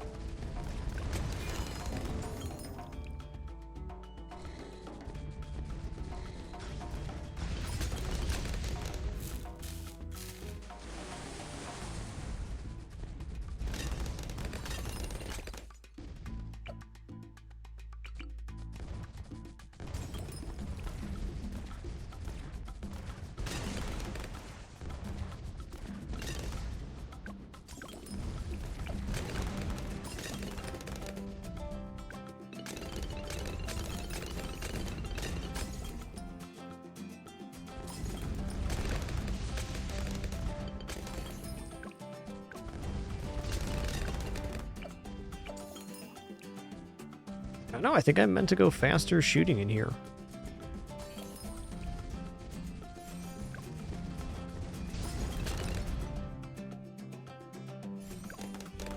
I take it back. I think more range will do us better here.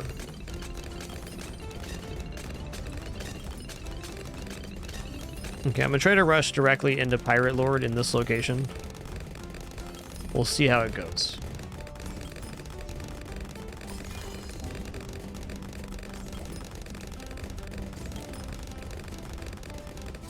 You know, maybe a main Moab sniper before that happens is a good concession to make.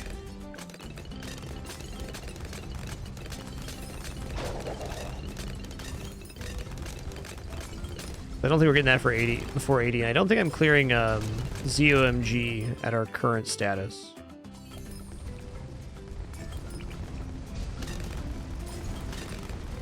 And I really hope this isn't the closest unit to the Alchemist. Okay, it's not. Good.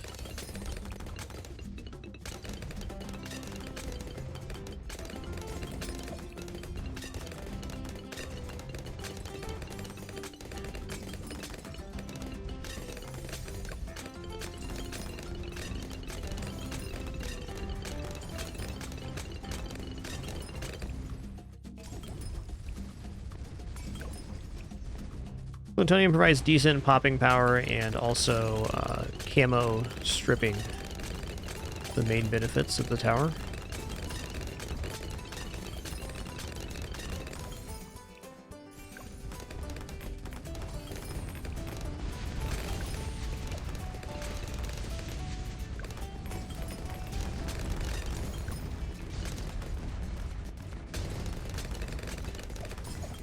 If Lass makes him fire out both sides more often. Yeah, that's looking pretty good.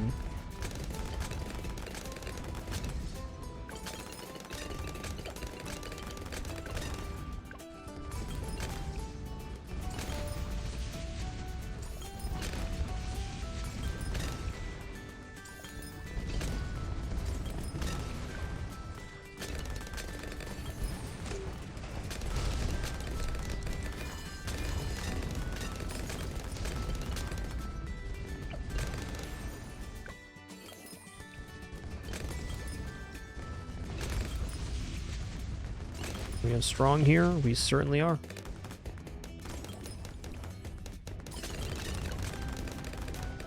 All right, clearing out 78's a good feel. Gotta try to save it for Pirate Lord now. Without that, I think we're dead in the water.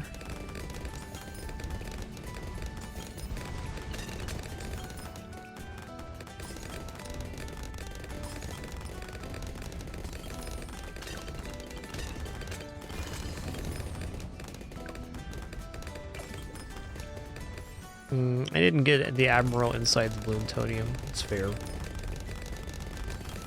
think Plutonium on the inside corner would be the ultimate one.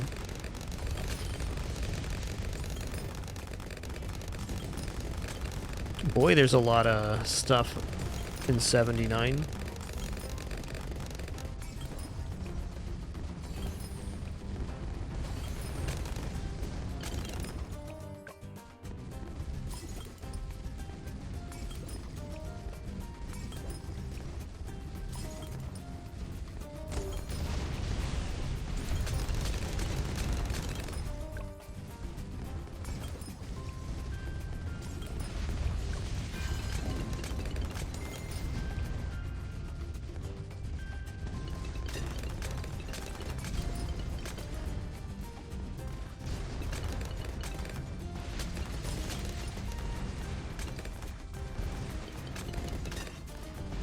Meyer looking, thanks so much for 11 months. Much appreciation.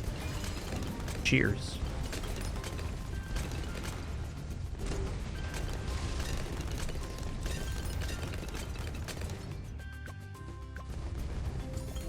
And no, I have no plans for multi-streaming.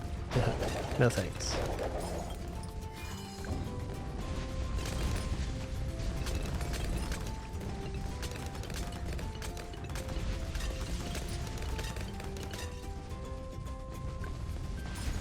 We'll continue to upload all of our VODs to YouTube.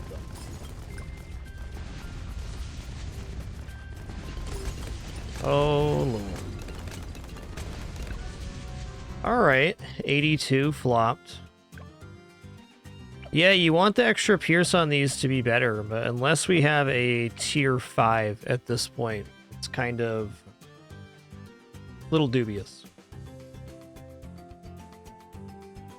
Let's go back to Sai here.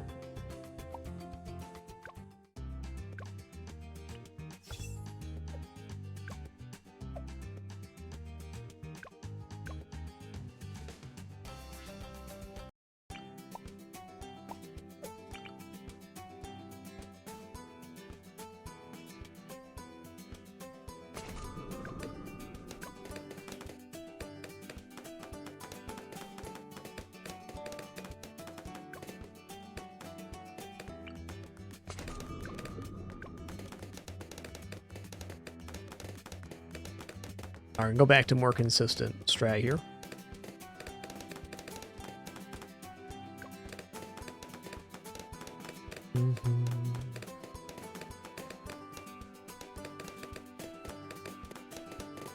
Yeah, that sniper ball is a pretty nice strategy for 63. It's pretty consistent.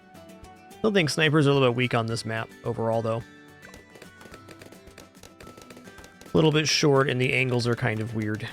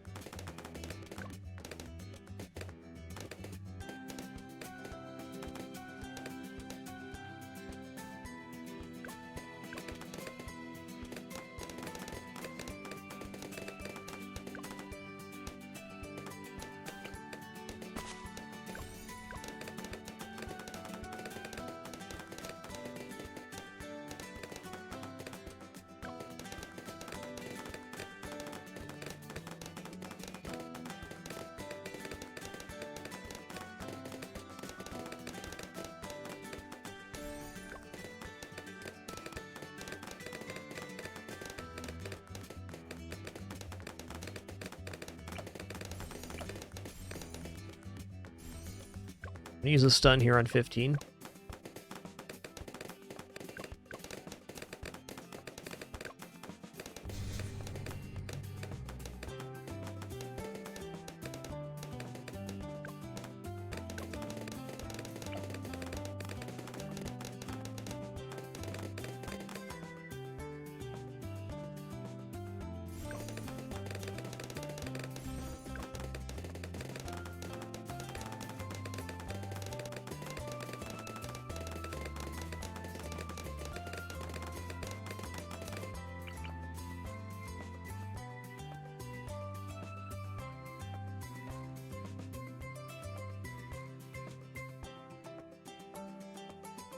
Okay.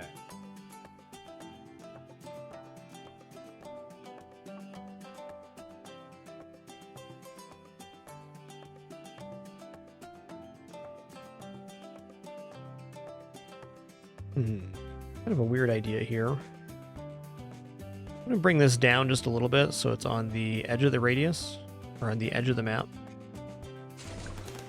I don't know how that's going to affect this shot, but alright. Here we go. Faster shooting, grape shot. Not to put down that sniper for camo this time. We do need some camo coverage before 33 though.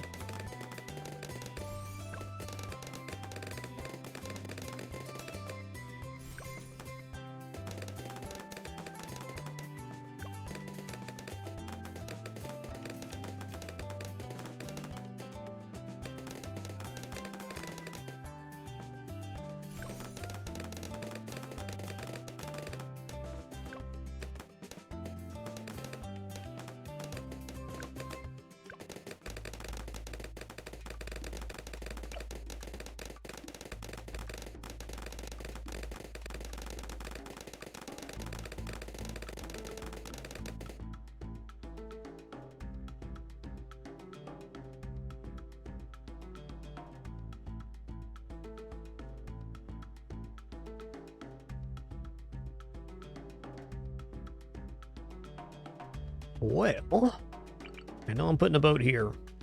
Oh yeah, that's the one.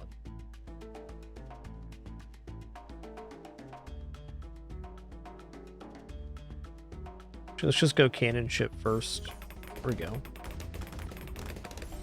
Now you're thinking with cannons.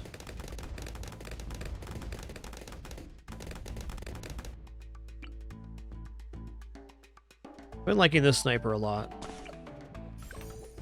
Good shrapnel benefit.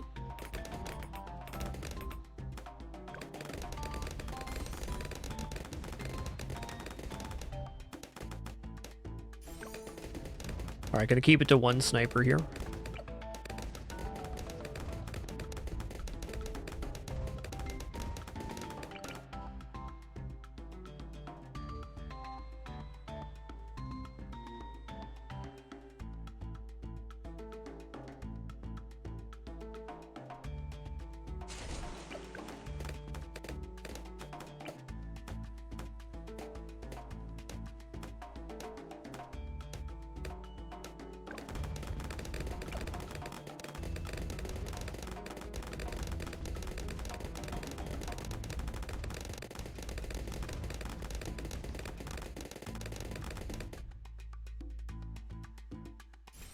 Well, 37's fine. Just trying to find a problem there, but it doesn't exist.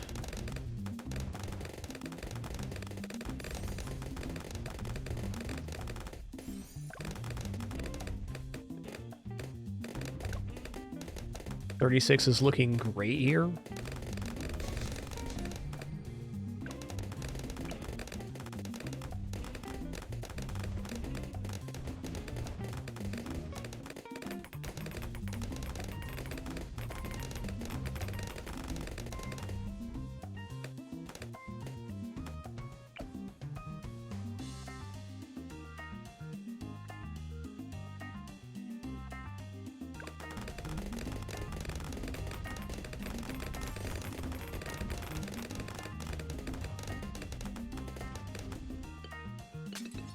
Liking this placement setup right now. They're really side by side. It's a little bit unusual, but definitely good.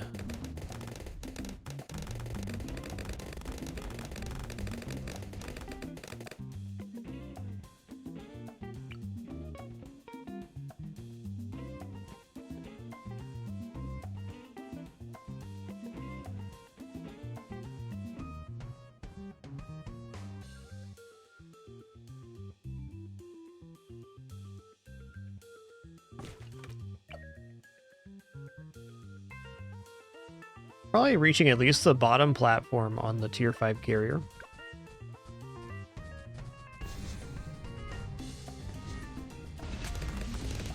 Definitely push back towards this spawn node, for certain.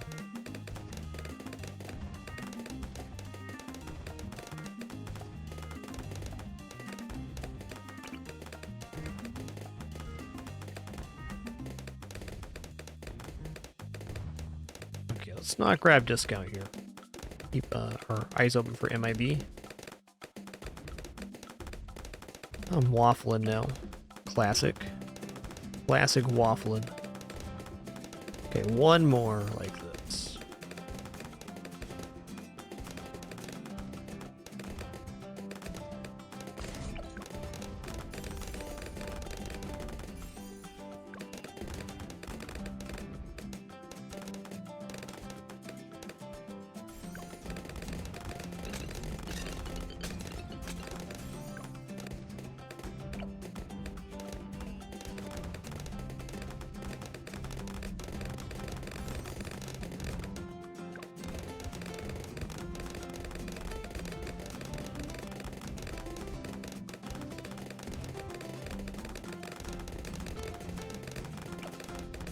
Feeling hopeful about this.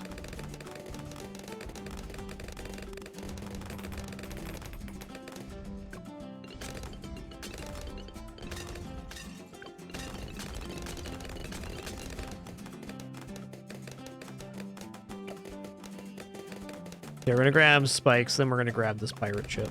Let's go.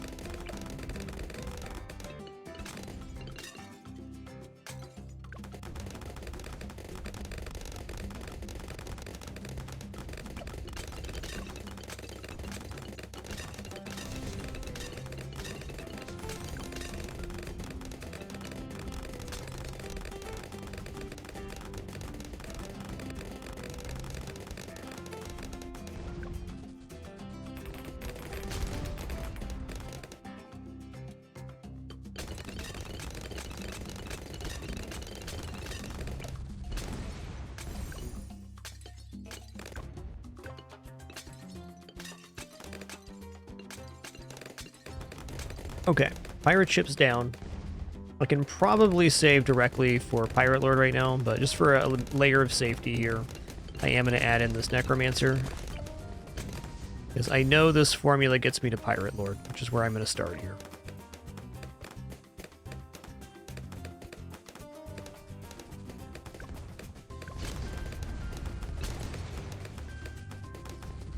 Spike mines are so good. My goodness. You done did it. Get those stinky Bloons.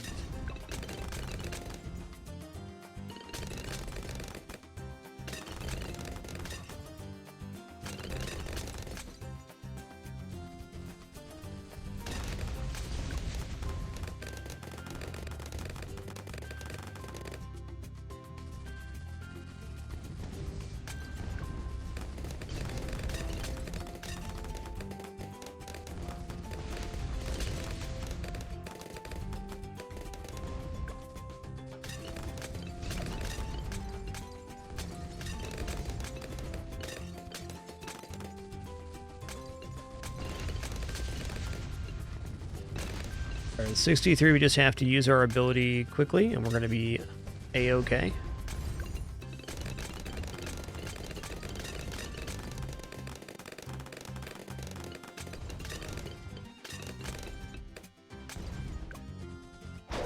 I'll be taking that.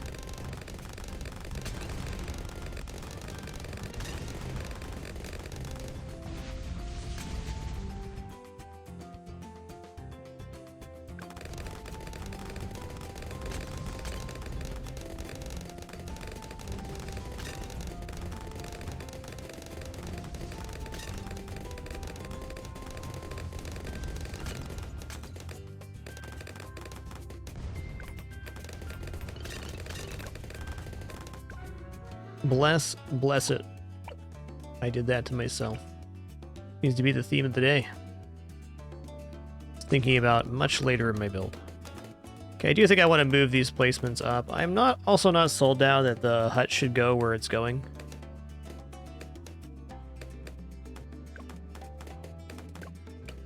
A little lapse in concentration there. That'll happen. I felt like it was still too low. I want it as high north as I can get with still reaching the bottom edge.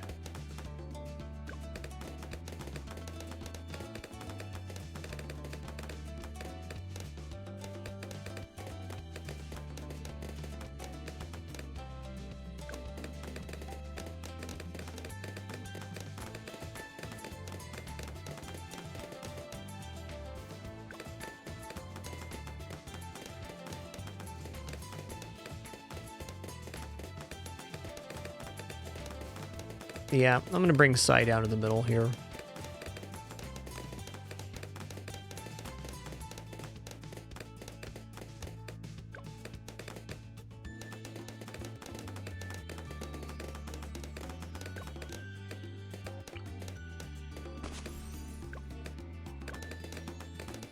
Tough one-bladed thesis. Definitely a tough map. We tried out a lot of stuff. Gotten 5 or 6 different builds to 98. Definitely have a few pocket strats I think I could pull out that would win, but I'm still trying to see some new ideas.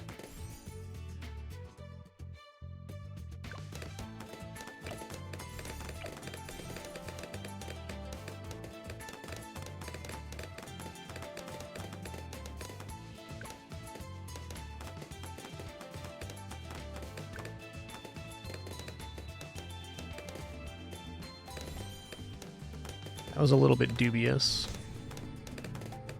Might actually cost me the round here. We're good.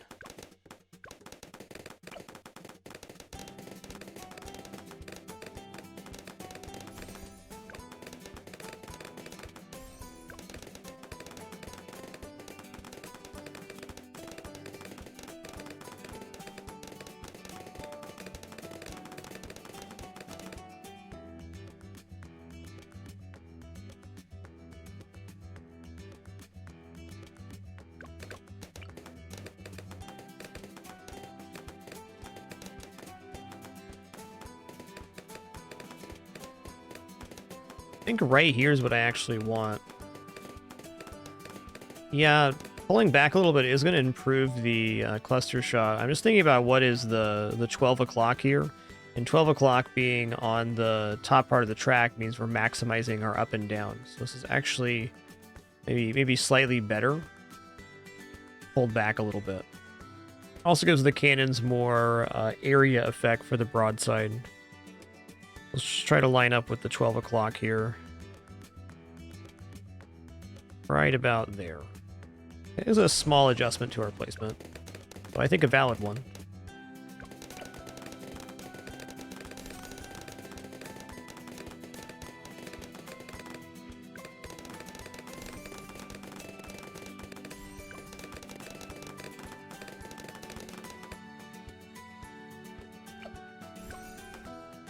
Been using Spike Mine some today, yes, Green Knife, though we're not using a set build order currently.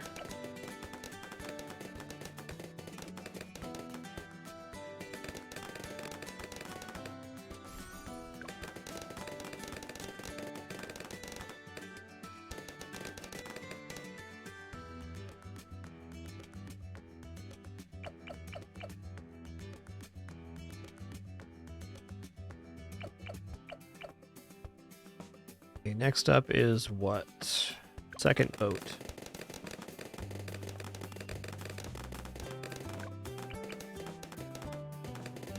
Yeah, this leaves room for 2 really nice boat placements. I think this is like the best setup yet.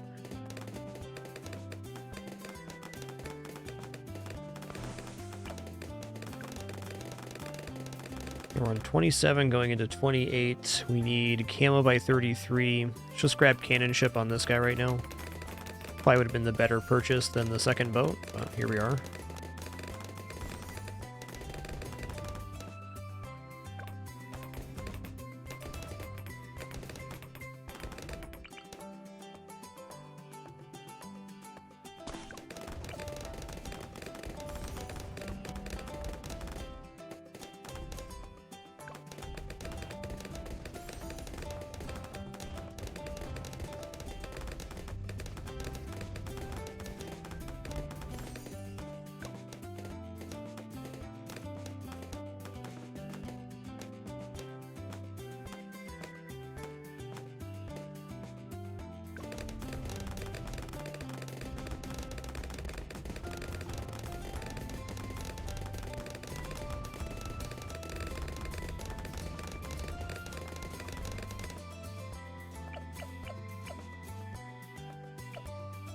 We're on wave 34 right now. Okay.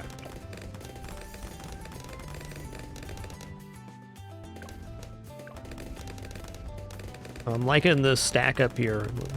It's very, very vertical. That should be a positive effect since this line runs the same way. I think pulling this boat out a little bit might just have been a big ticket here.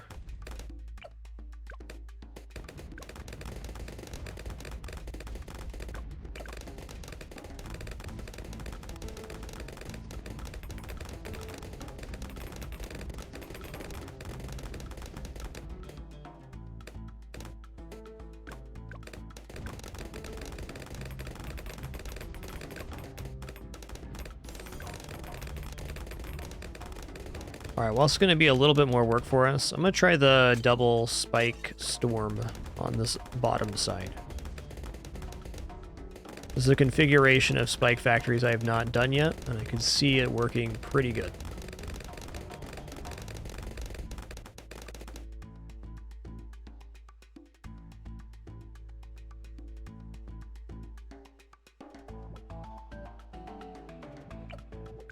I'll buy pirate boat first. No, I won't buy pirate boat first, because camo's going to get us if I do that. Okay. I remembered something.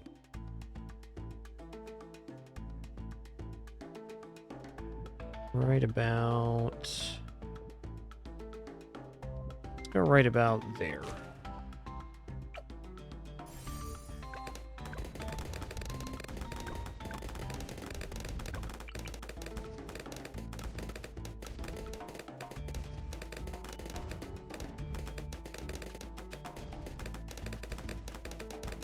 There it is.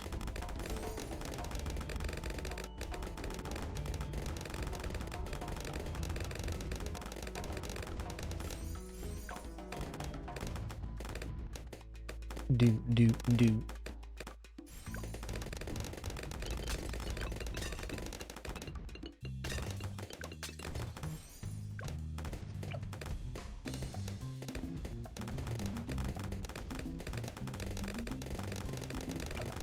Alright, let's go into Monkey Pirates now, then we'll round out this upgrade.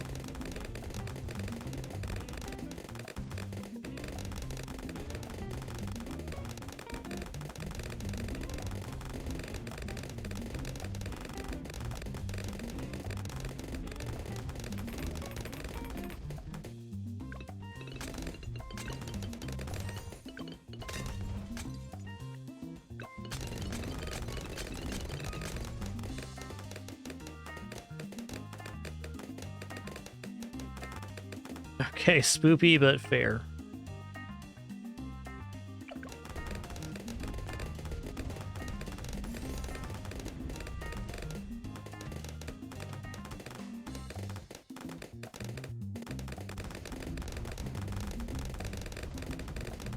I'm gonna build the same unit right here.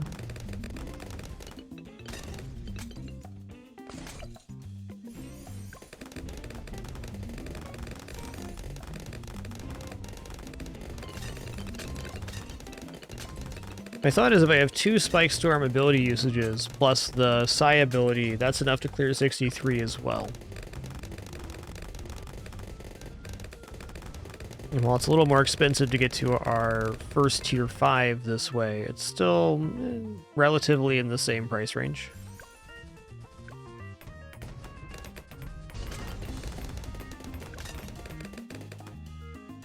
Also, any Moab that enters this zone is going to be having a pretty mediocre time.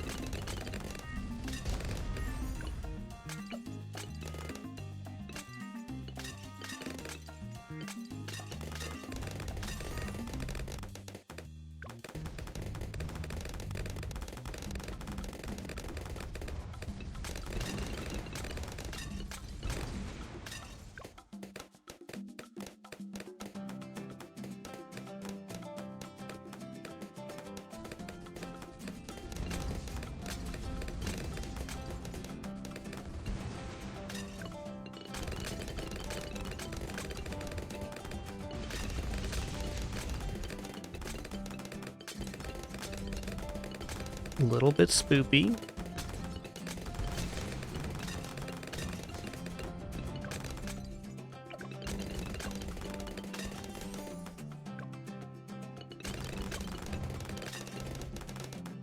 All right.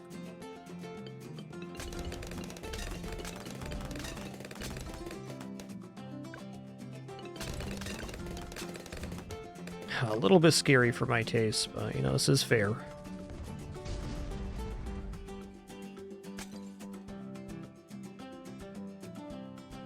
I'm gonna go ahead and drop Necromancer down here in this corner pocket. There's a little placement here where it's like a little wedge of vision. There it is.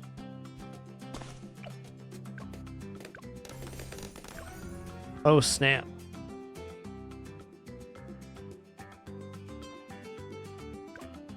Okay, so we were not prepared for camo right there. The difference here is that the spiked mines were taking care of that much camo with just dropping a couple, where these need either an ability usage or a different ordering. Dang. I like this idea, though. This is looking pretty good.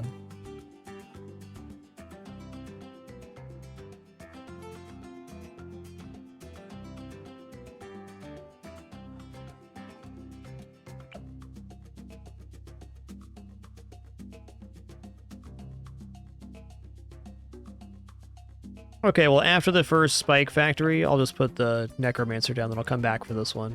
Should all be in the same timing.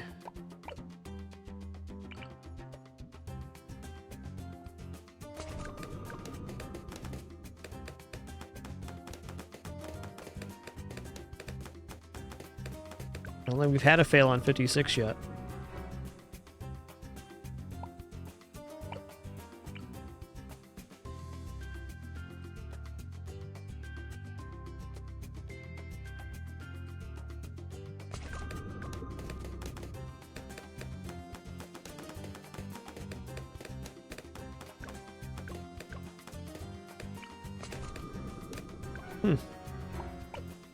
Means this placement has drifted.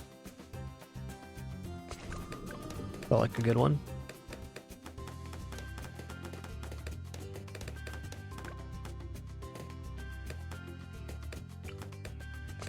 It was a good one.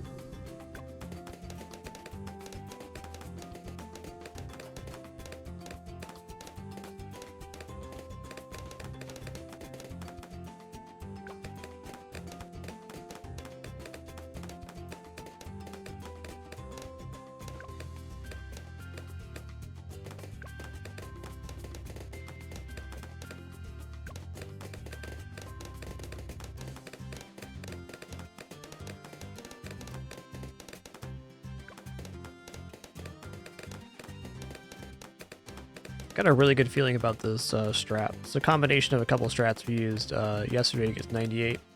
I think just an overall improvement with a little more cash freed up for some important stuff. Just gotta survive to it.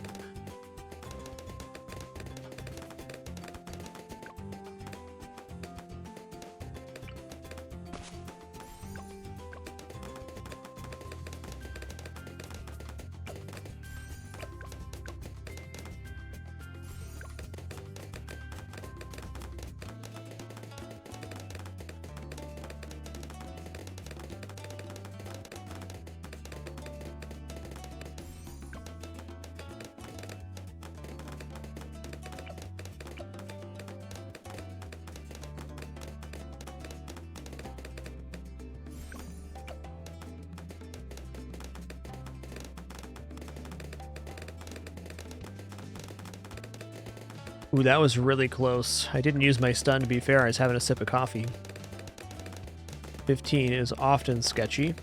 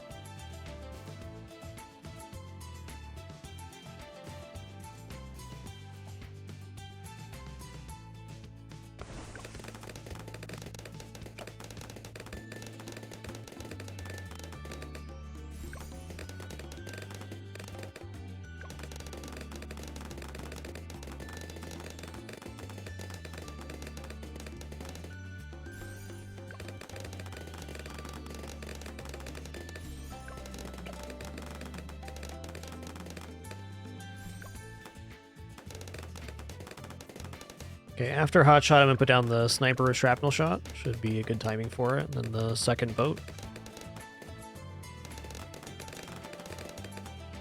The second boat first might be a lot safer.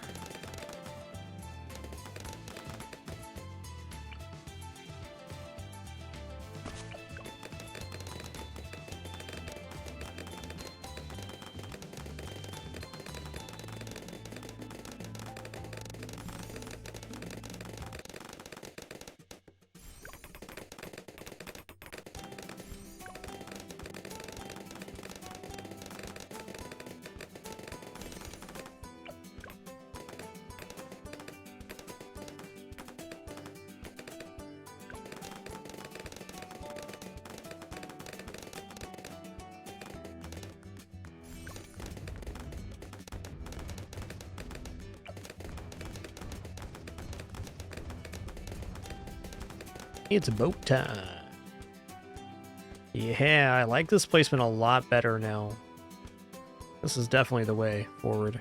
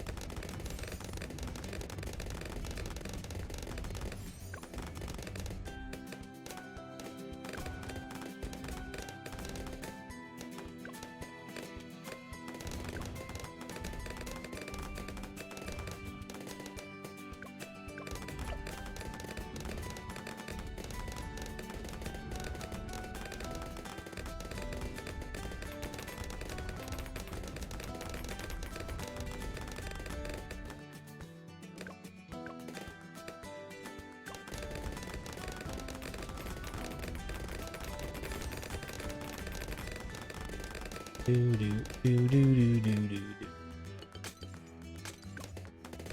Alright, same place we were last time. Feels nice.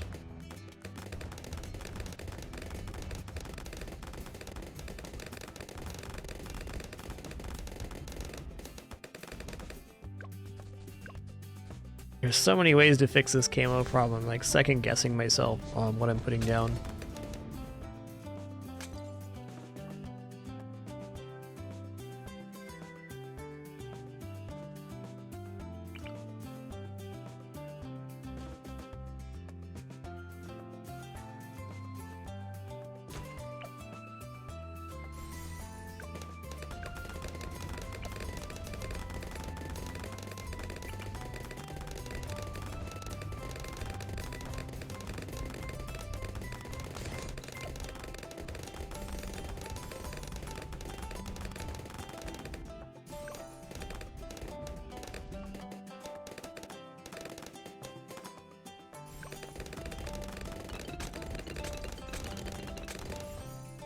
Alright, I'm gonna go bigger radius and into this Necromancer now.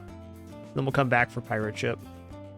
To me, this makes more sense of a way to do it. We get a little more camo coverage on map, at least, in the interim.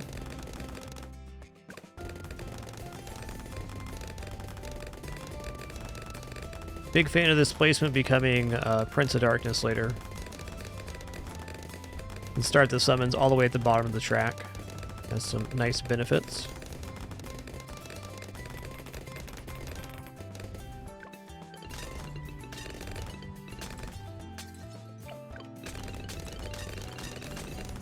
Alright. I'm going to start those summons from down here right now anyways.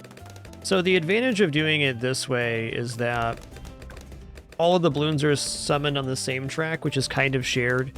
It's true, they're running away from the one lane, but we're getting more of a clump for our graveyard by doing it this way. Meaning that rather than them being split through the middle and half going this way, half going this way, we're getting them all concentrated onto one track, which really helps out on our weakened side.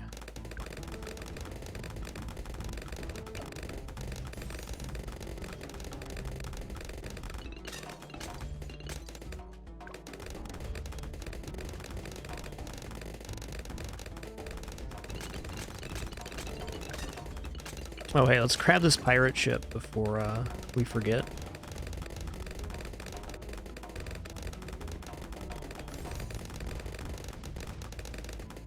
We should have plenty of cash to get up to the double spike ability now. We also now have some base camo reveal, which is going to be helpful.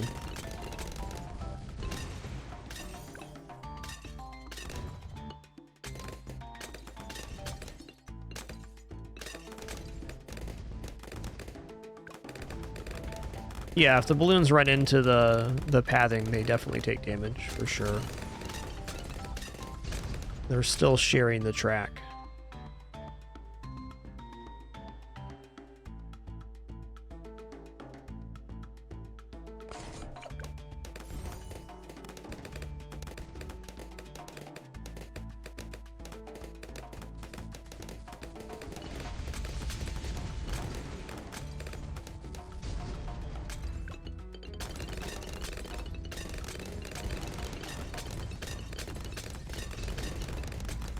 You can see there when the graveyard's full, it's very concentrated.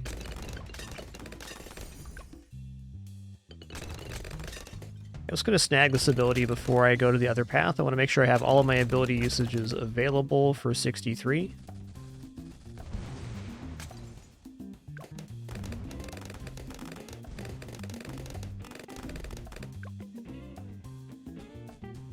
Da-dum-da-dum.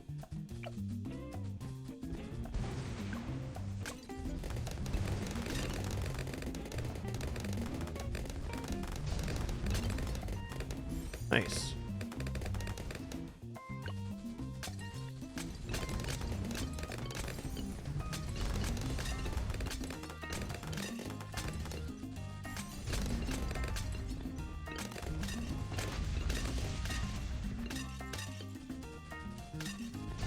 I feel a little weird having the Psi Purge ability on 4. It's usually on 3 for me. That's okay. We'll make do.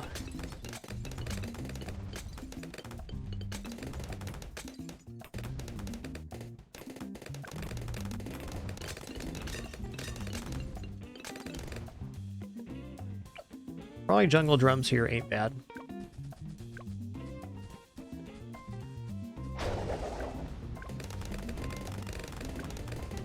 Okay, we're saving up for Pirate Lord now.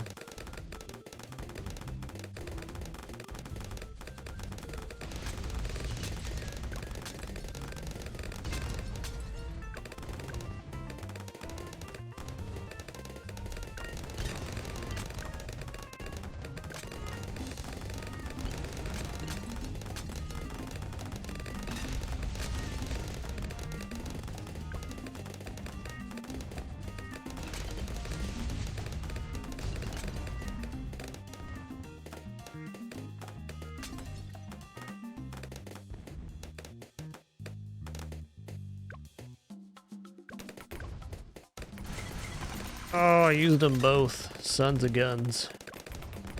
Not the first time I've done that. Probably not the last.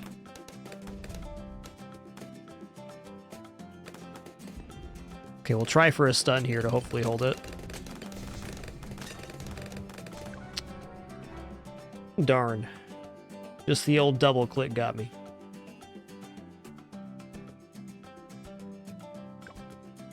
That was going to work, though. That was going to work.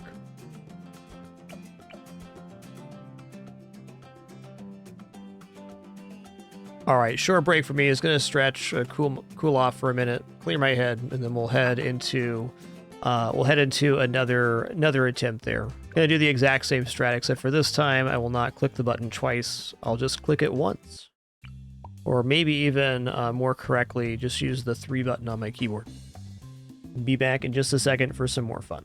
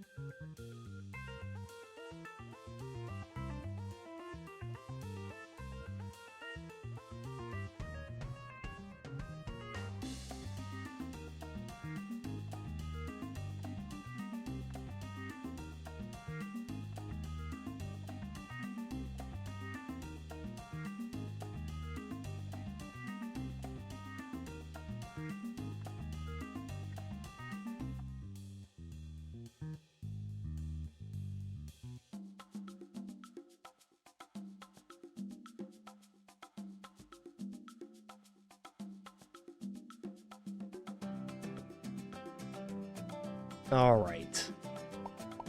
Let's get one more good attempt in at least today. I seem to be a little absent-minded today, I would say. I've definitely missed quite a few usabilities and stuff that would have saved runs. You know, some days be like that. Turns out I'm just one guy with a brain. Dang it.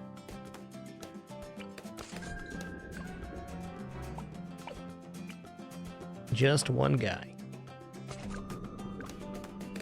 Still been a fun day of Bloons, and still made some improvements to the build, so nothing to be unhappy about. Man, Gotta slow this placement down. I'm just slapping it in there too fast. Problem is it works about half the time, so it's easy to just toss it in there. Roll them dice. This looks good right here. Yeah, okay, this placement's a little off, but not so much that we won't get the hero down.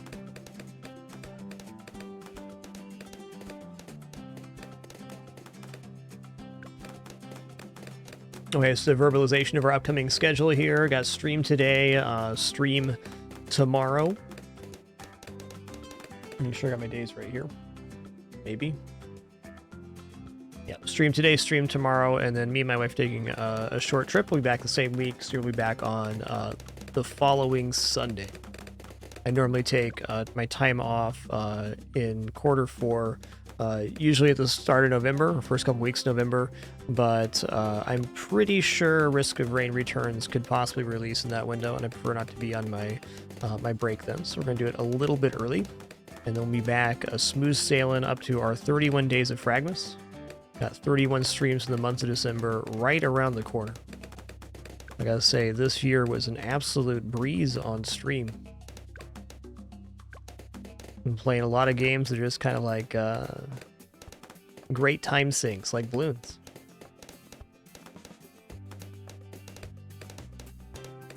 Anyways, while it's not done yet, I'm very much looking forward to our Fragments. Thank you all for an amazing 2023.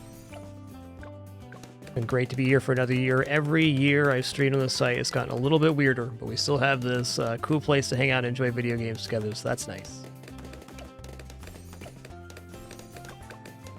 Glad to be here still doing it, that's for sure.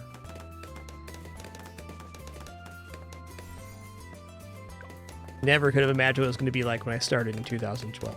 Here we are, right here in this moment, right now. I'm going to start here with Twin Guns because this guy has much better track coverage. And 15 is the most likely slip point. Yeah, great year for games indeed. Lots of great games released every year. Especially this one, though.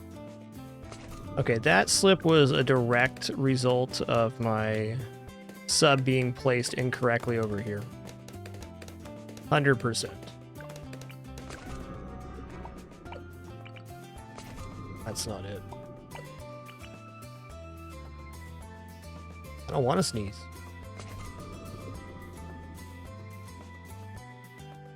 Feels inevitable. No, I'm faded. So it attacks me again mid-sentence later.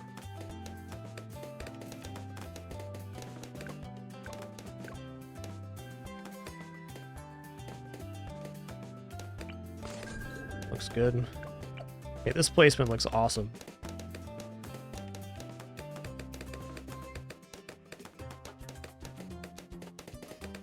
Just want to get one more good one in today, that's all. Give me a good one, please.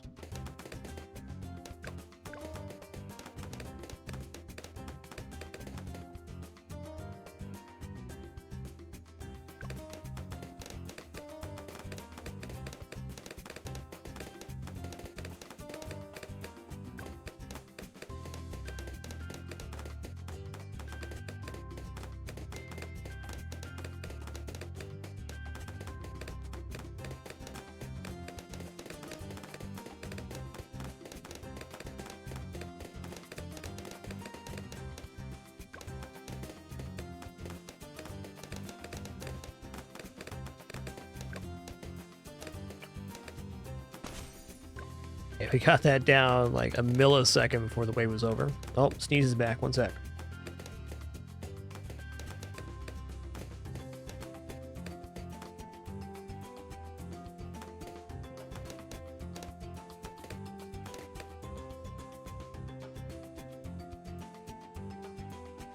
All right then.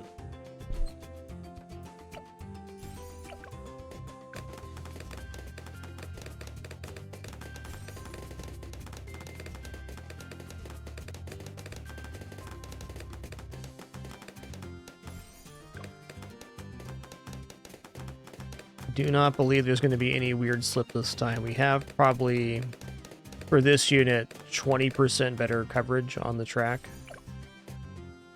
That's a lot when you only have 2 towers covering the track.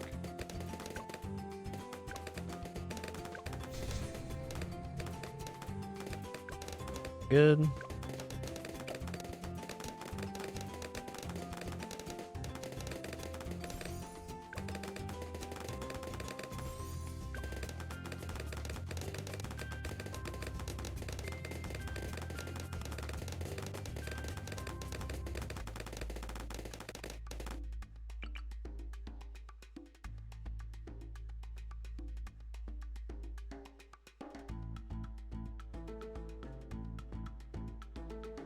Try touching the corner of the cannon to the side of the wall. Yeah, it looks nice. Using this right here. I just have a feeling that pulling this unit back a little bit is going to improve the broadside salvo of the Pirate Lord. Because it's a cone burst from the point of the cannon, so if the cannon's right here, the cone burst all expires in a zone like this, or maybe a little bit wider with the explosions. But back here, we're going to get more like from here to here with the explosions.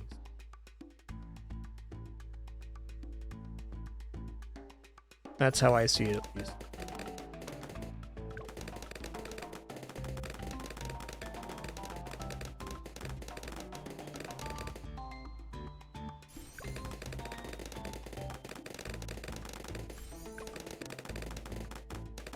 I also had a weird remembrance from yesterday that we're going to be able to go to airburst dart after we get this boat built up and then put the sniper down. That was working awesome yesterday. Here we go.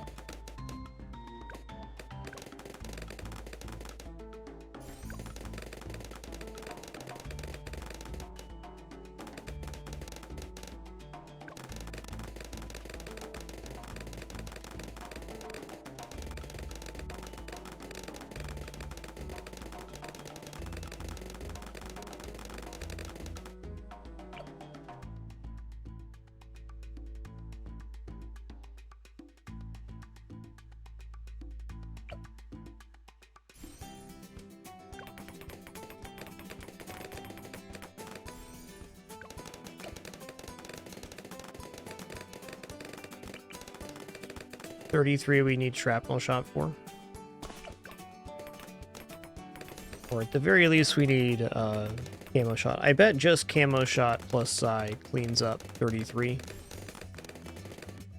This also cleans up 37 and 41 though. Here we go.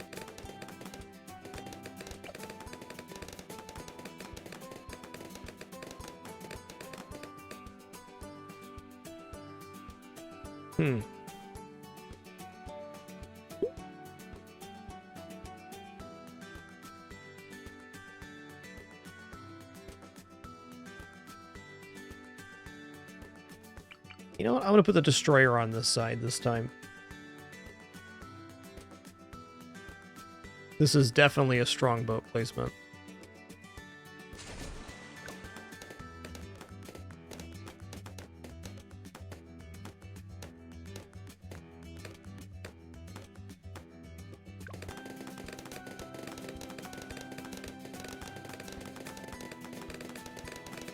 Might even end up just tucking Bloontonium in right there.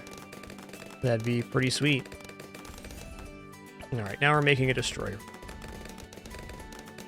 Yeah, this is the same setup I had yesterday that was really, really clean. Bringing this guy to airburst darts at least. Should probably go advanced intel too, but let's come back for that after this gets going.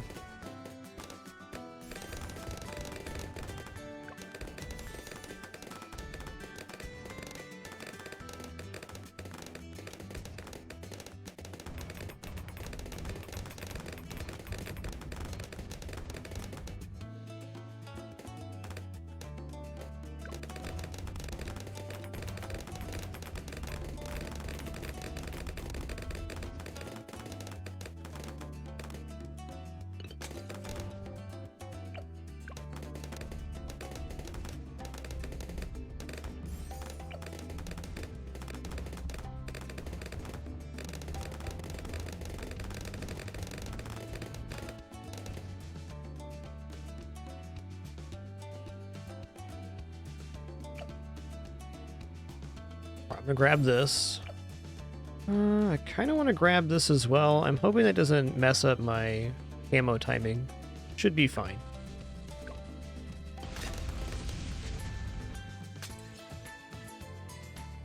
Oh, hey, if I advance intel here on these and I put the mage down before the spike factory, I can get camo vision on this strip, and that will definitely fix any camo problems. Okay. So we're going to do this, and then we're going to do this.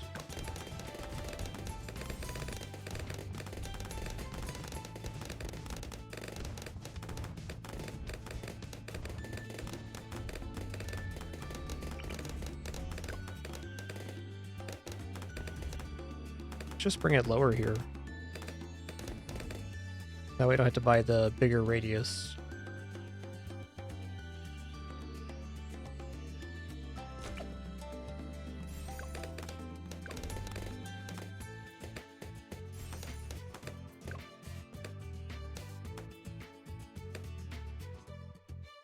Barely.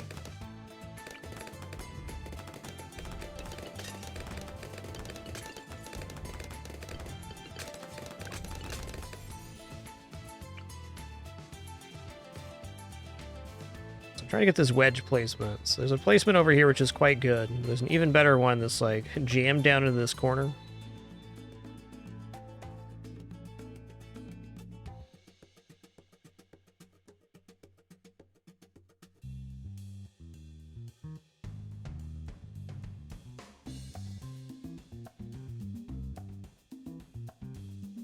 Wow, look at that placement. That is amazing how small that sliver is. I was doing a temp last night and I had chuckled to myself. So I was thinking about this placement and it made me think of the Whitest Kids You Know sketch, which is where they're doing the acting part and he keeps saying louder and with your mouth more open.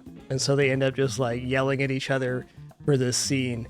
And this is more straight ahead and more into the corner because you got to get wedged way down into this rock crevice in the dam. But don't worry, we guided him in there. He's now as far into the corner as possible. That's the one.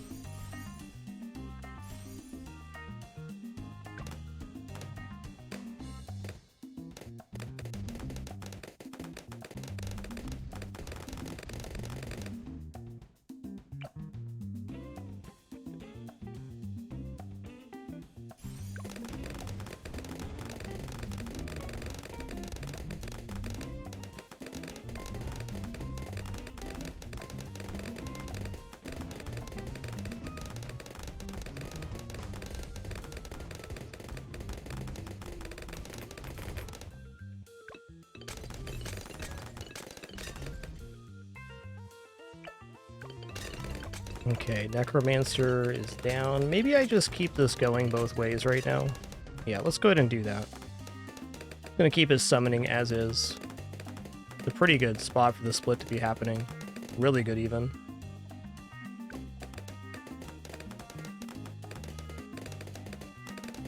Now this fixes any camo issue on 56 or anything past X. We have 2 Airburst start subs that can also take care of this, and we have Shimmer removing the camo. We did a good.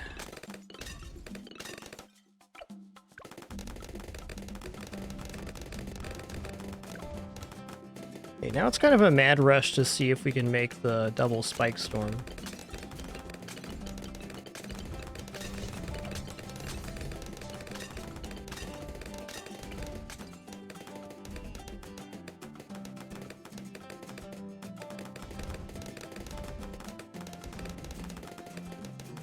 I believe with the amount of money I have left, what I should be doing here is, good, it fits. Double check here. Saw a spot. Still touching. So I should go all the way to tier 4 on both of these without grabbing the second cross path. Just to make sure I have both the cooldowns available on 63.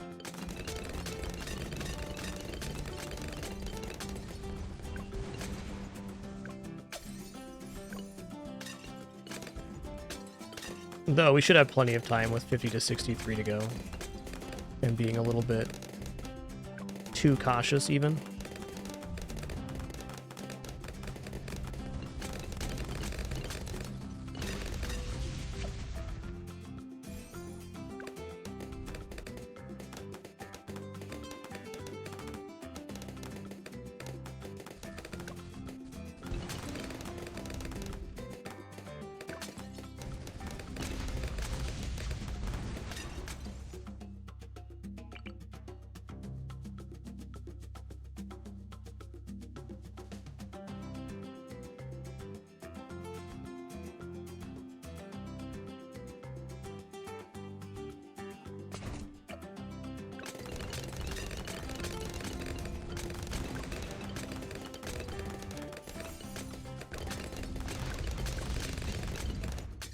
like we're gonna have plenty of time to cross path here. Still want to see it first.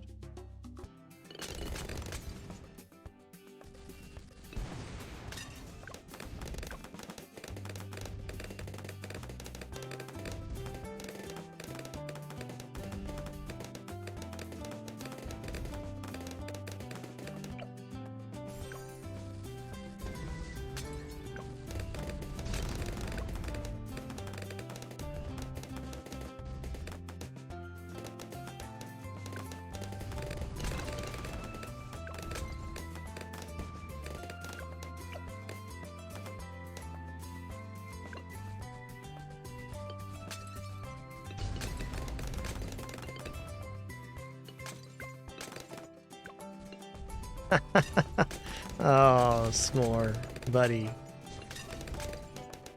He's playing, but he's also completely flat on his back. Oh, I'm sure I'm a lucky guy today. A lot of cool cat stuff happening. Pin's inner box with the scratcher, per usual, you know, having a nap or whatever, and S'more's on his back, pawing at her.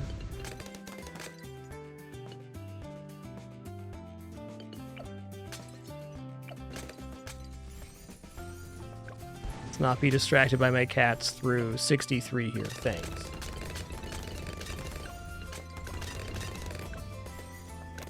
He's a special boy.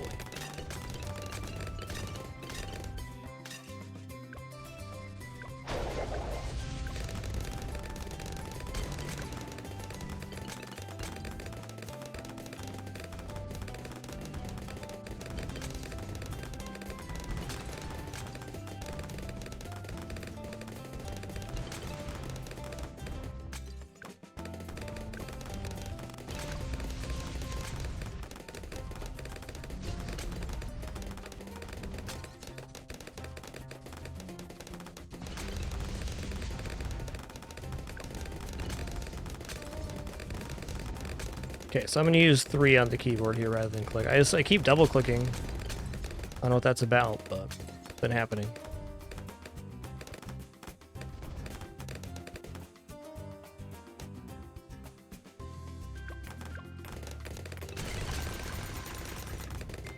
That's 1.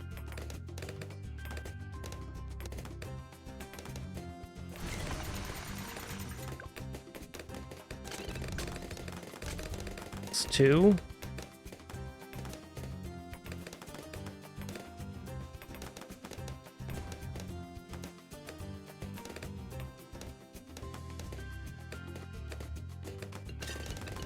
That's 3.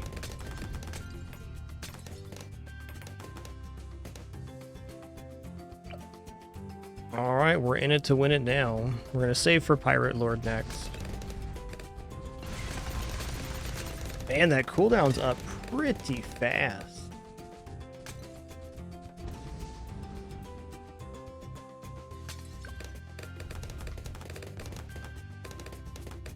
So I think the secret to this strat is the correct using of the timings. Obviously for 63, but later game 2, I think playing slowly and being aware of your cooldowns is kind of the name of the game.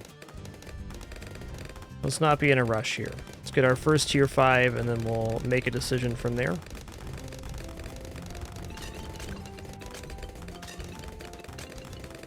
I'm not unconvinced that I couldn't go Pirate Lord, Prince of Darkness into Carpet of Spikes in the situation with good ability use.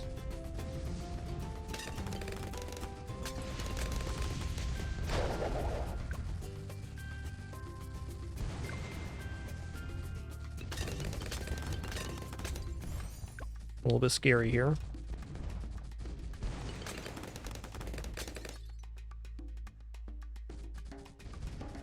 Alright, I'm just gonna go slow mode from here.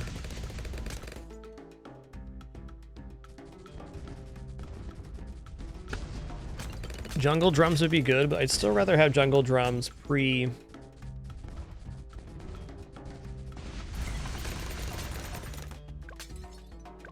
or after the Pirate Lord, rather.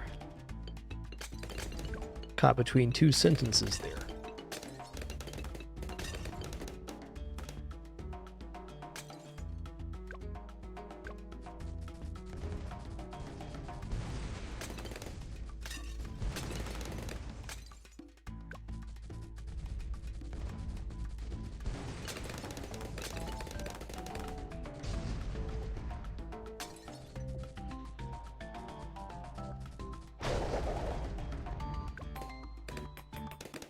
At this current rate, we're getting Pirate Lord before 75.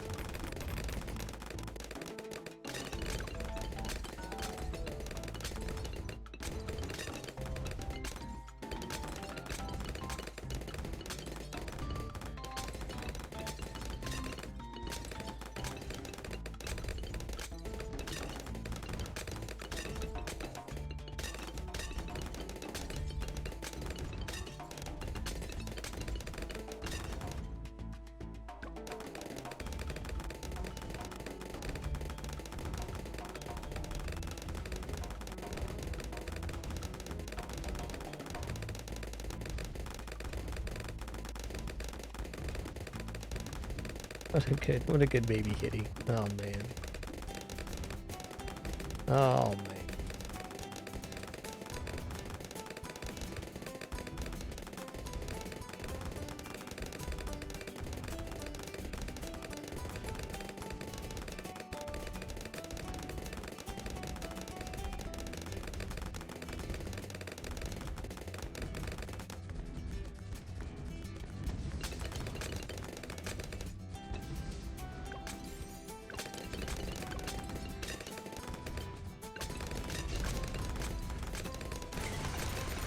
Like a great time for Spike Storm.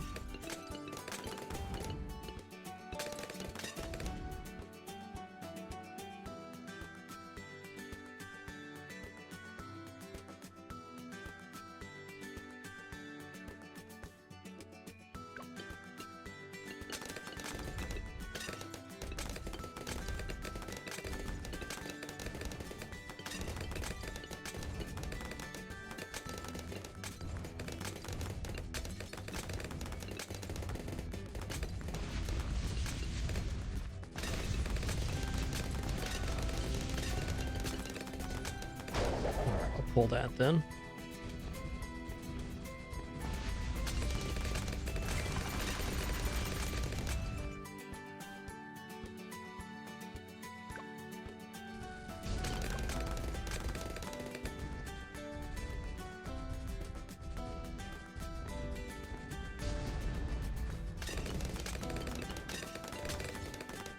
Oh man, maybe we aren't getting Pirate Lord before 75 here. That's tough. Okay, I can use any ability that's not size push away on 75. Oh my god. Blessed day, man.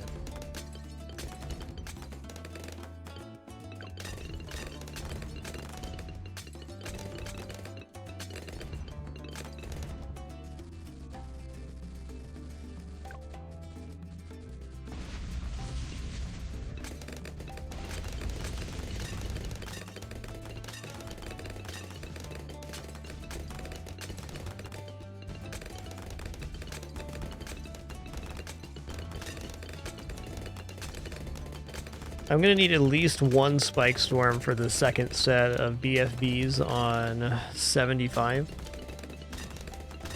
We might actually have Pirate Lord by then, and then it becomes a lot less concerning. Let's see what happens here. Gonna pull that one.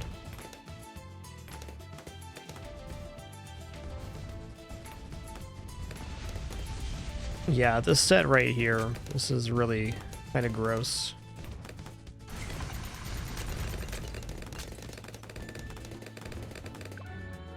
Wow. Okay. That's tough. That's tough.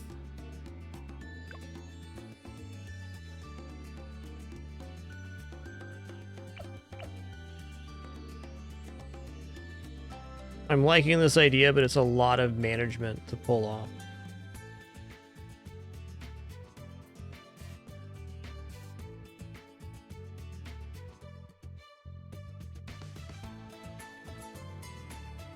Almost like everything's easier when I use the spiky mines.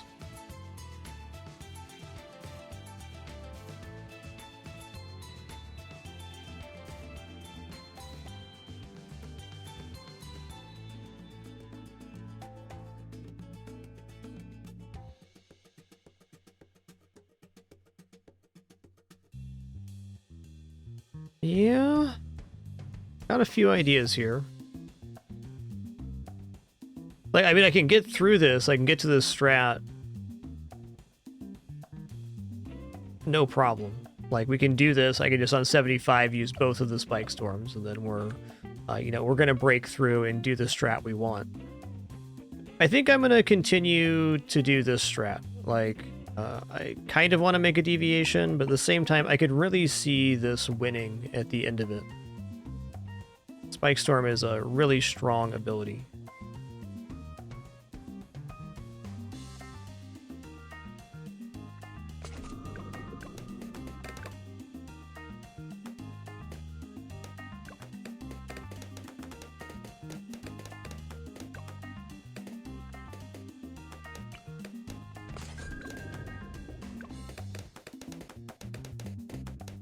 Based on ours, this is definitely not the most difficult map we've done, though.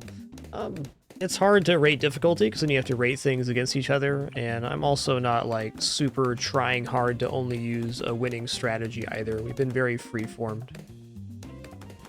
Generally, chimps for me goes figuring out the start, trying a bunch of different stuff out, and then once we get something that works, try a few different heroes, and then just kind of bounce around a bit until we eventually settle on a more permanent strategy.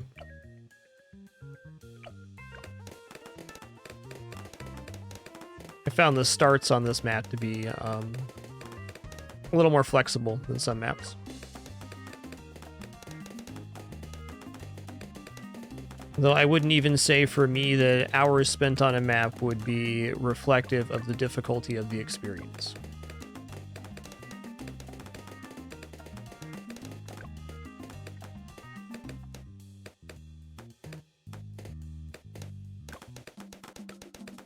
That was really close up there.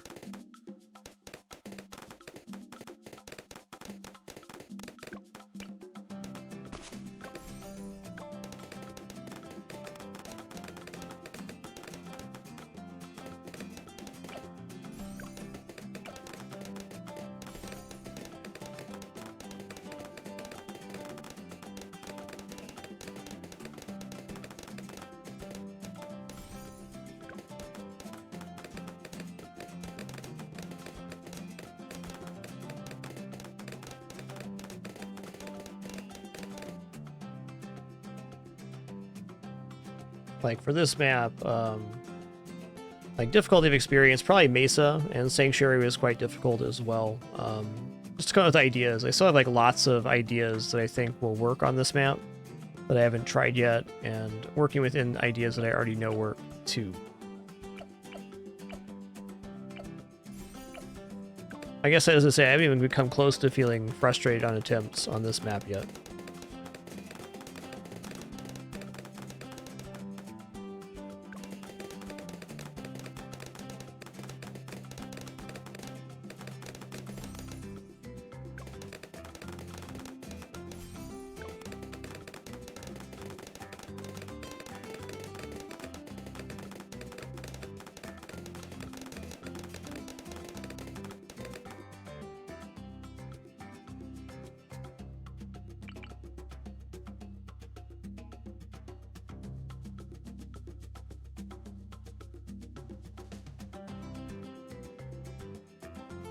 Right there.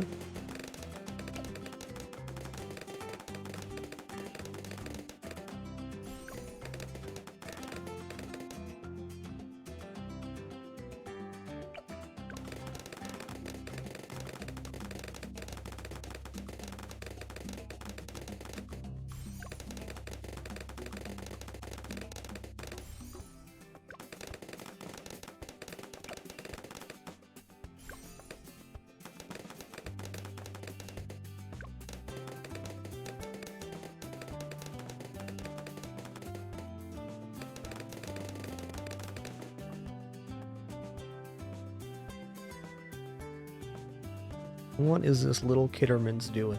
What are you doing, bud? Oh, you stole the box. I see. That's why you're looking around like that. What a guy.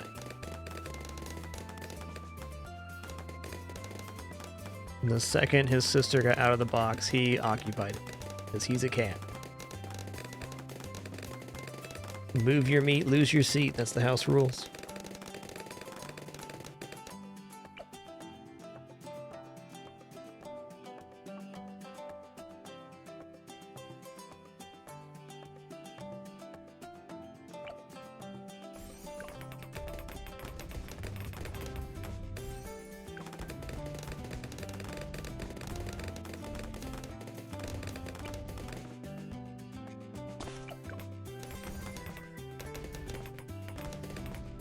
Or better, we're still thinking how to improve this build, and I think I have a way.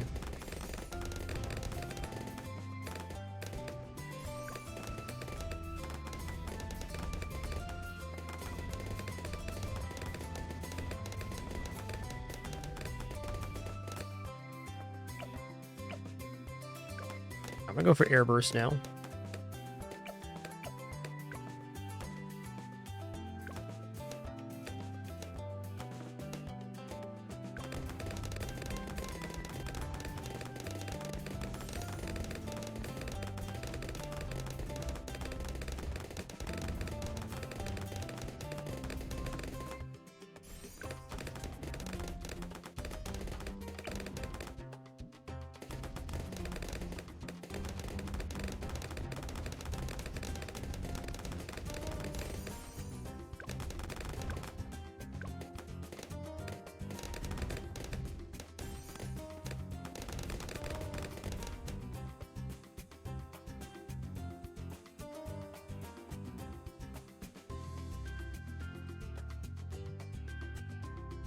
Big part of me wants to just go back to using the spike mines here. But I also want to try to push this carpet of spikes strat. Life's hard, but you have a lot of choices.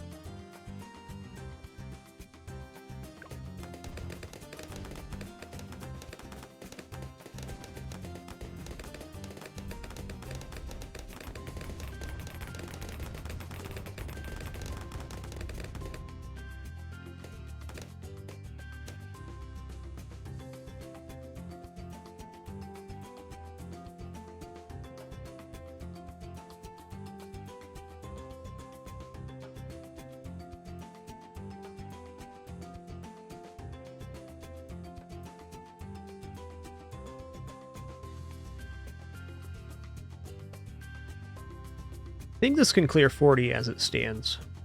So I'm gonna ask myself if I want to add any more water units in.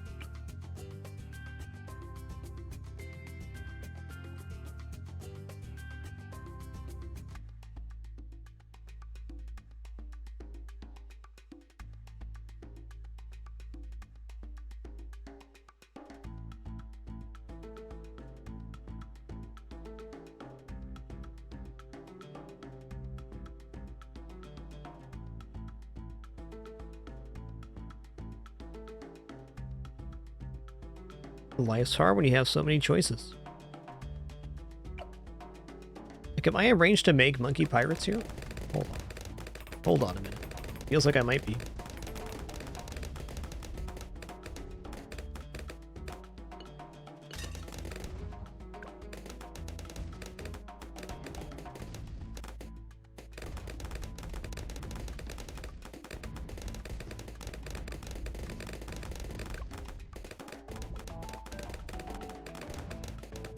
Yoinks.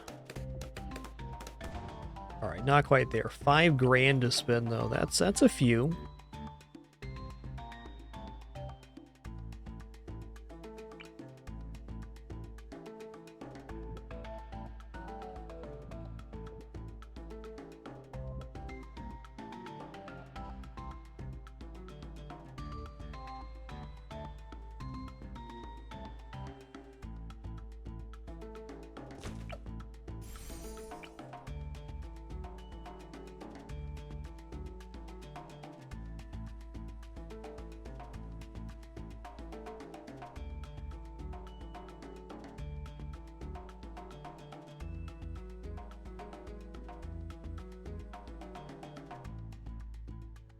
Ooh, I wonder if there's 2 spots down here and room for a medium unit right here. Kind of feels like the answer to that's yes. Because that reaches the track down here, I'm pretty sure. That has to. That definitely does. And everything above that.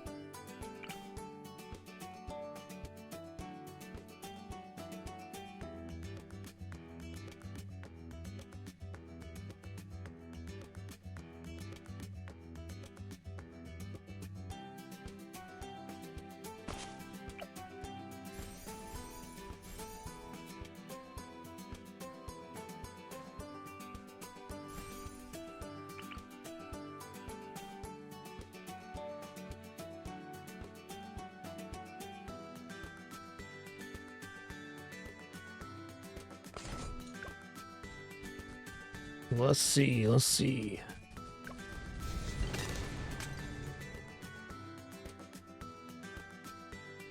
Alright, definitely got that one.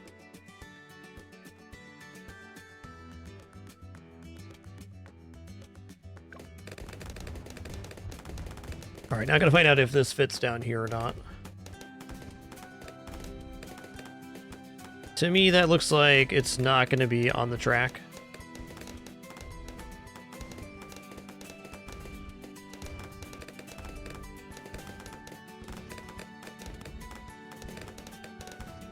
Unless...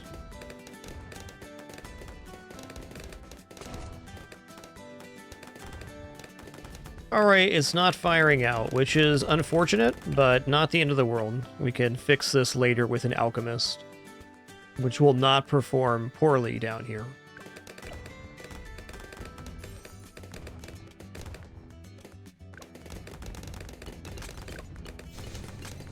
Yoinks. I'm in trouble.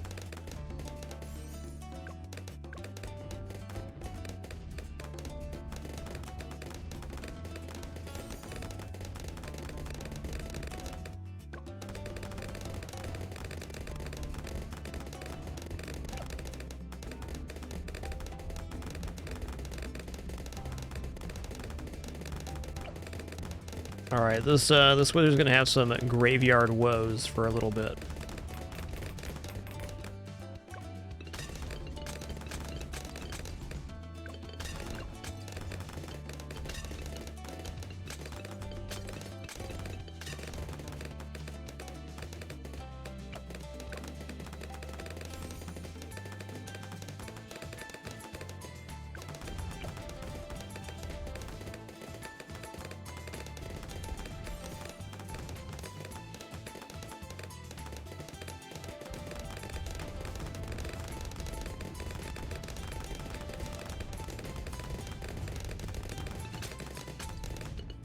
If I bring size placement up a little bit, this configuration can definitely happen.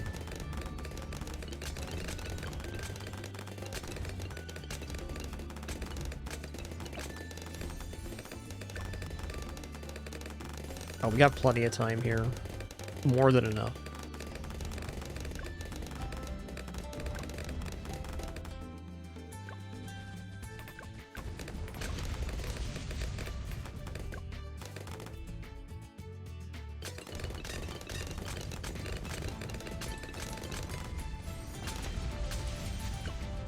I don't feel like upgrading this one until it's buffed.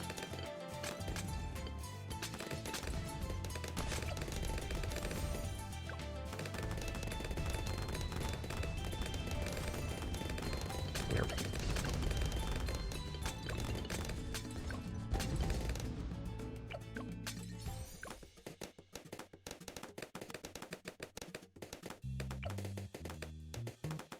Not 100% uptime yet. It will be once I get the higher level buff. Let's make sure we have the usability before 63 first.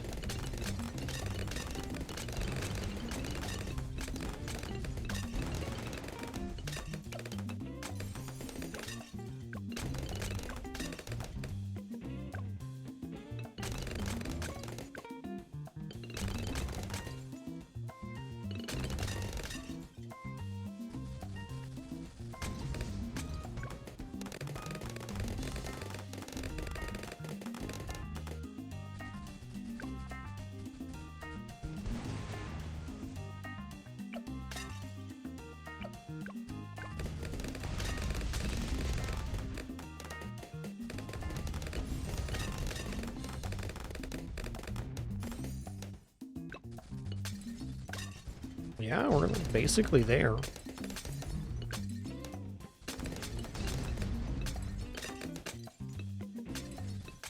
Okay, we have the tools to clear 63 now.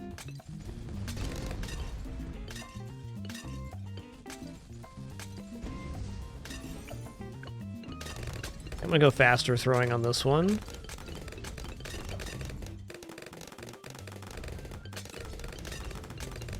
Looking good so far. This should keep it 100% uptime now. Yoink. Alright, let's go ahead and go jungle drums as well, as this is kind of the core of the build at the moment. Can't hurt.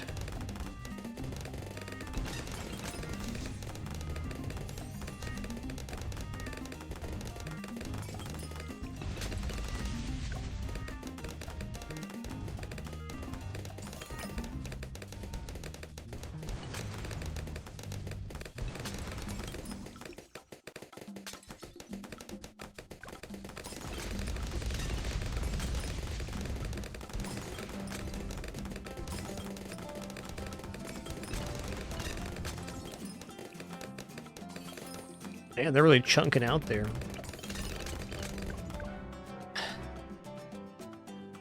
Bless it, dude. Bless it. Okay, everything was fine there if I used my abilities. Again.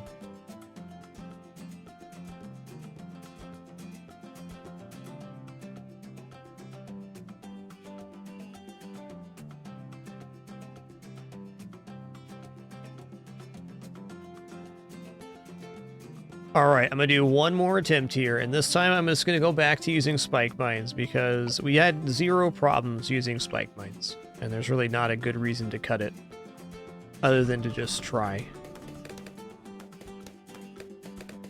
Spike mines will not help me, however, if I do not use my ability. It'll just help everything else feel a lot nicer.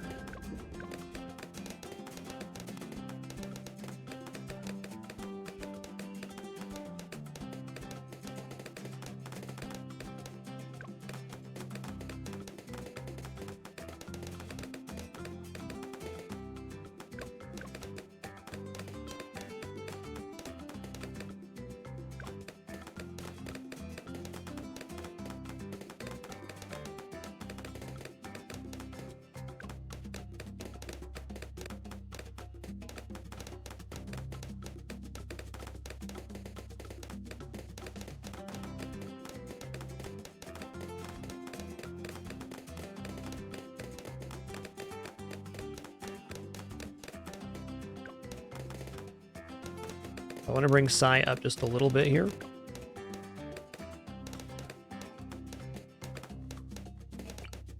Right there. That looks like a really nice place.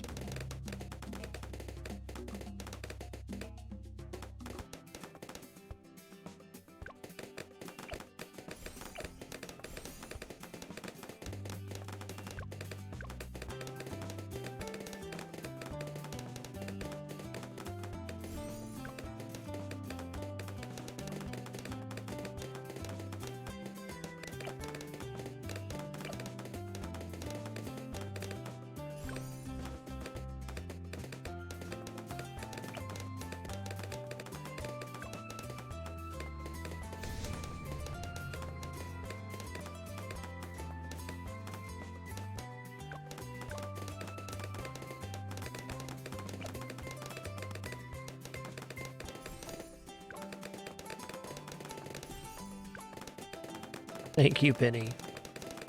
What a good getter.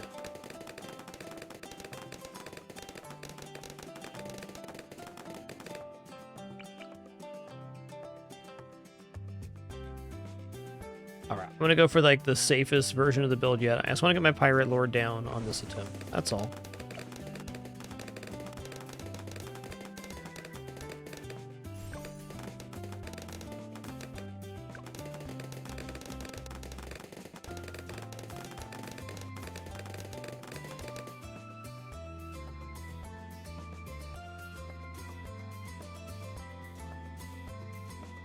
What a good kidder. Uh-oh, now she's being a bad kidder. It's tough.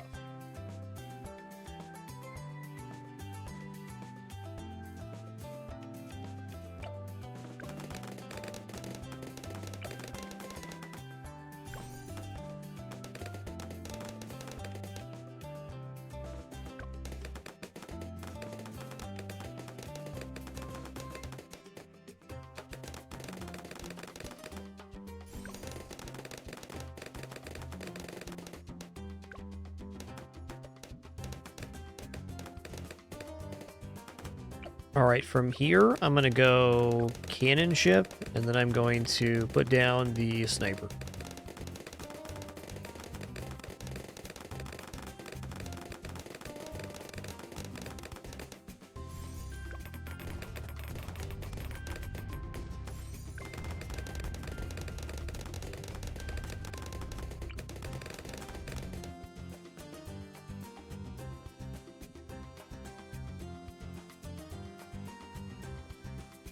Oh, hey, you know what's a really good option here?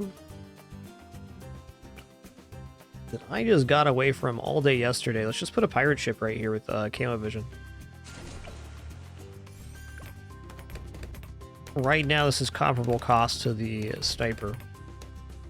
And it'll be a nice offset to our camo vision with the necromancer here, giving us almost 100% camo coverage. Or close to.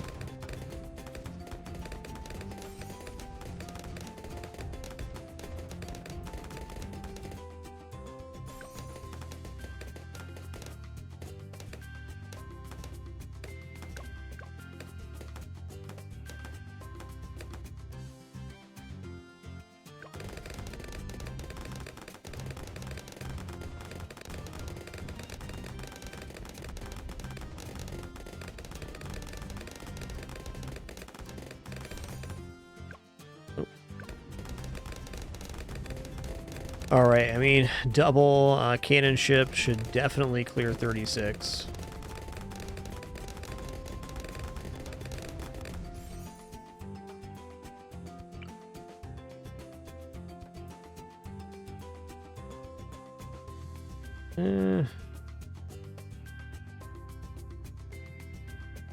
Honestly, this should also clear 40. Let's see how 36 looks with this. Yeah, like, really good.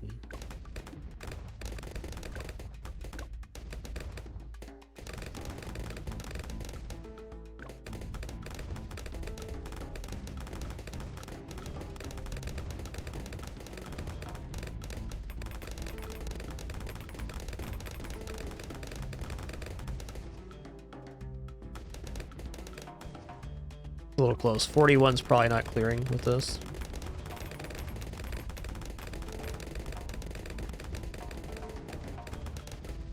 And we're definitely making pirates in time.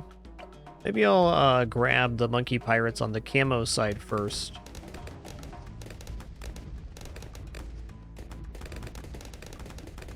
Doesn't seem ill-advised.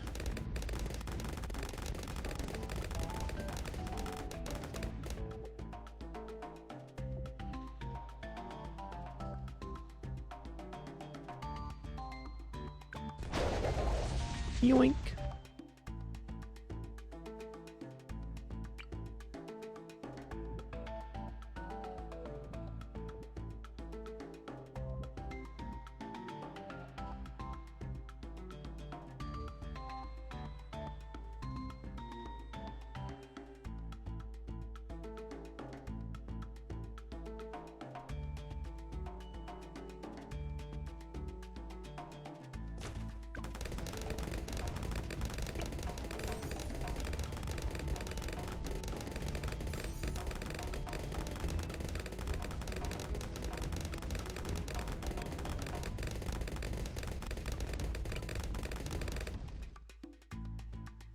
Definitely room for a mage in there up top.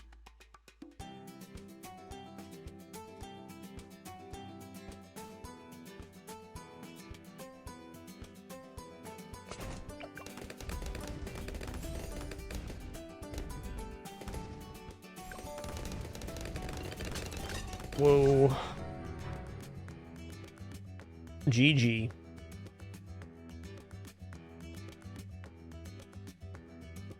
Well, I should really just use my tried and true strat. Well, I think it's fair to say today was not my day for balloons. That's alright. That's alright. I did try out a lot of new stuff. Started with the Zeely today, went back to Psy, tried a bunch of different configurations early game. Didn't get too many shots at the late game, though I now have 3 setups that make it past 95 pretty reliably. I think I'm going to give that one some time for some thugs. However, we are not quite done yet. We're going to do a run or two of Nova Drift to round things out here. I'm really enjoying the new update and looking forward to playing some more. Here we go.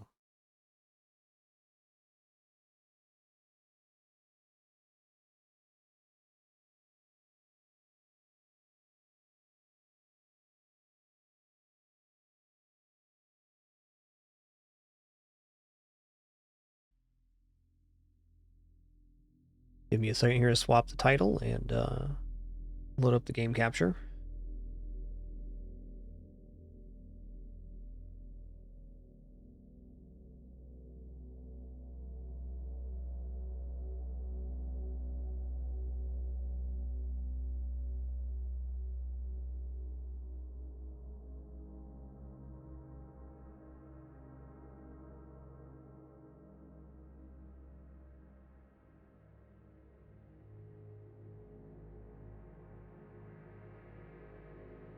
Oh.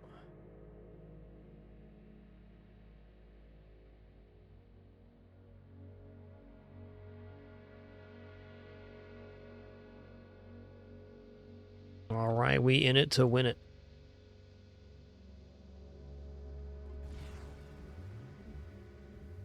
But hold on, I'm not ready yet, game. I'm positioned. Alright, if you're new to Nova Drift, it's a roguelike asteroid-style survival game about being a biomechanical ship and upgrading your ship as you collect experience orbs and going alone.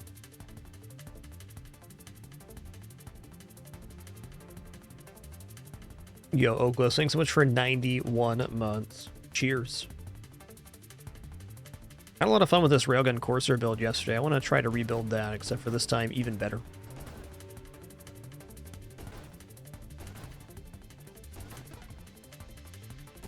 First three upgrades we pick are weapon, shield, and hull type.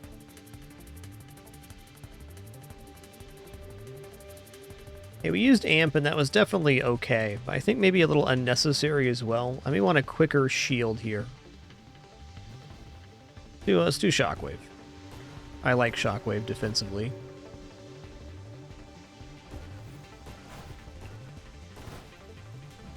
Amp's just more damage for railgun, but I don't think that you want to use amp exclusively with railgun, or at least I don't.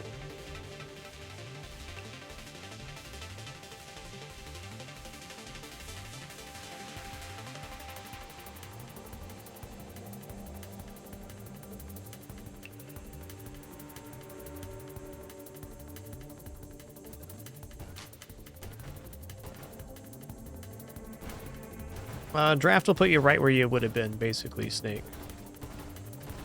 You get maybe a little bit less score for starting on draft mode.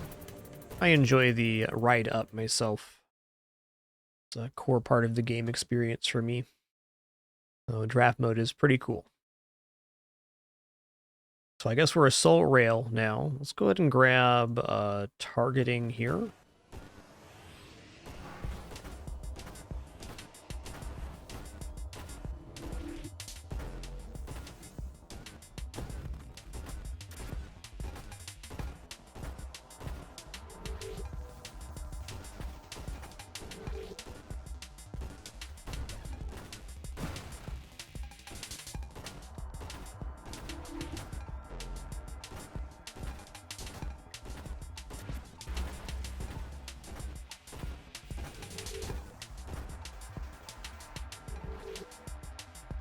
Draft mode's really great if you want to just get a handle on some build ideas, I think.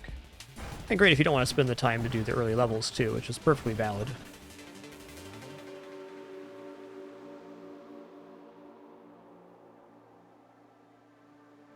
I think for now I'm going to go homing strike. We could take the two other projectiles, just because it's two mini projectiles, which also do okay damage. Enough to clear early stuff anyways.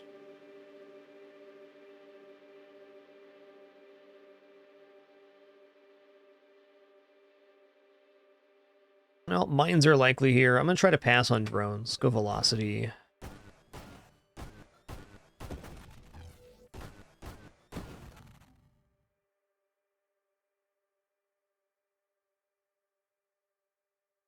Yeah.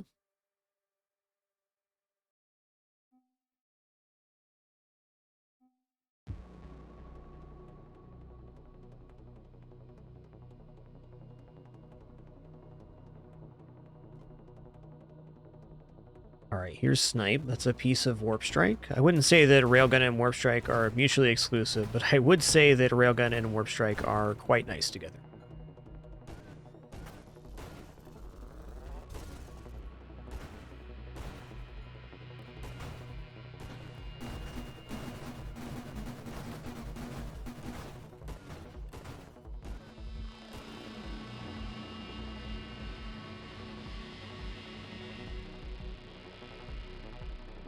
Let's go ahead and grab Volley here.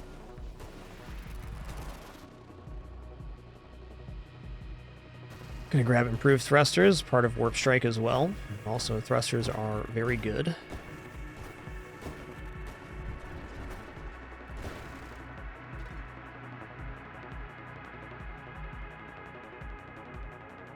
I will take some Improved Hull, thanks.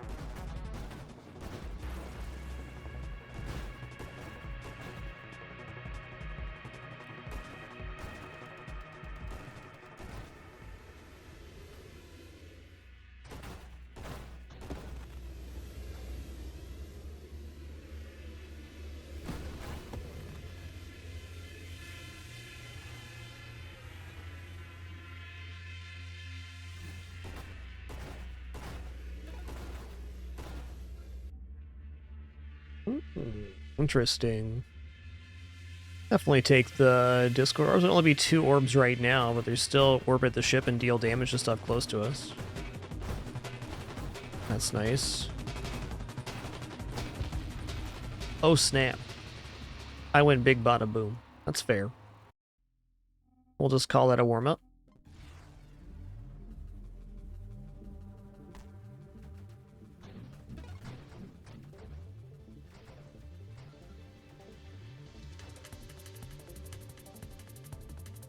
Take darts.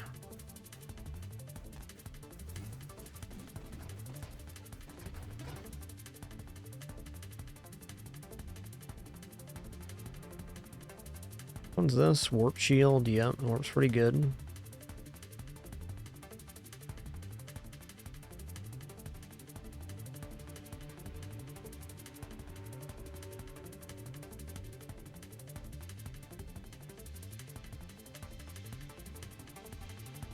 I'm gonna go for orbital shield here.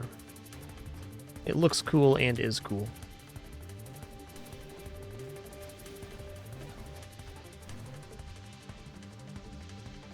Alright, here's Courser.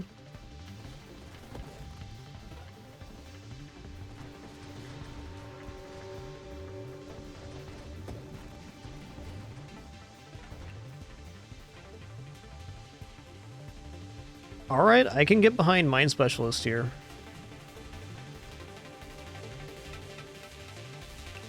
Let's take a little targeting. Corsair fires from the side, so targeting's a little bit awkward. That mod helps out a lot.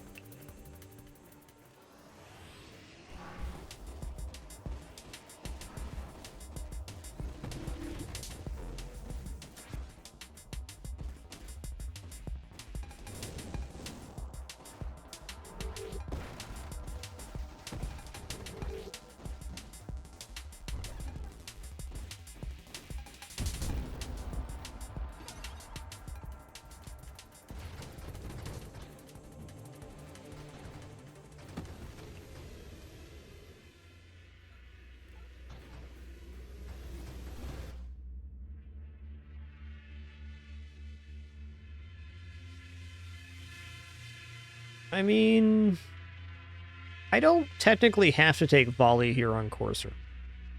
Say that. Let's take Magnitude. We already have bonus projectiles. More projectiles is generally preferable with darts.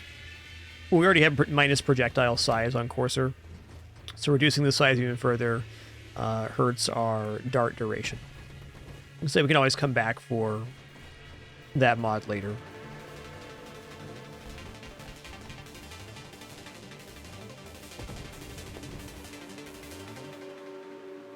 Okay, part of Warp Strike. Corsair on this build really craves Warp Strike because we're often hanging out horizontally from enemies, and then if we're not shooting through the screen, we're not hitting on both sides.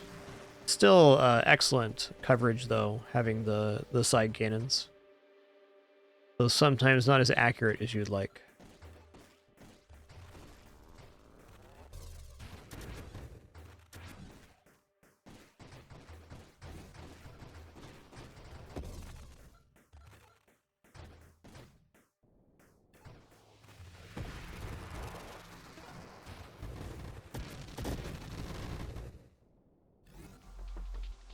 Ooh.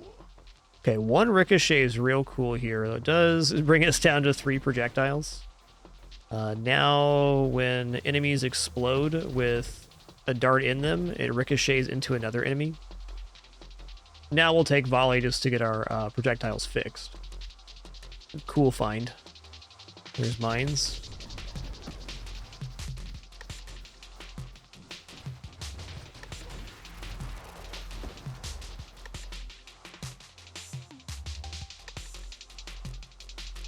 Okay, let's work towards this. I'm gonna grab improved thrusters here.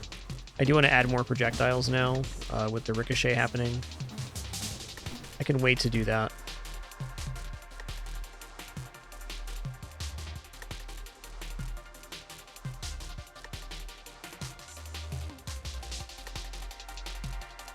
I don't know, maybe I'm dropping my shield on this build.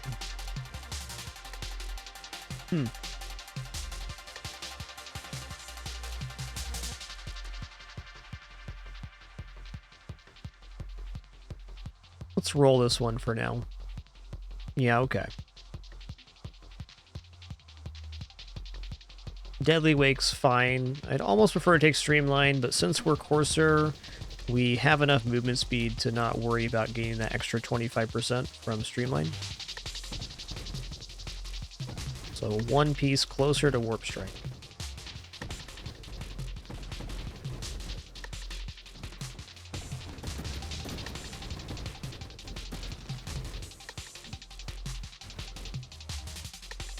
Alright, Warp Strike's officially in the pool. Ooh. I'm gonna take the Discord Orbs. Love this mod.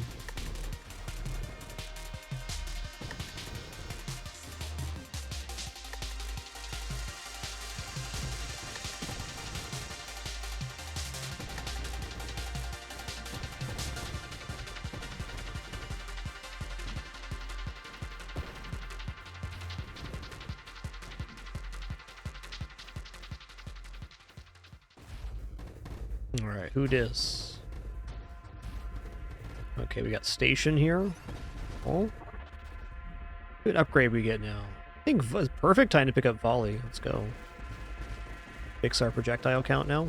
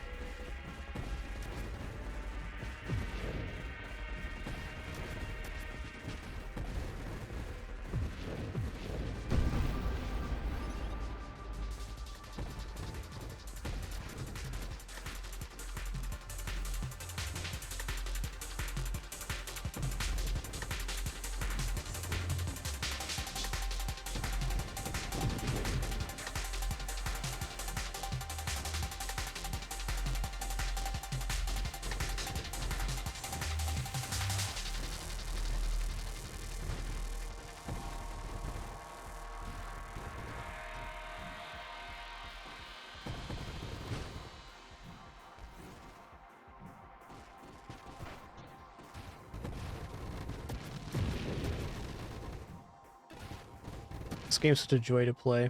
So good.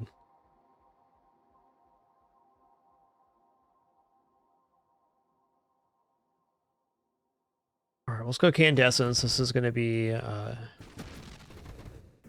additional burn damage from the darts.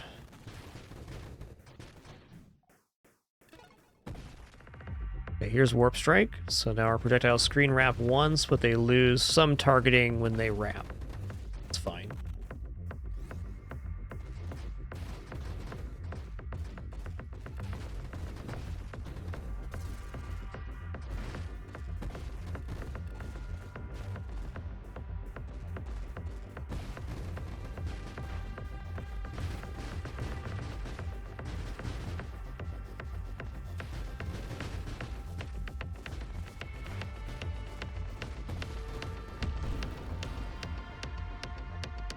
Loaded mines would be pleasant now. Man, Death Blossom? Okay, we kind of have a focus now. I'm going to be going either Tempest Break or Infusion or both.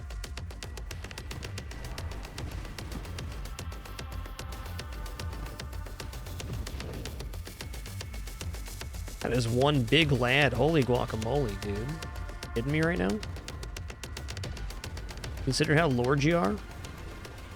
What is this? Why are all this stuff spawning at once? Excuse me? Excuse me, sir. Excuse me? Excuse me? Alright, loaded mines, definitely.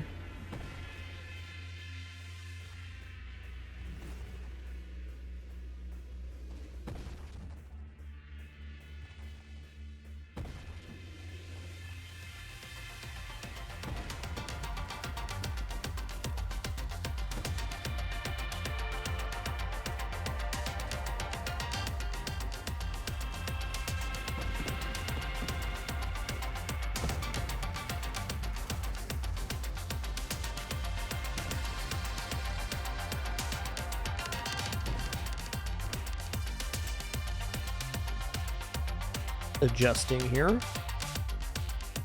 Dang, Oaklis11, thanks so much for 91 months and that tier 2 sub. Really appreciate that. Sorry for missing that earlier.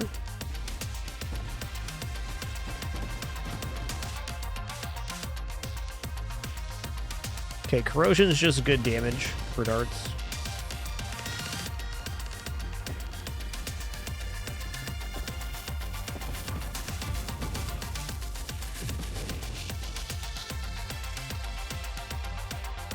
Same with purification, great damage here.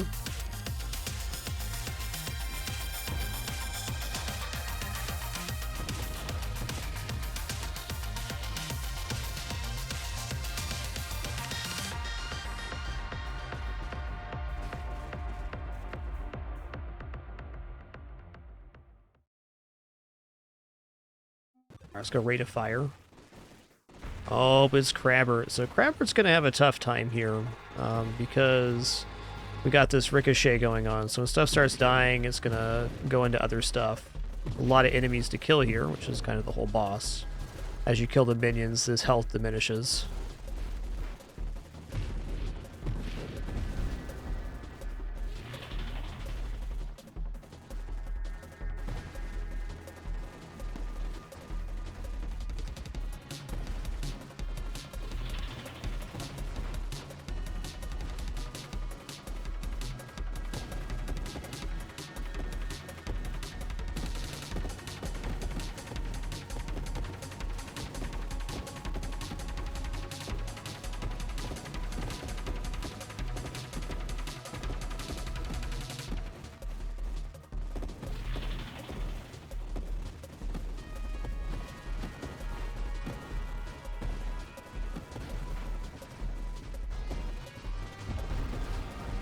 Whoa! Dude, that's super spicy.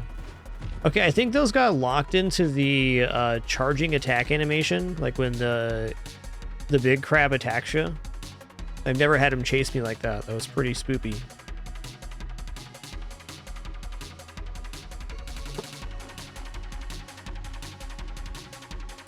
Yeah, let's go Elegant Construction just to beef up our mines here. Our mine production.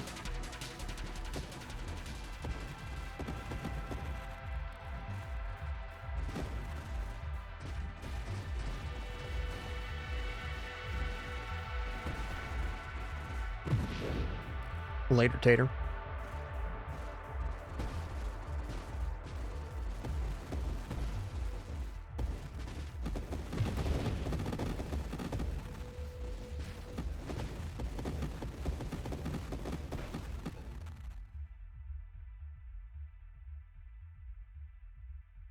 I do absolutely want space breaks here. Stabilization. Let's go. There are breaks you can use in space.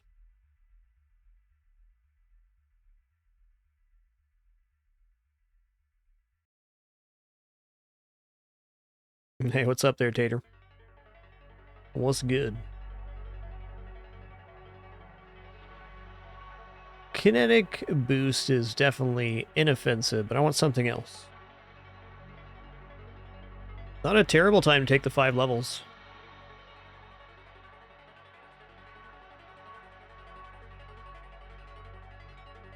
Let's go for it. Okay, guidance is going to help our darts hit. Agility sounds sick.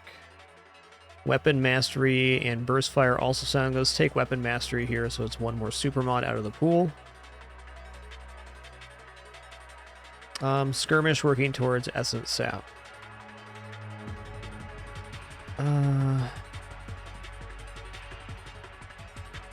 Payload's definitely worth it damage-wise.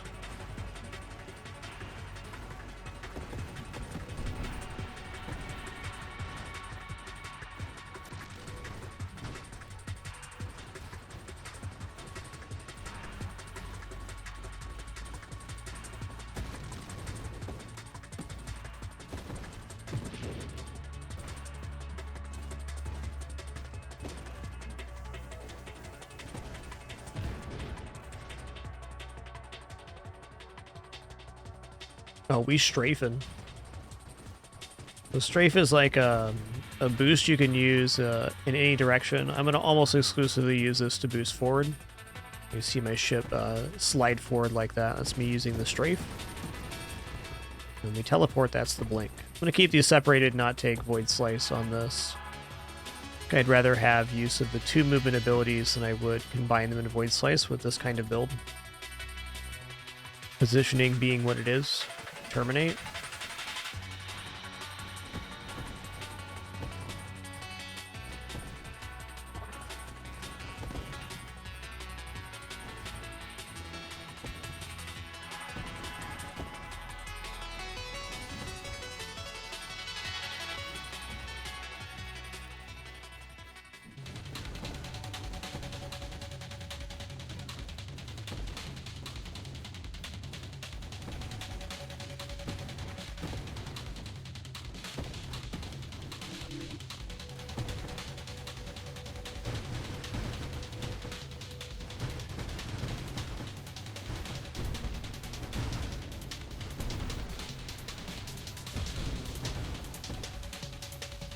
The essence sap, awesome.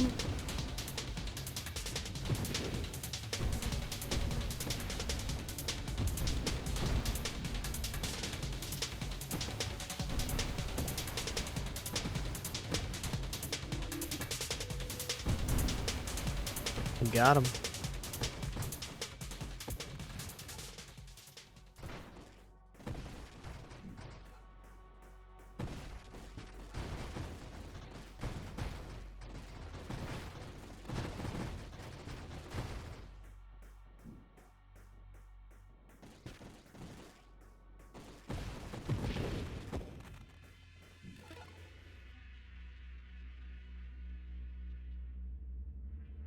Oh, there's some good mods here. I'm going to take Warpath to increase our fire rate as we kill stuff. We're almost always killing stuff with this build, so... Fire rate's excellent. Fire rate even can increase the amount of darts coming out of our mines.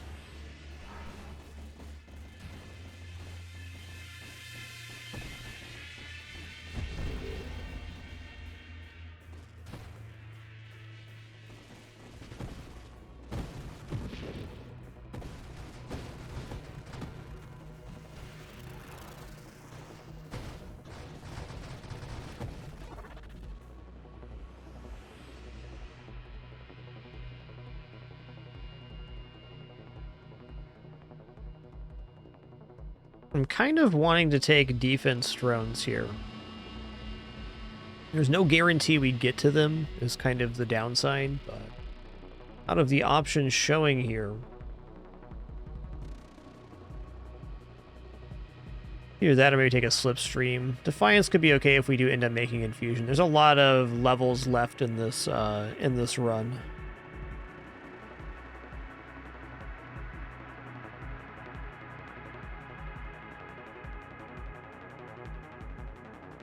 I think defense drones sound pretty cool.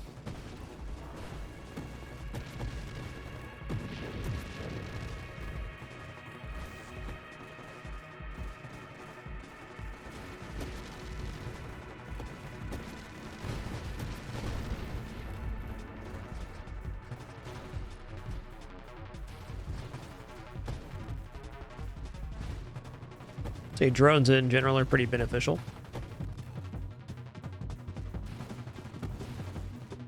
Yeah, levels get harder and harder to get. Without any mod help, around level 50s is the most you'll probably see in a regular run. Defense drones. They drone in and they defend in.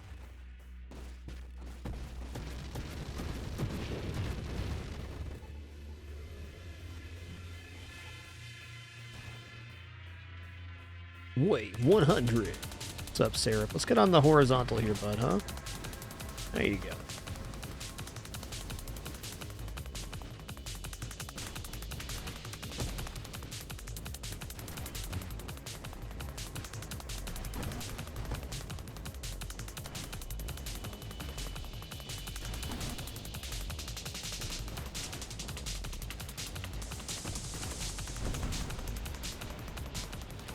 Big bada boom.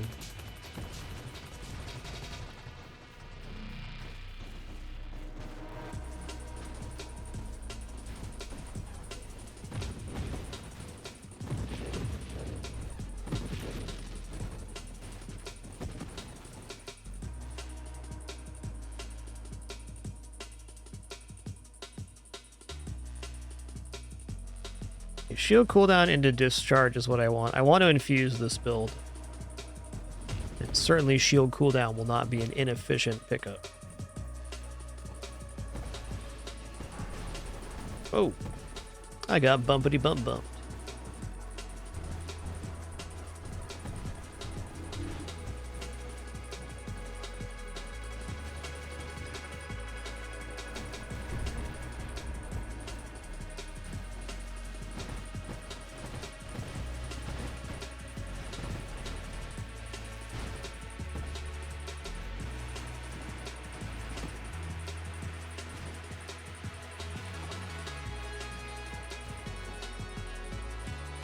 Okay, here's Counterpulse. What I want. Your drones gain a secondary attack. Counterpulse deals 100 blast damage in an area around them and can fire every 3 seconds. Counterpulse charges up its blast radius and damage while not firing with diminishing returns. Additionally, when your drones take a hit, Counterpulse is triggered. Triggered Counterpulses ignore cooldown. In short, our drones do shockwaves, which increase in size if the shockwave hasn't gone off in a while. Really good up-close damage. Really nice when you get surrounded by a lot of small enemies.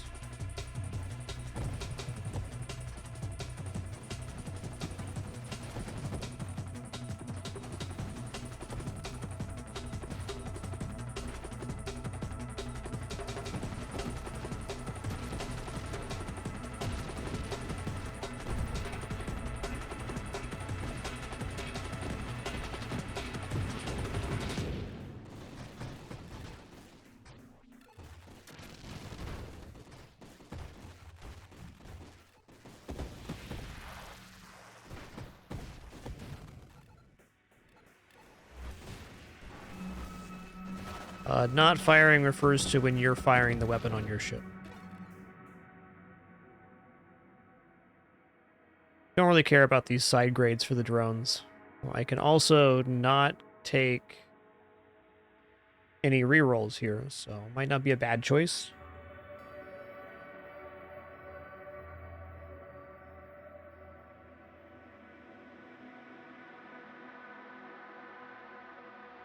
Splinter would be the other one. I feel like this has less value with Ricochet. Battlefield size definitely isn't bad. This is kind of the first clunker pick we've had here. Let's go ahead and take a Farsight. It's 7% battlefield size. Not bad.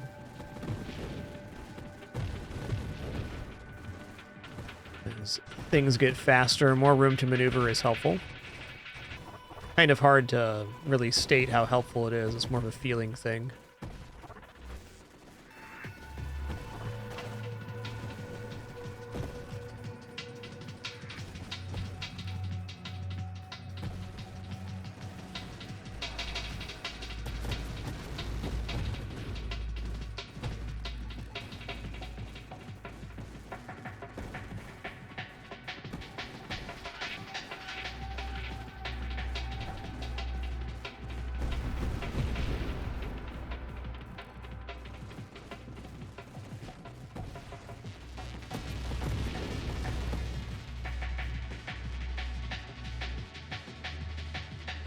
Okay, this protects us from blast damage. So this is a definite possible take. I think I'm going to take Charge Shot because there's not that many levels left. And I want my mines to be charged. This will be a massive damage increase. It'll be a little bit annoying for a second, though, because I got to charge my... or not charge my shots by tapping the fire button. Surely charge mines will just show up next level for us. Why wouldn't they?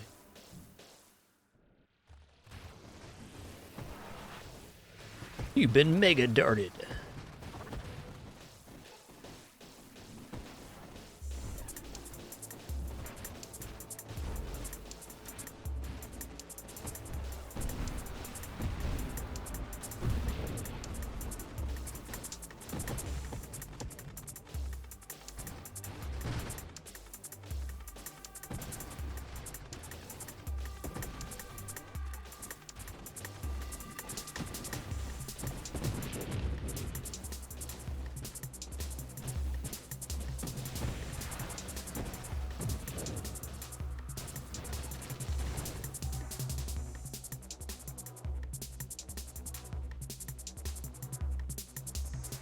Don't really care about this. This is an interesting winnow, probably a bit dubious. Blast radius is still quite good for us. I also don't get rerolls, so that's a tough one.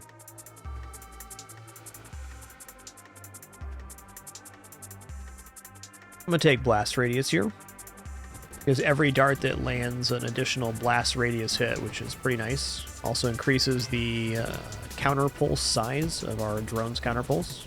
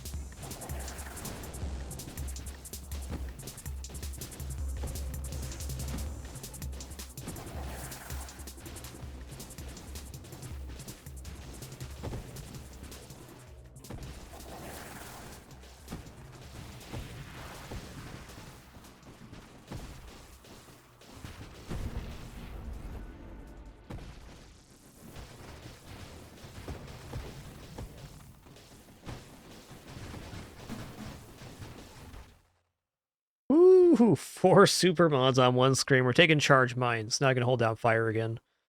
So it's going to make the mines that we do deploy charge up using whatever our fire rate is. So it's a much bigger darts going to be coming out of the mines is the bottom line.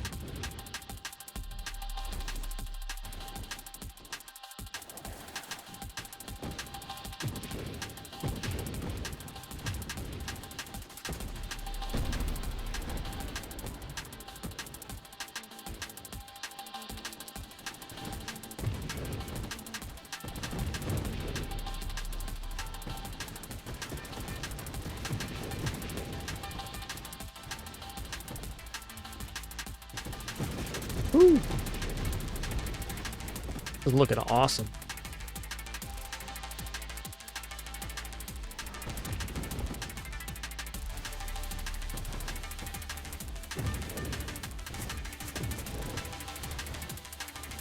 Alright, we have this little safe moment here. Going to take this level. And it looks like our ads are about to play. I'm going to take a short break with that. As a reminder of our format, we do 3 minutes per hour, which is exactly enough to remove pre-rolls on the channel. I'll just return in a few minutes here. If you let those play, thanks so much. Those support a lot. If not, totally understand. Be back in a few minutes for some more fun.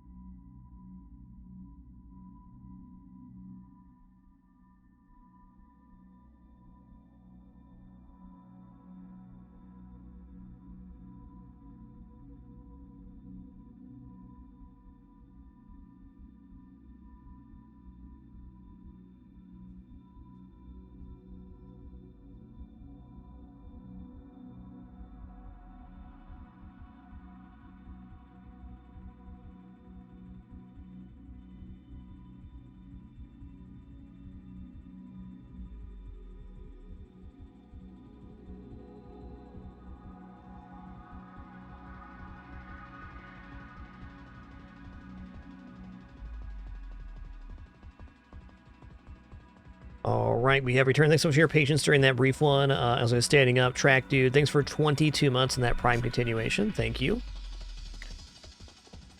Out of the choices that are on the screen, I'm taking Burst Fire. Give us more fire rate for mines and also just more projectiles generated by the ship. Probably one of the best offensive upgrades left in the pool.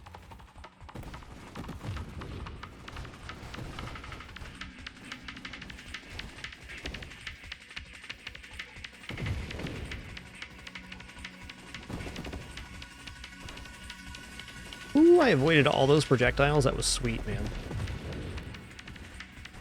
That was sweet.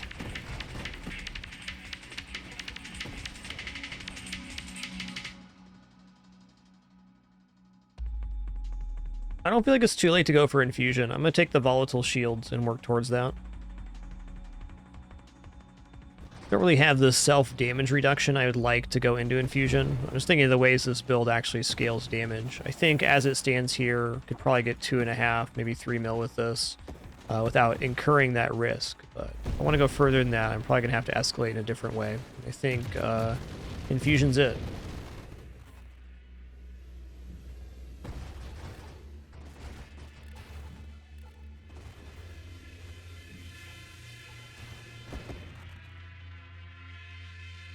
Adjusting.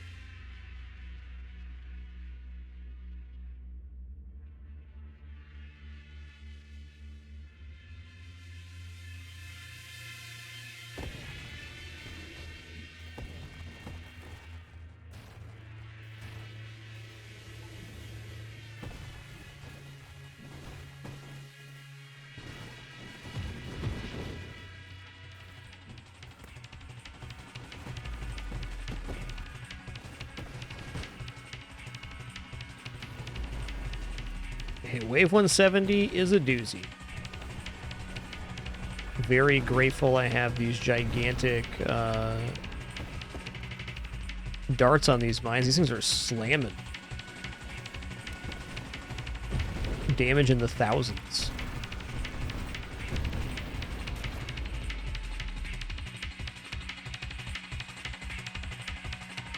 Well,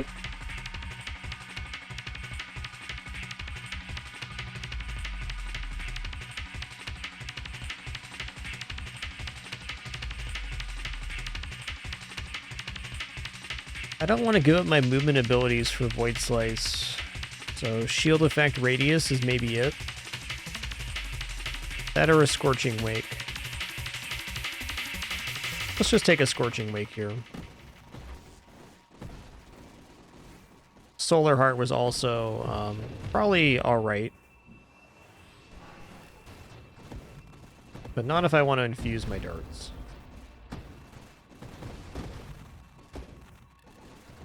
What's really making this build work so well is Ricochet, because when these darts land out of the mines and something dies, they bounce to a new target one time.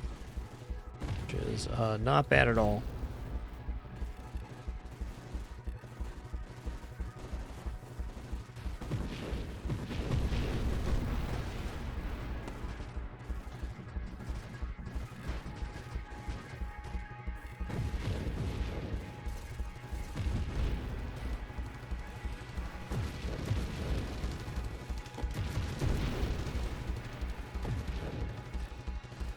Shield's almost down.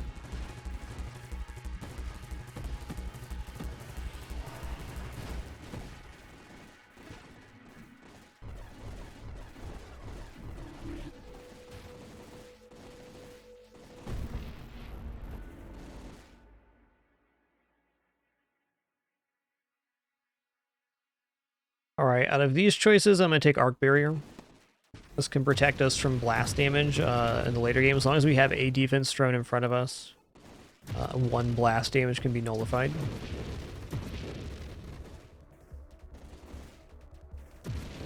And blast damages are some of the larger player damages in the game. Specifically the Bulwark guy that charges up you hit his front, which is inevitable with this kind of build. Oh man, sorry about that, dude, but not that sorry. That was cool.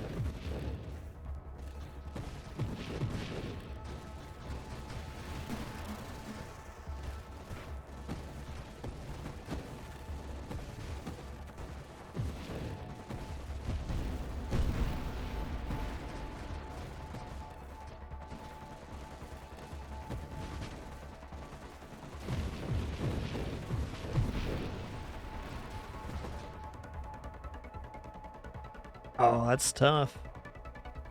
Alright, I'm gonna go discharge so it puts infusion in the pool. Right now, this could be a very sketchy moment in our run.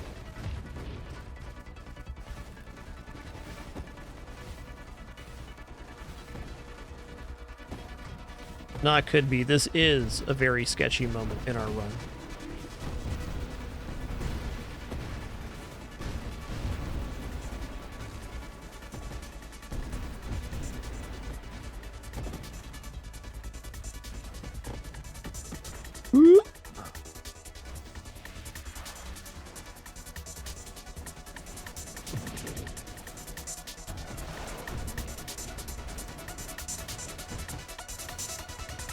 We also can't reroll for infused, so we're a little at the mercy of the game.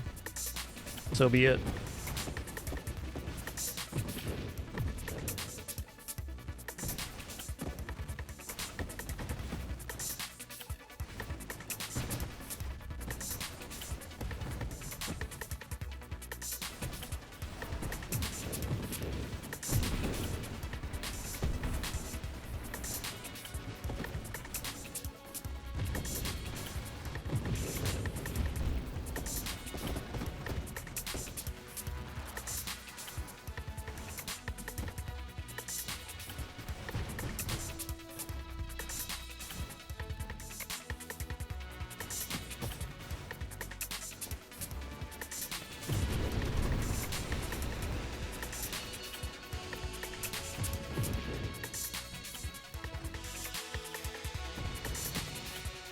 Oh, so lucky. Okay, discharge now deals 8% of your current shield with self-damage to you, then adds it to the projectile.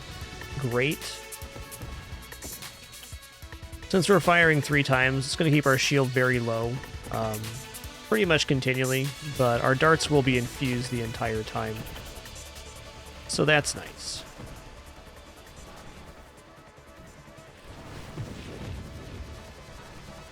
Shield cooldown still technically works too, and if we can get Tempest Break working, which would be really cool, though doubtful at this moment, that'd be a small improvement.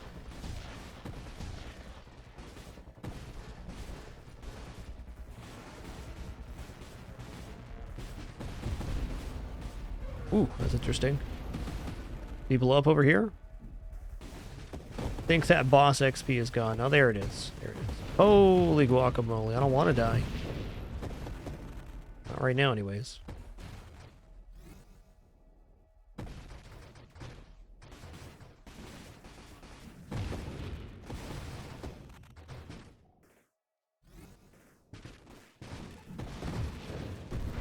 This is keeping the orbs a pretty decent size here. There is some benefits to this.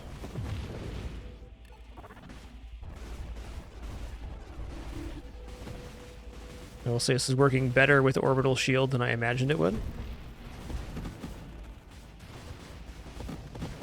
Oof.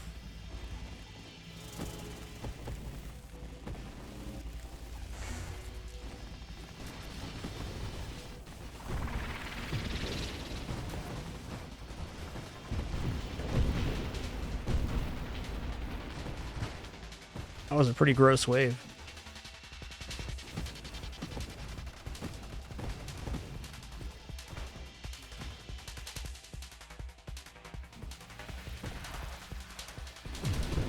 Oh, what a spawn.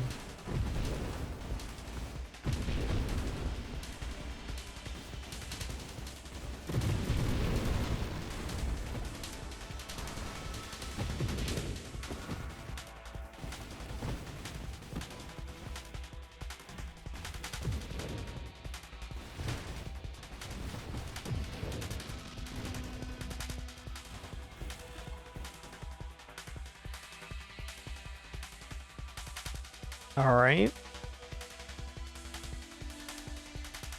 And Reconstitution's probably it. What does Concentrated Blast get us? Ooh, antimatter rounds. All right.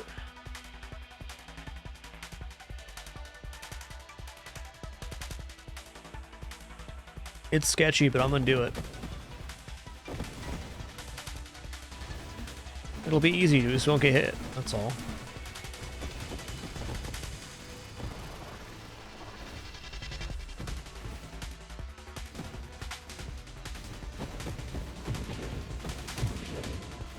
think all I gotta do on this build now is just make sure when I'm firing that it's meaningful, not just holding down fire, and that'll be especially true when I have antimatter rounds.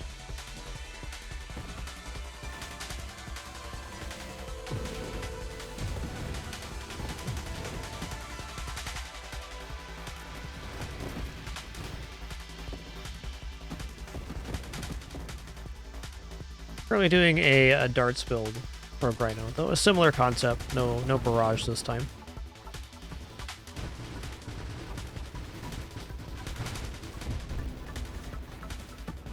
The Railgun Courser also had antimatter rounds and infusion, though. A similarity there. Ooh, that's really close to dying. Wow. That's the kind of wave that's going to get me, for sure.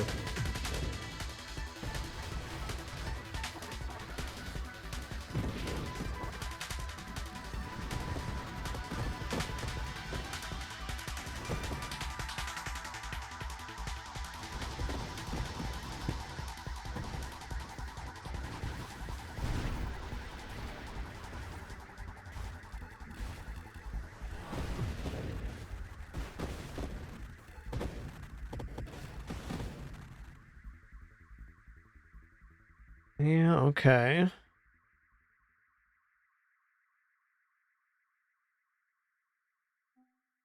think we're going kinetic boost. It's a pretty large damage increase, especially with how fast the ship can move and does move.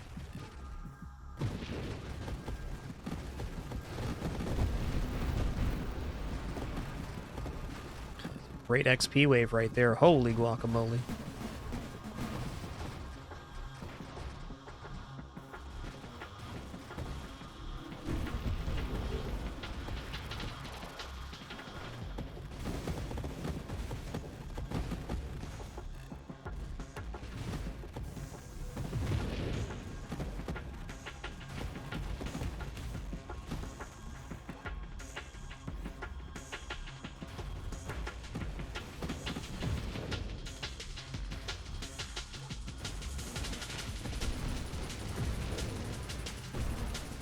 Whoa! Hit him with the smooth 20k. That'll teach you to hit my mine.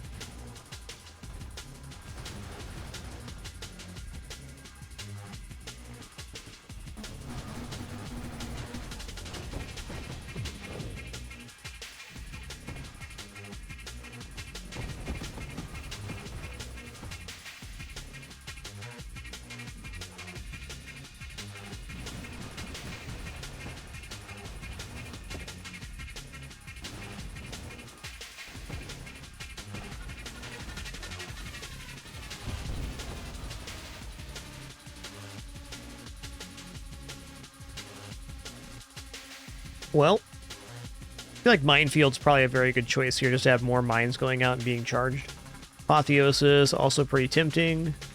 Only collide with enemies, targets, and most hazards. I really hesitate on that, though. I think I gotta just keep working on movement. The less hole is very concerning, because at some point my shield is going to go down, and when it does, I need to have some hole to probably survive the shredder mine explosions, or whatever it is that's hitting us.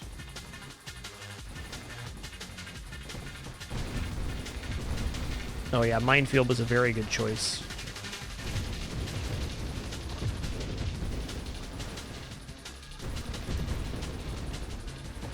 Look at this cool lad. He's so cool.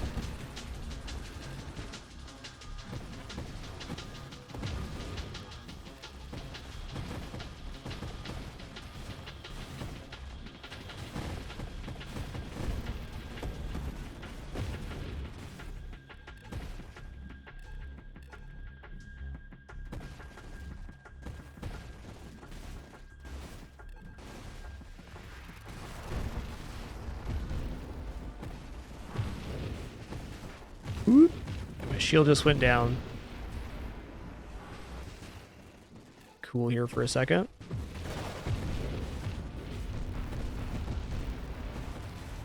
That worked out nice.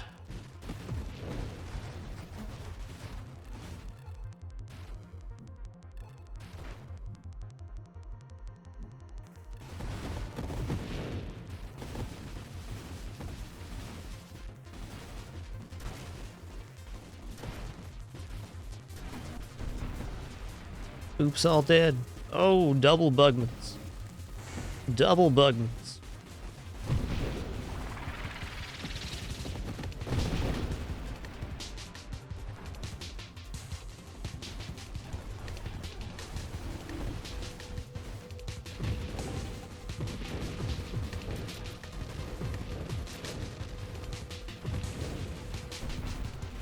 Ooh, lad.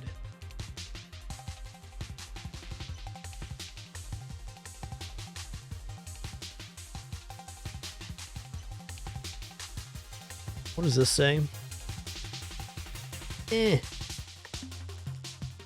Cannot affect weaponry deployed by mine constructs. I don't like the knockback recoil here. Some self-damage resist doesn't sound bad. Just 20% shield durability is not shabby either.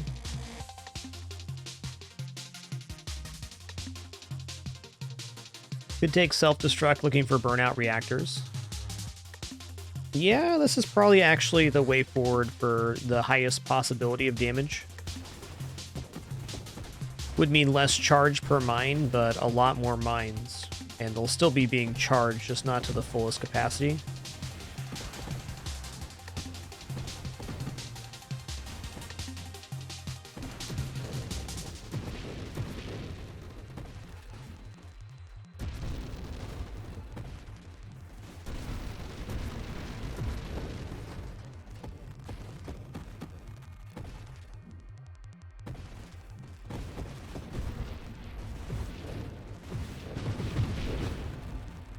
Wave 300.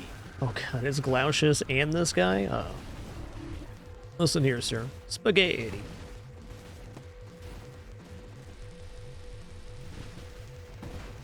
Okay.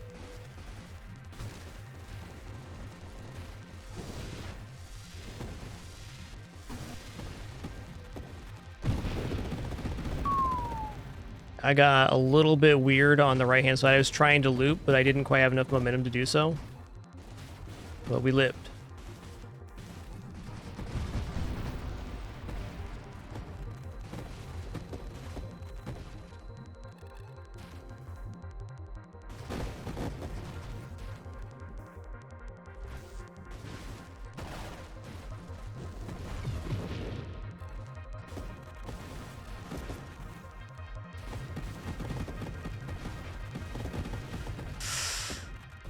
Okay, shredder mines are scary.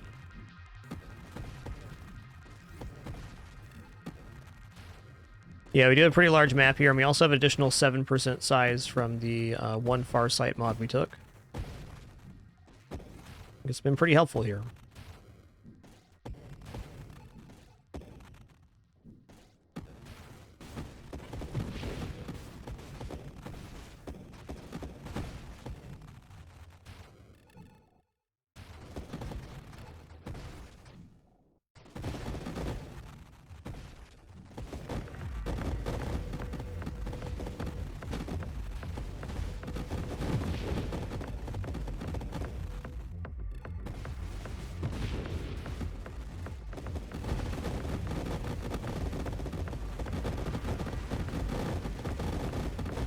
That was one crunchy wave.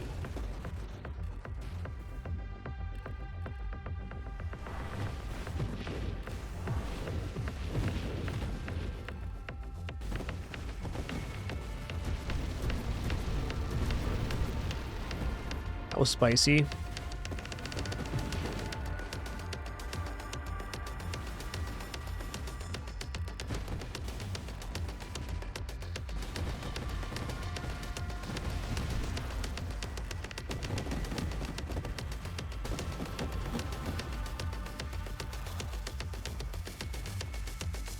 Alright, broke 2 mil. Feels good.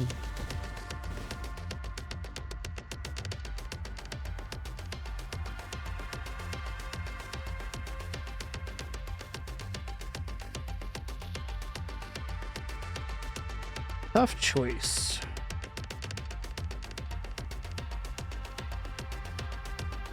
Well, with no rerolls, I'm leaning towards Streamline.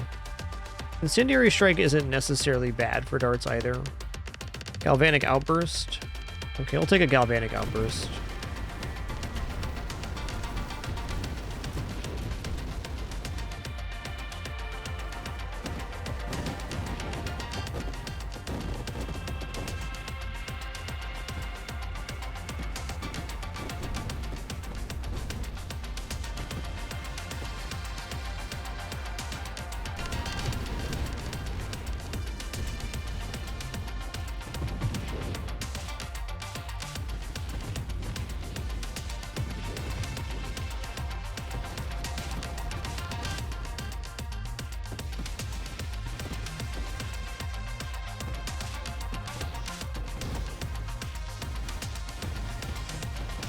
Ooh, 31. Yeah.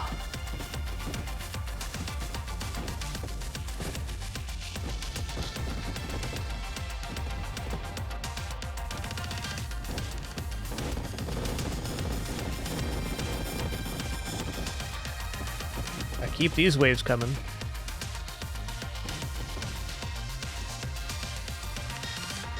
Yo, user error. Thanks so much for 2 months. Appreciate that continuation, dude. Thank you.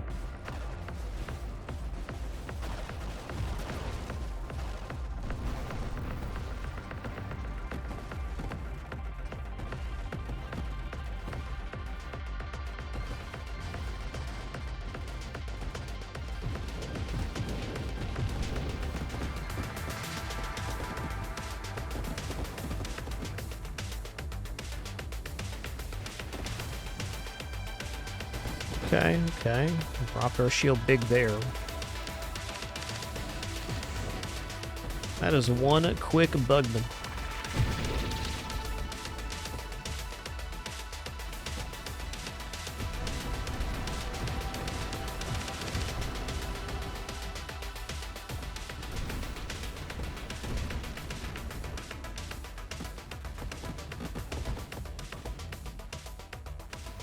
Yo, thanks so much for that support. Nogling, thanks for 72 months. And Barwin RS, thanks so much for 27. Appreciate those continuations. Cheers.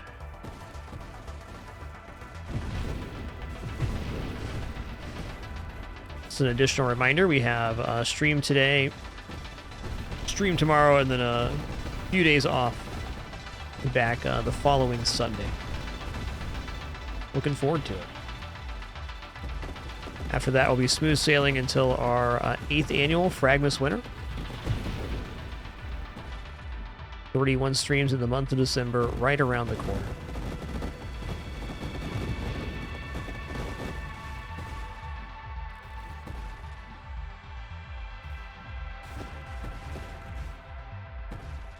I'll say on this latest patch, this game is running great for me. It's always run pretty good, but it's exceptionally smooth in my last couple of play sessions.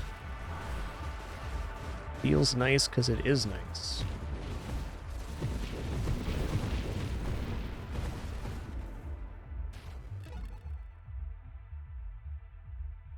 Okay, well, antimatter rounds is definitely risky, but we're already here, and we are regenerating, and we have mines this time, so it makes sense to me. Gonna make our darts a cool purple. Who doesn't want that? Alright. Thanks for the nice little break there, game. Very rare respite in the late game here.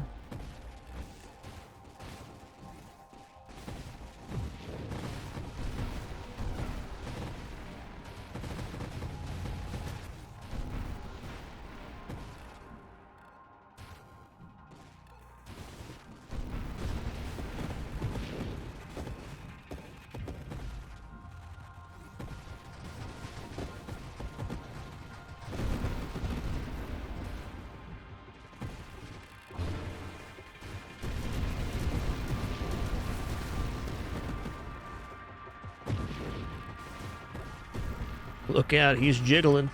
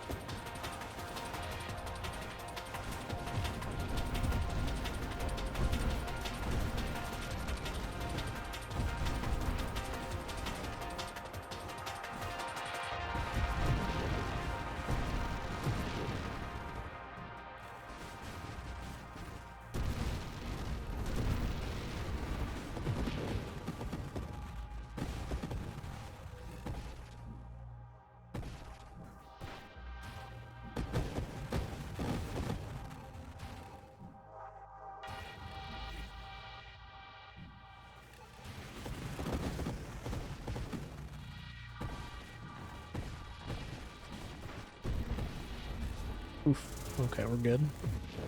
Orbital shield helped me out big time there by degenerating those projectiles.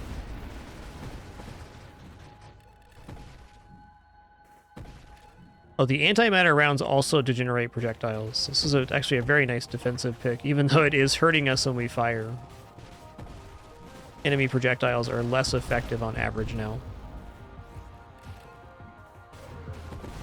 Yo, what's up, dude? What's up?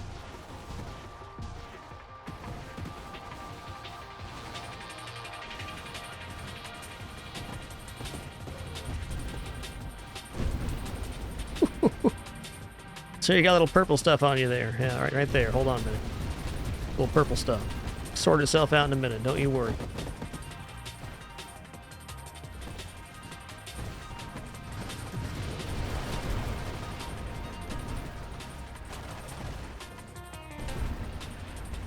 Dun, dun, dun, dun.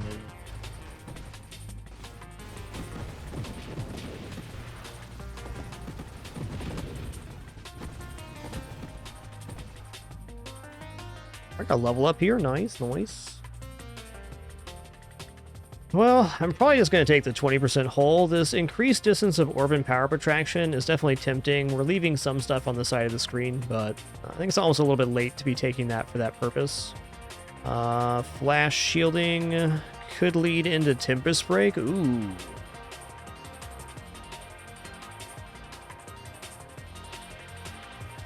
I don't know about that right now. Let's take the guaranteed stat here.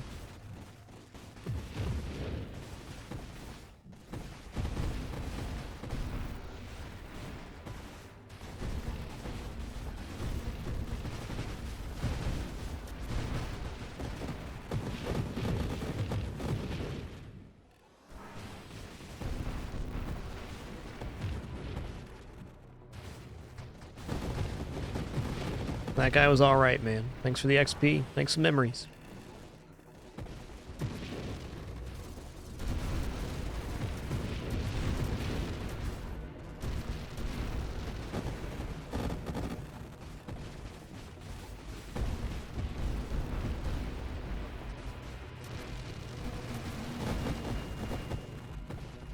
Yo, SimX47, thanks for 59 months. Much appreciation.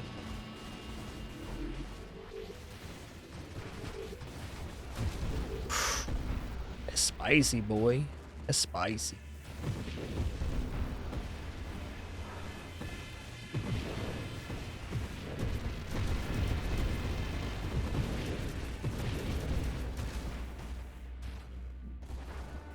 Oh, wave 400. Okay. Okay.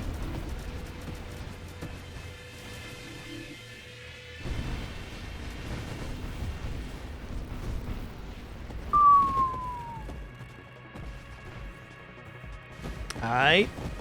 Really lucky that Singularity was on screen for that spawn, and that it was the red guy that didn't despawn the Singularity. Also really sketchy.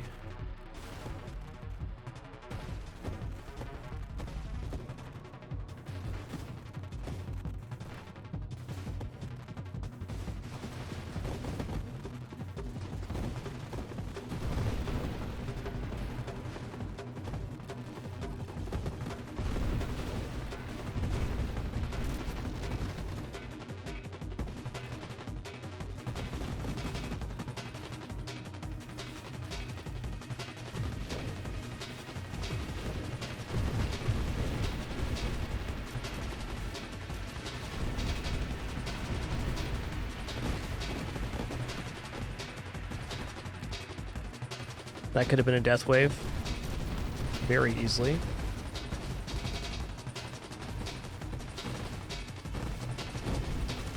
Oh, dude. Holy guacamole. That was a lot of mines there, bud. Mercy, mercy. Yeah, we're over 3 mil.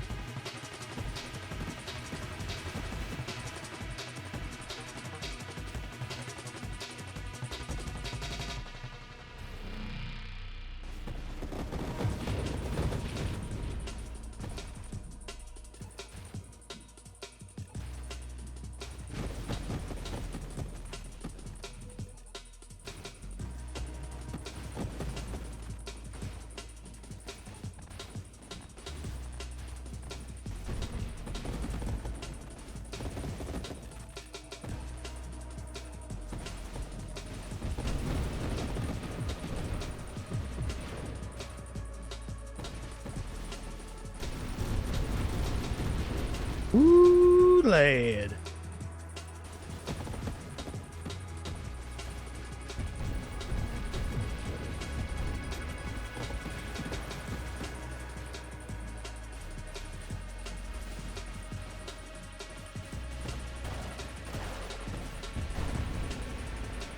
Antimatter rounds is such a good counter to those guys. If your shots are hitting theirs, that is.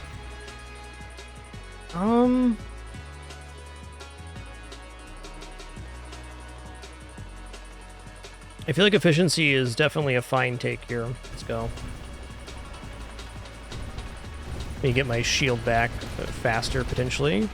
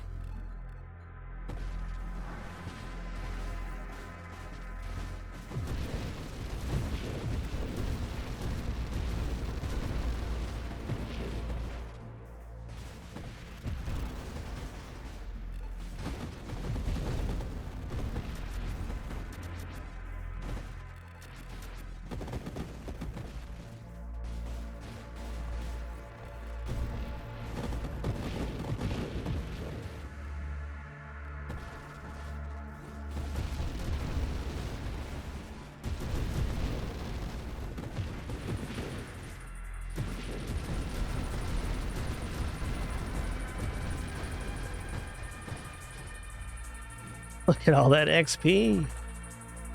Don't waste it now.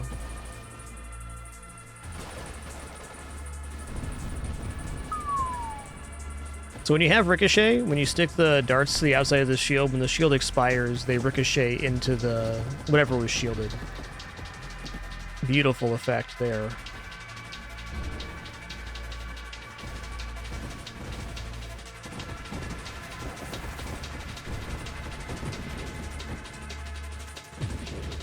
Watch out, he jiggling. He jiggling right now. Oh, he jiggling mad.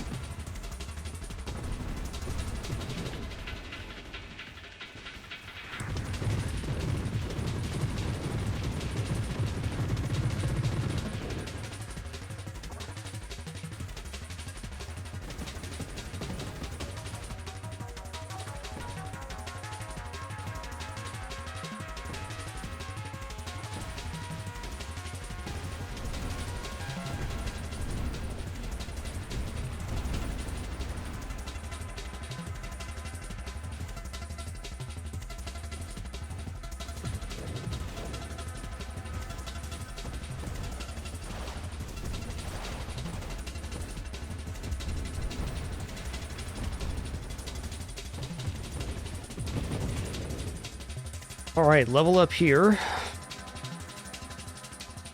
Man, that's tough. Maybe just spontaneous generation here.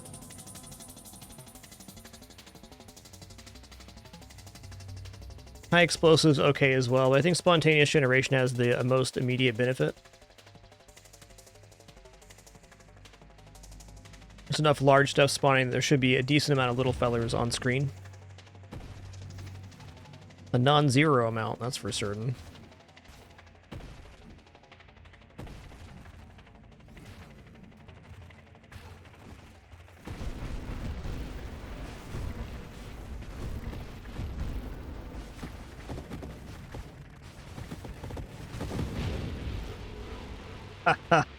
GG. There it is. Yo, man, awesome run there. I think that one could have broke 4 mil. I think I would have formulated this a little bit different, but all in all, there you have it. Almost 600 hours played. That was our third best run of Nova Drift ever. Feels nice because it is nice.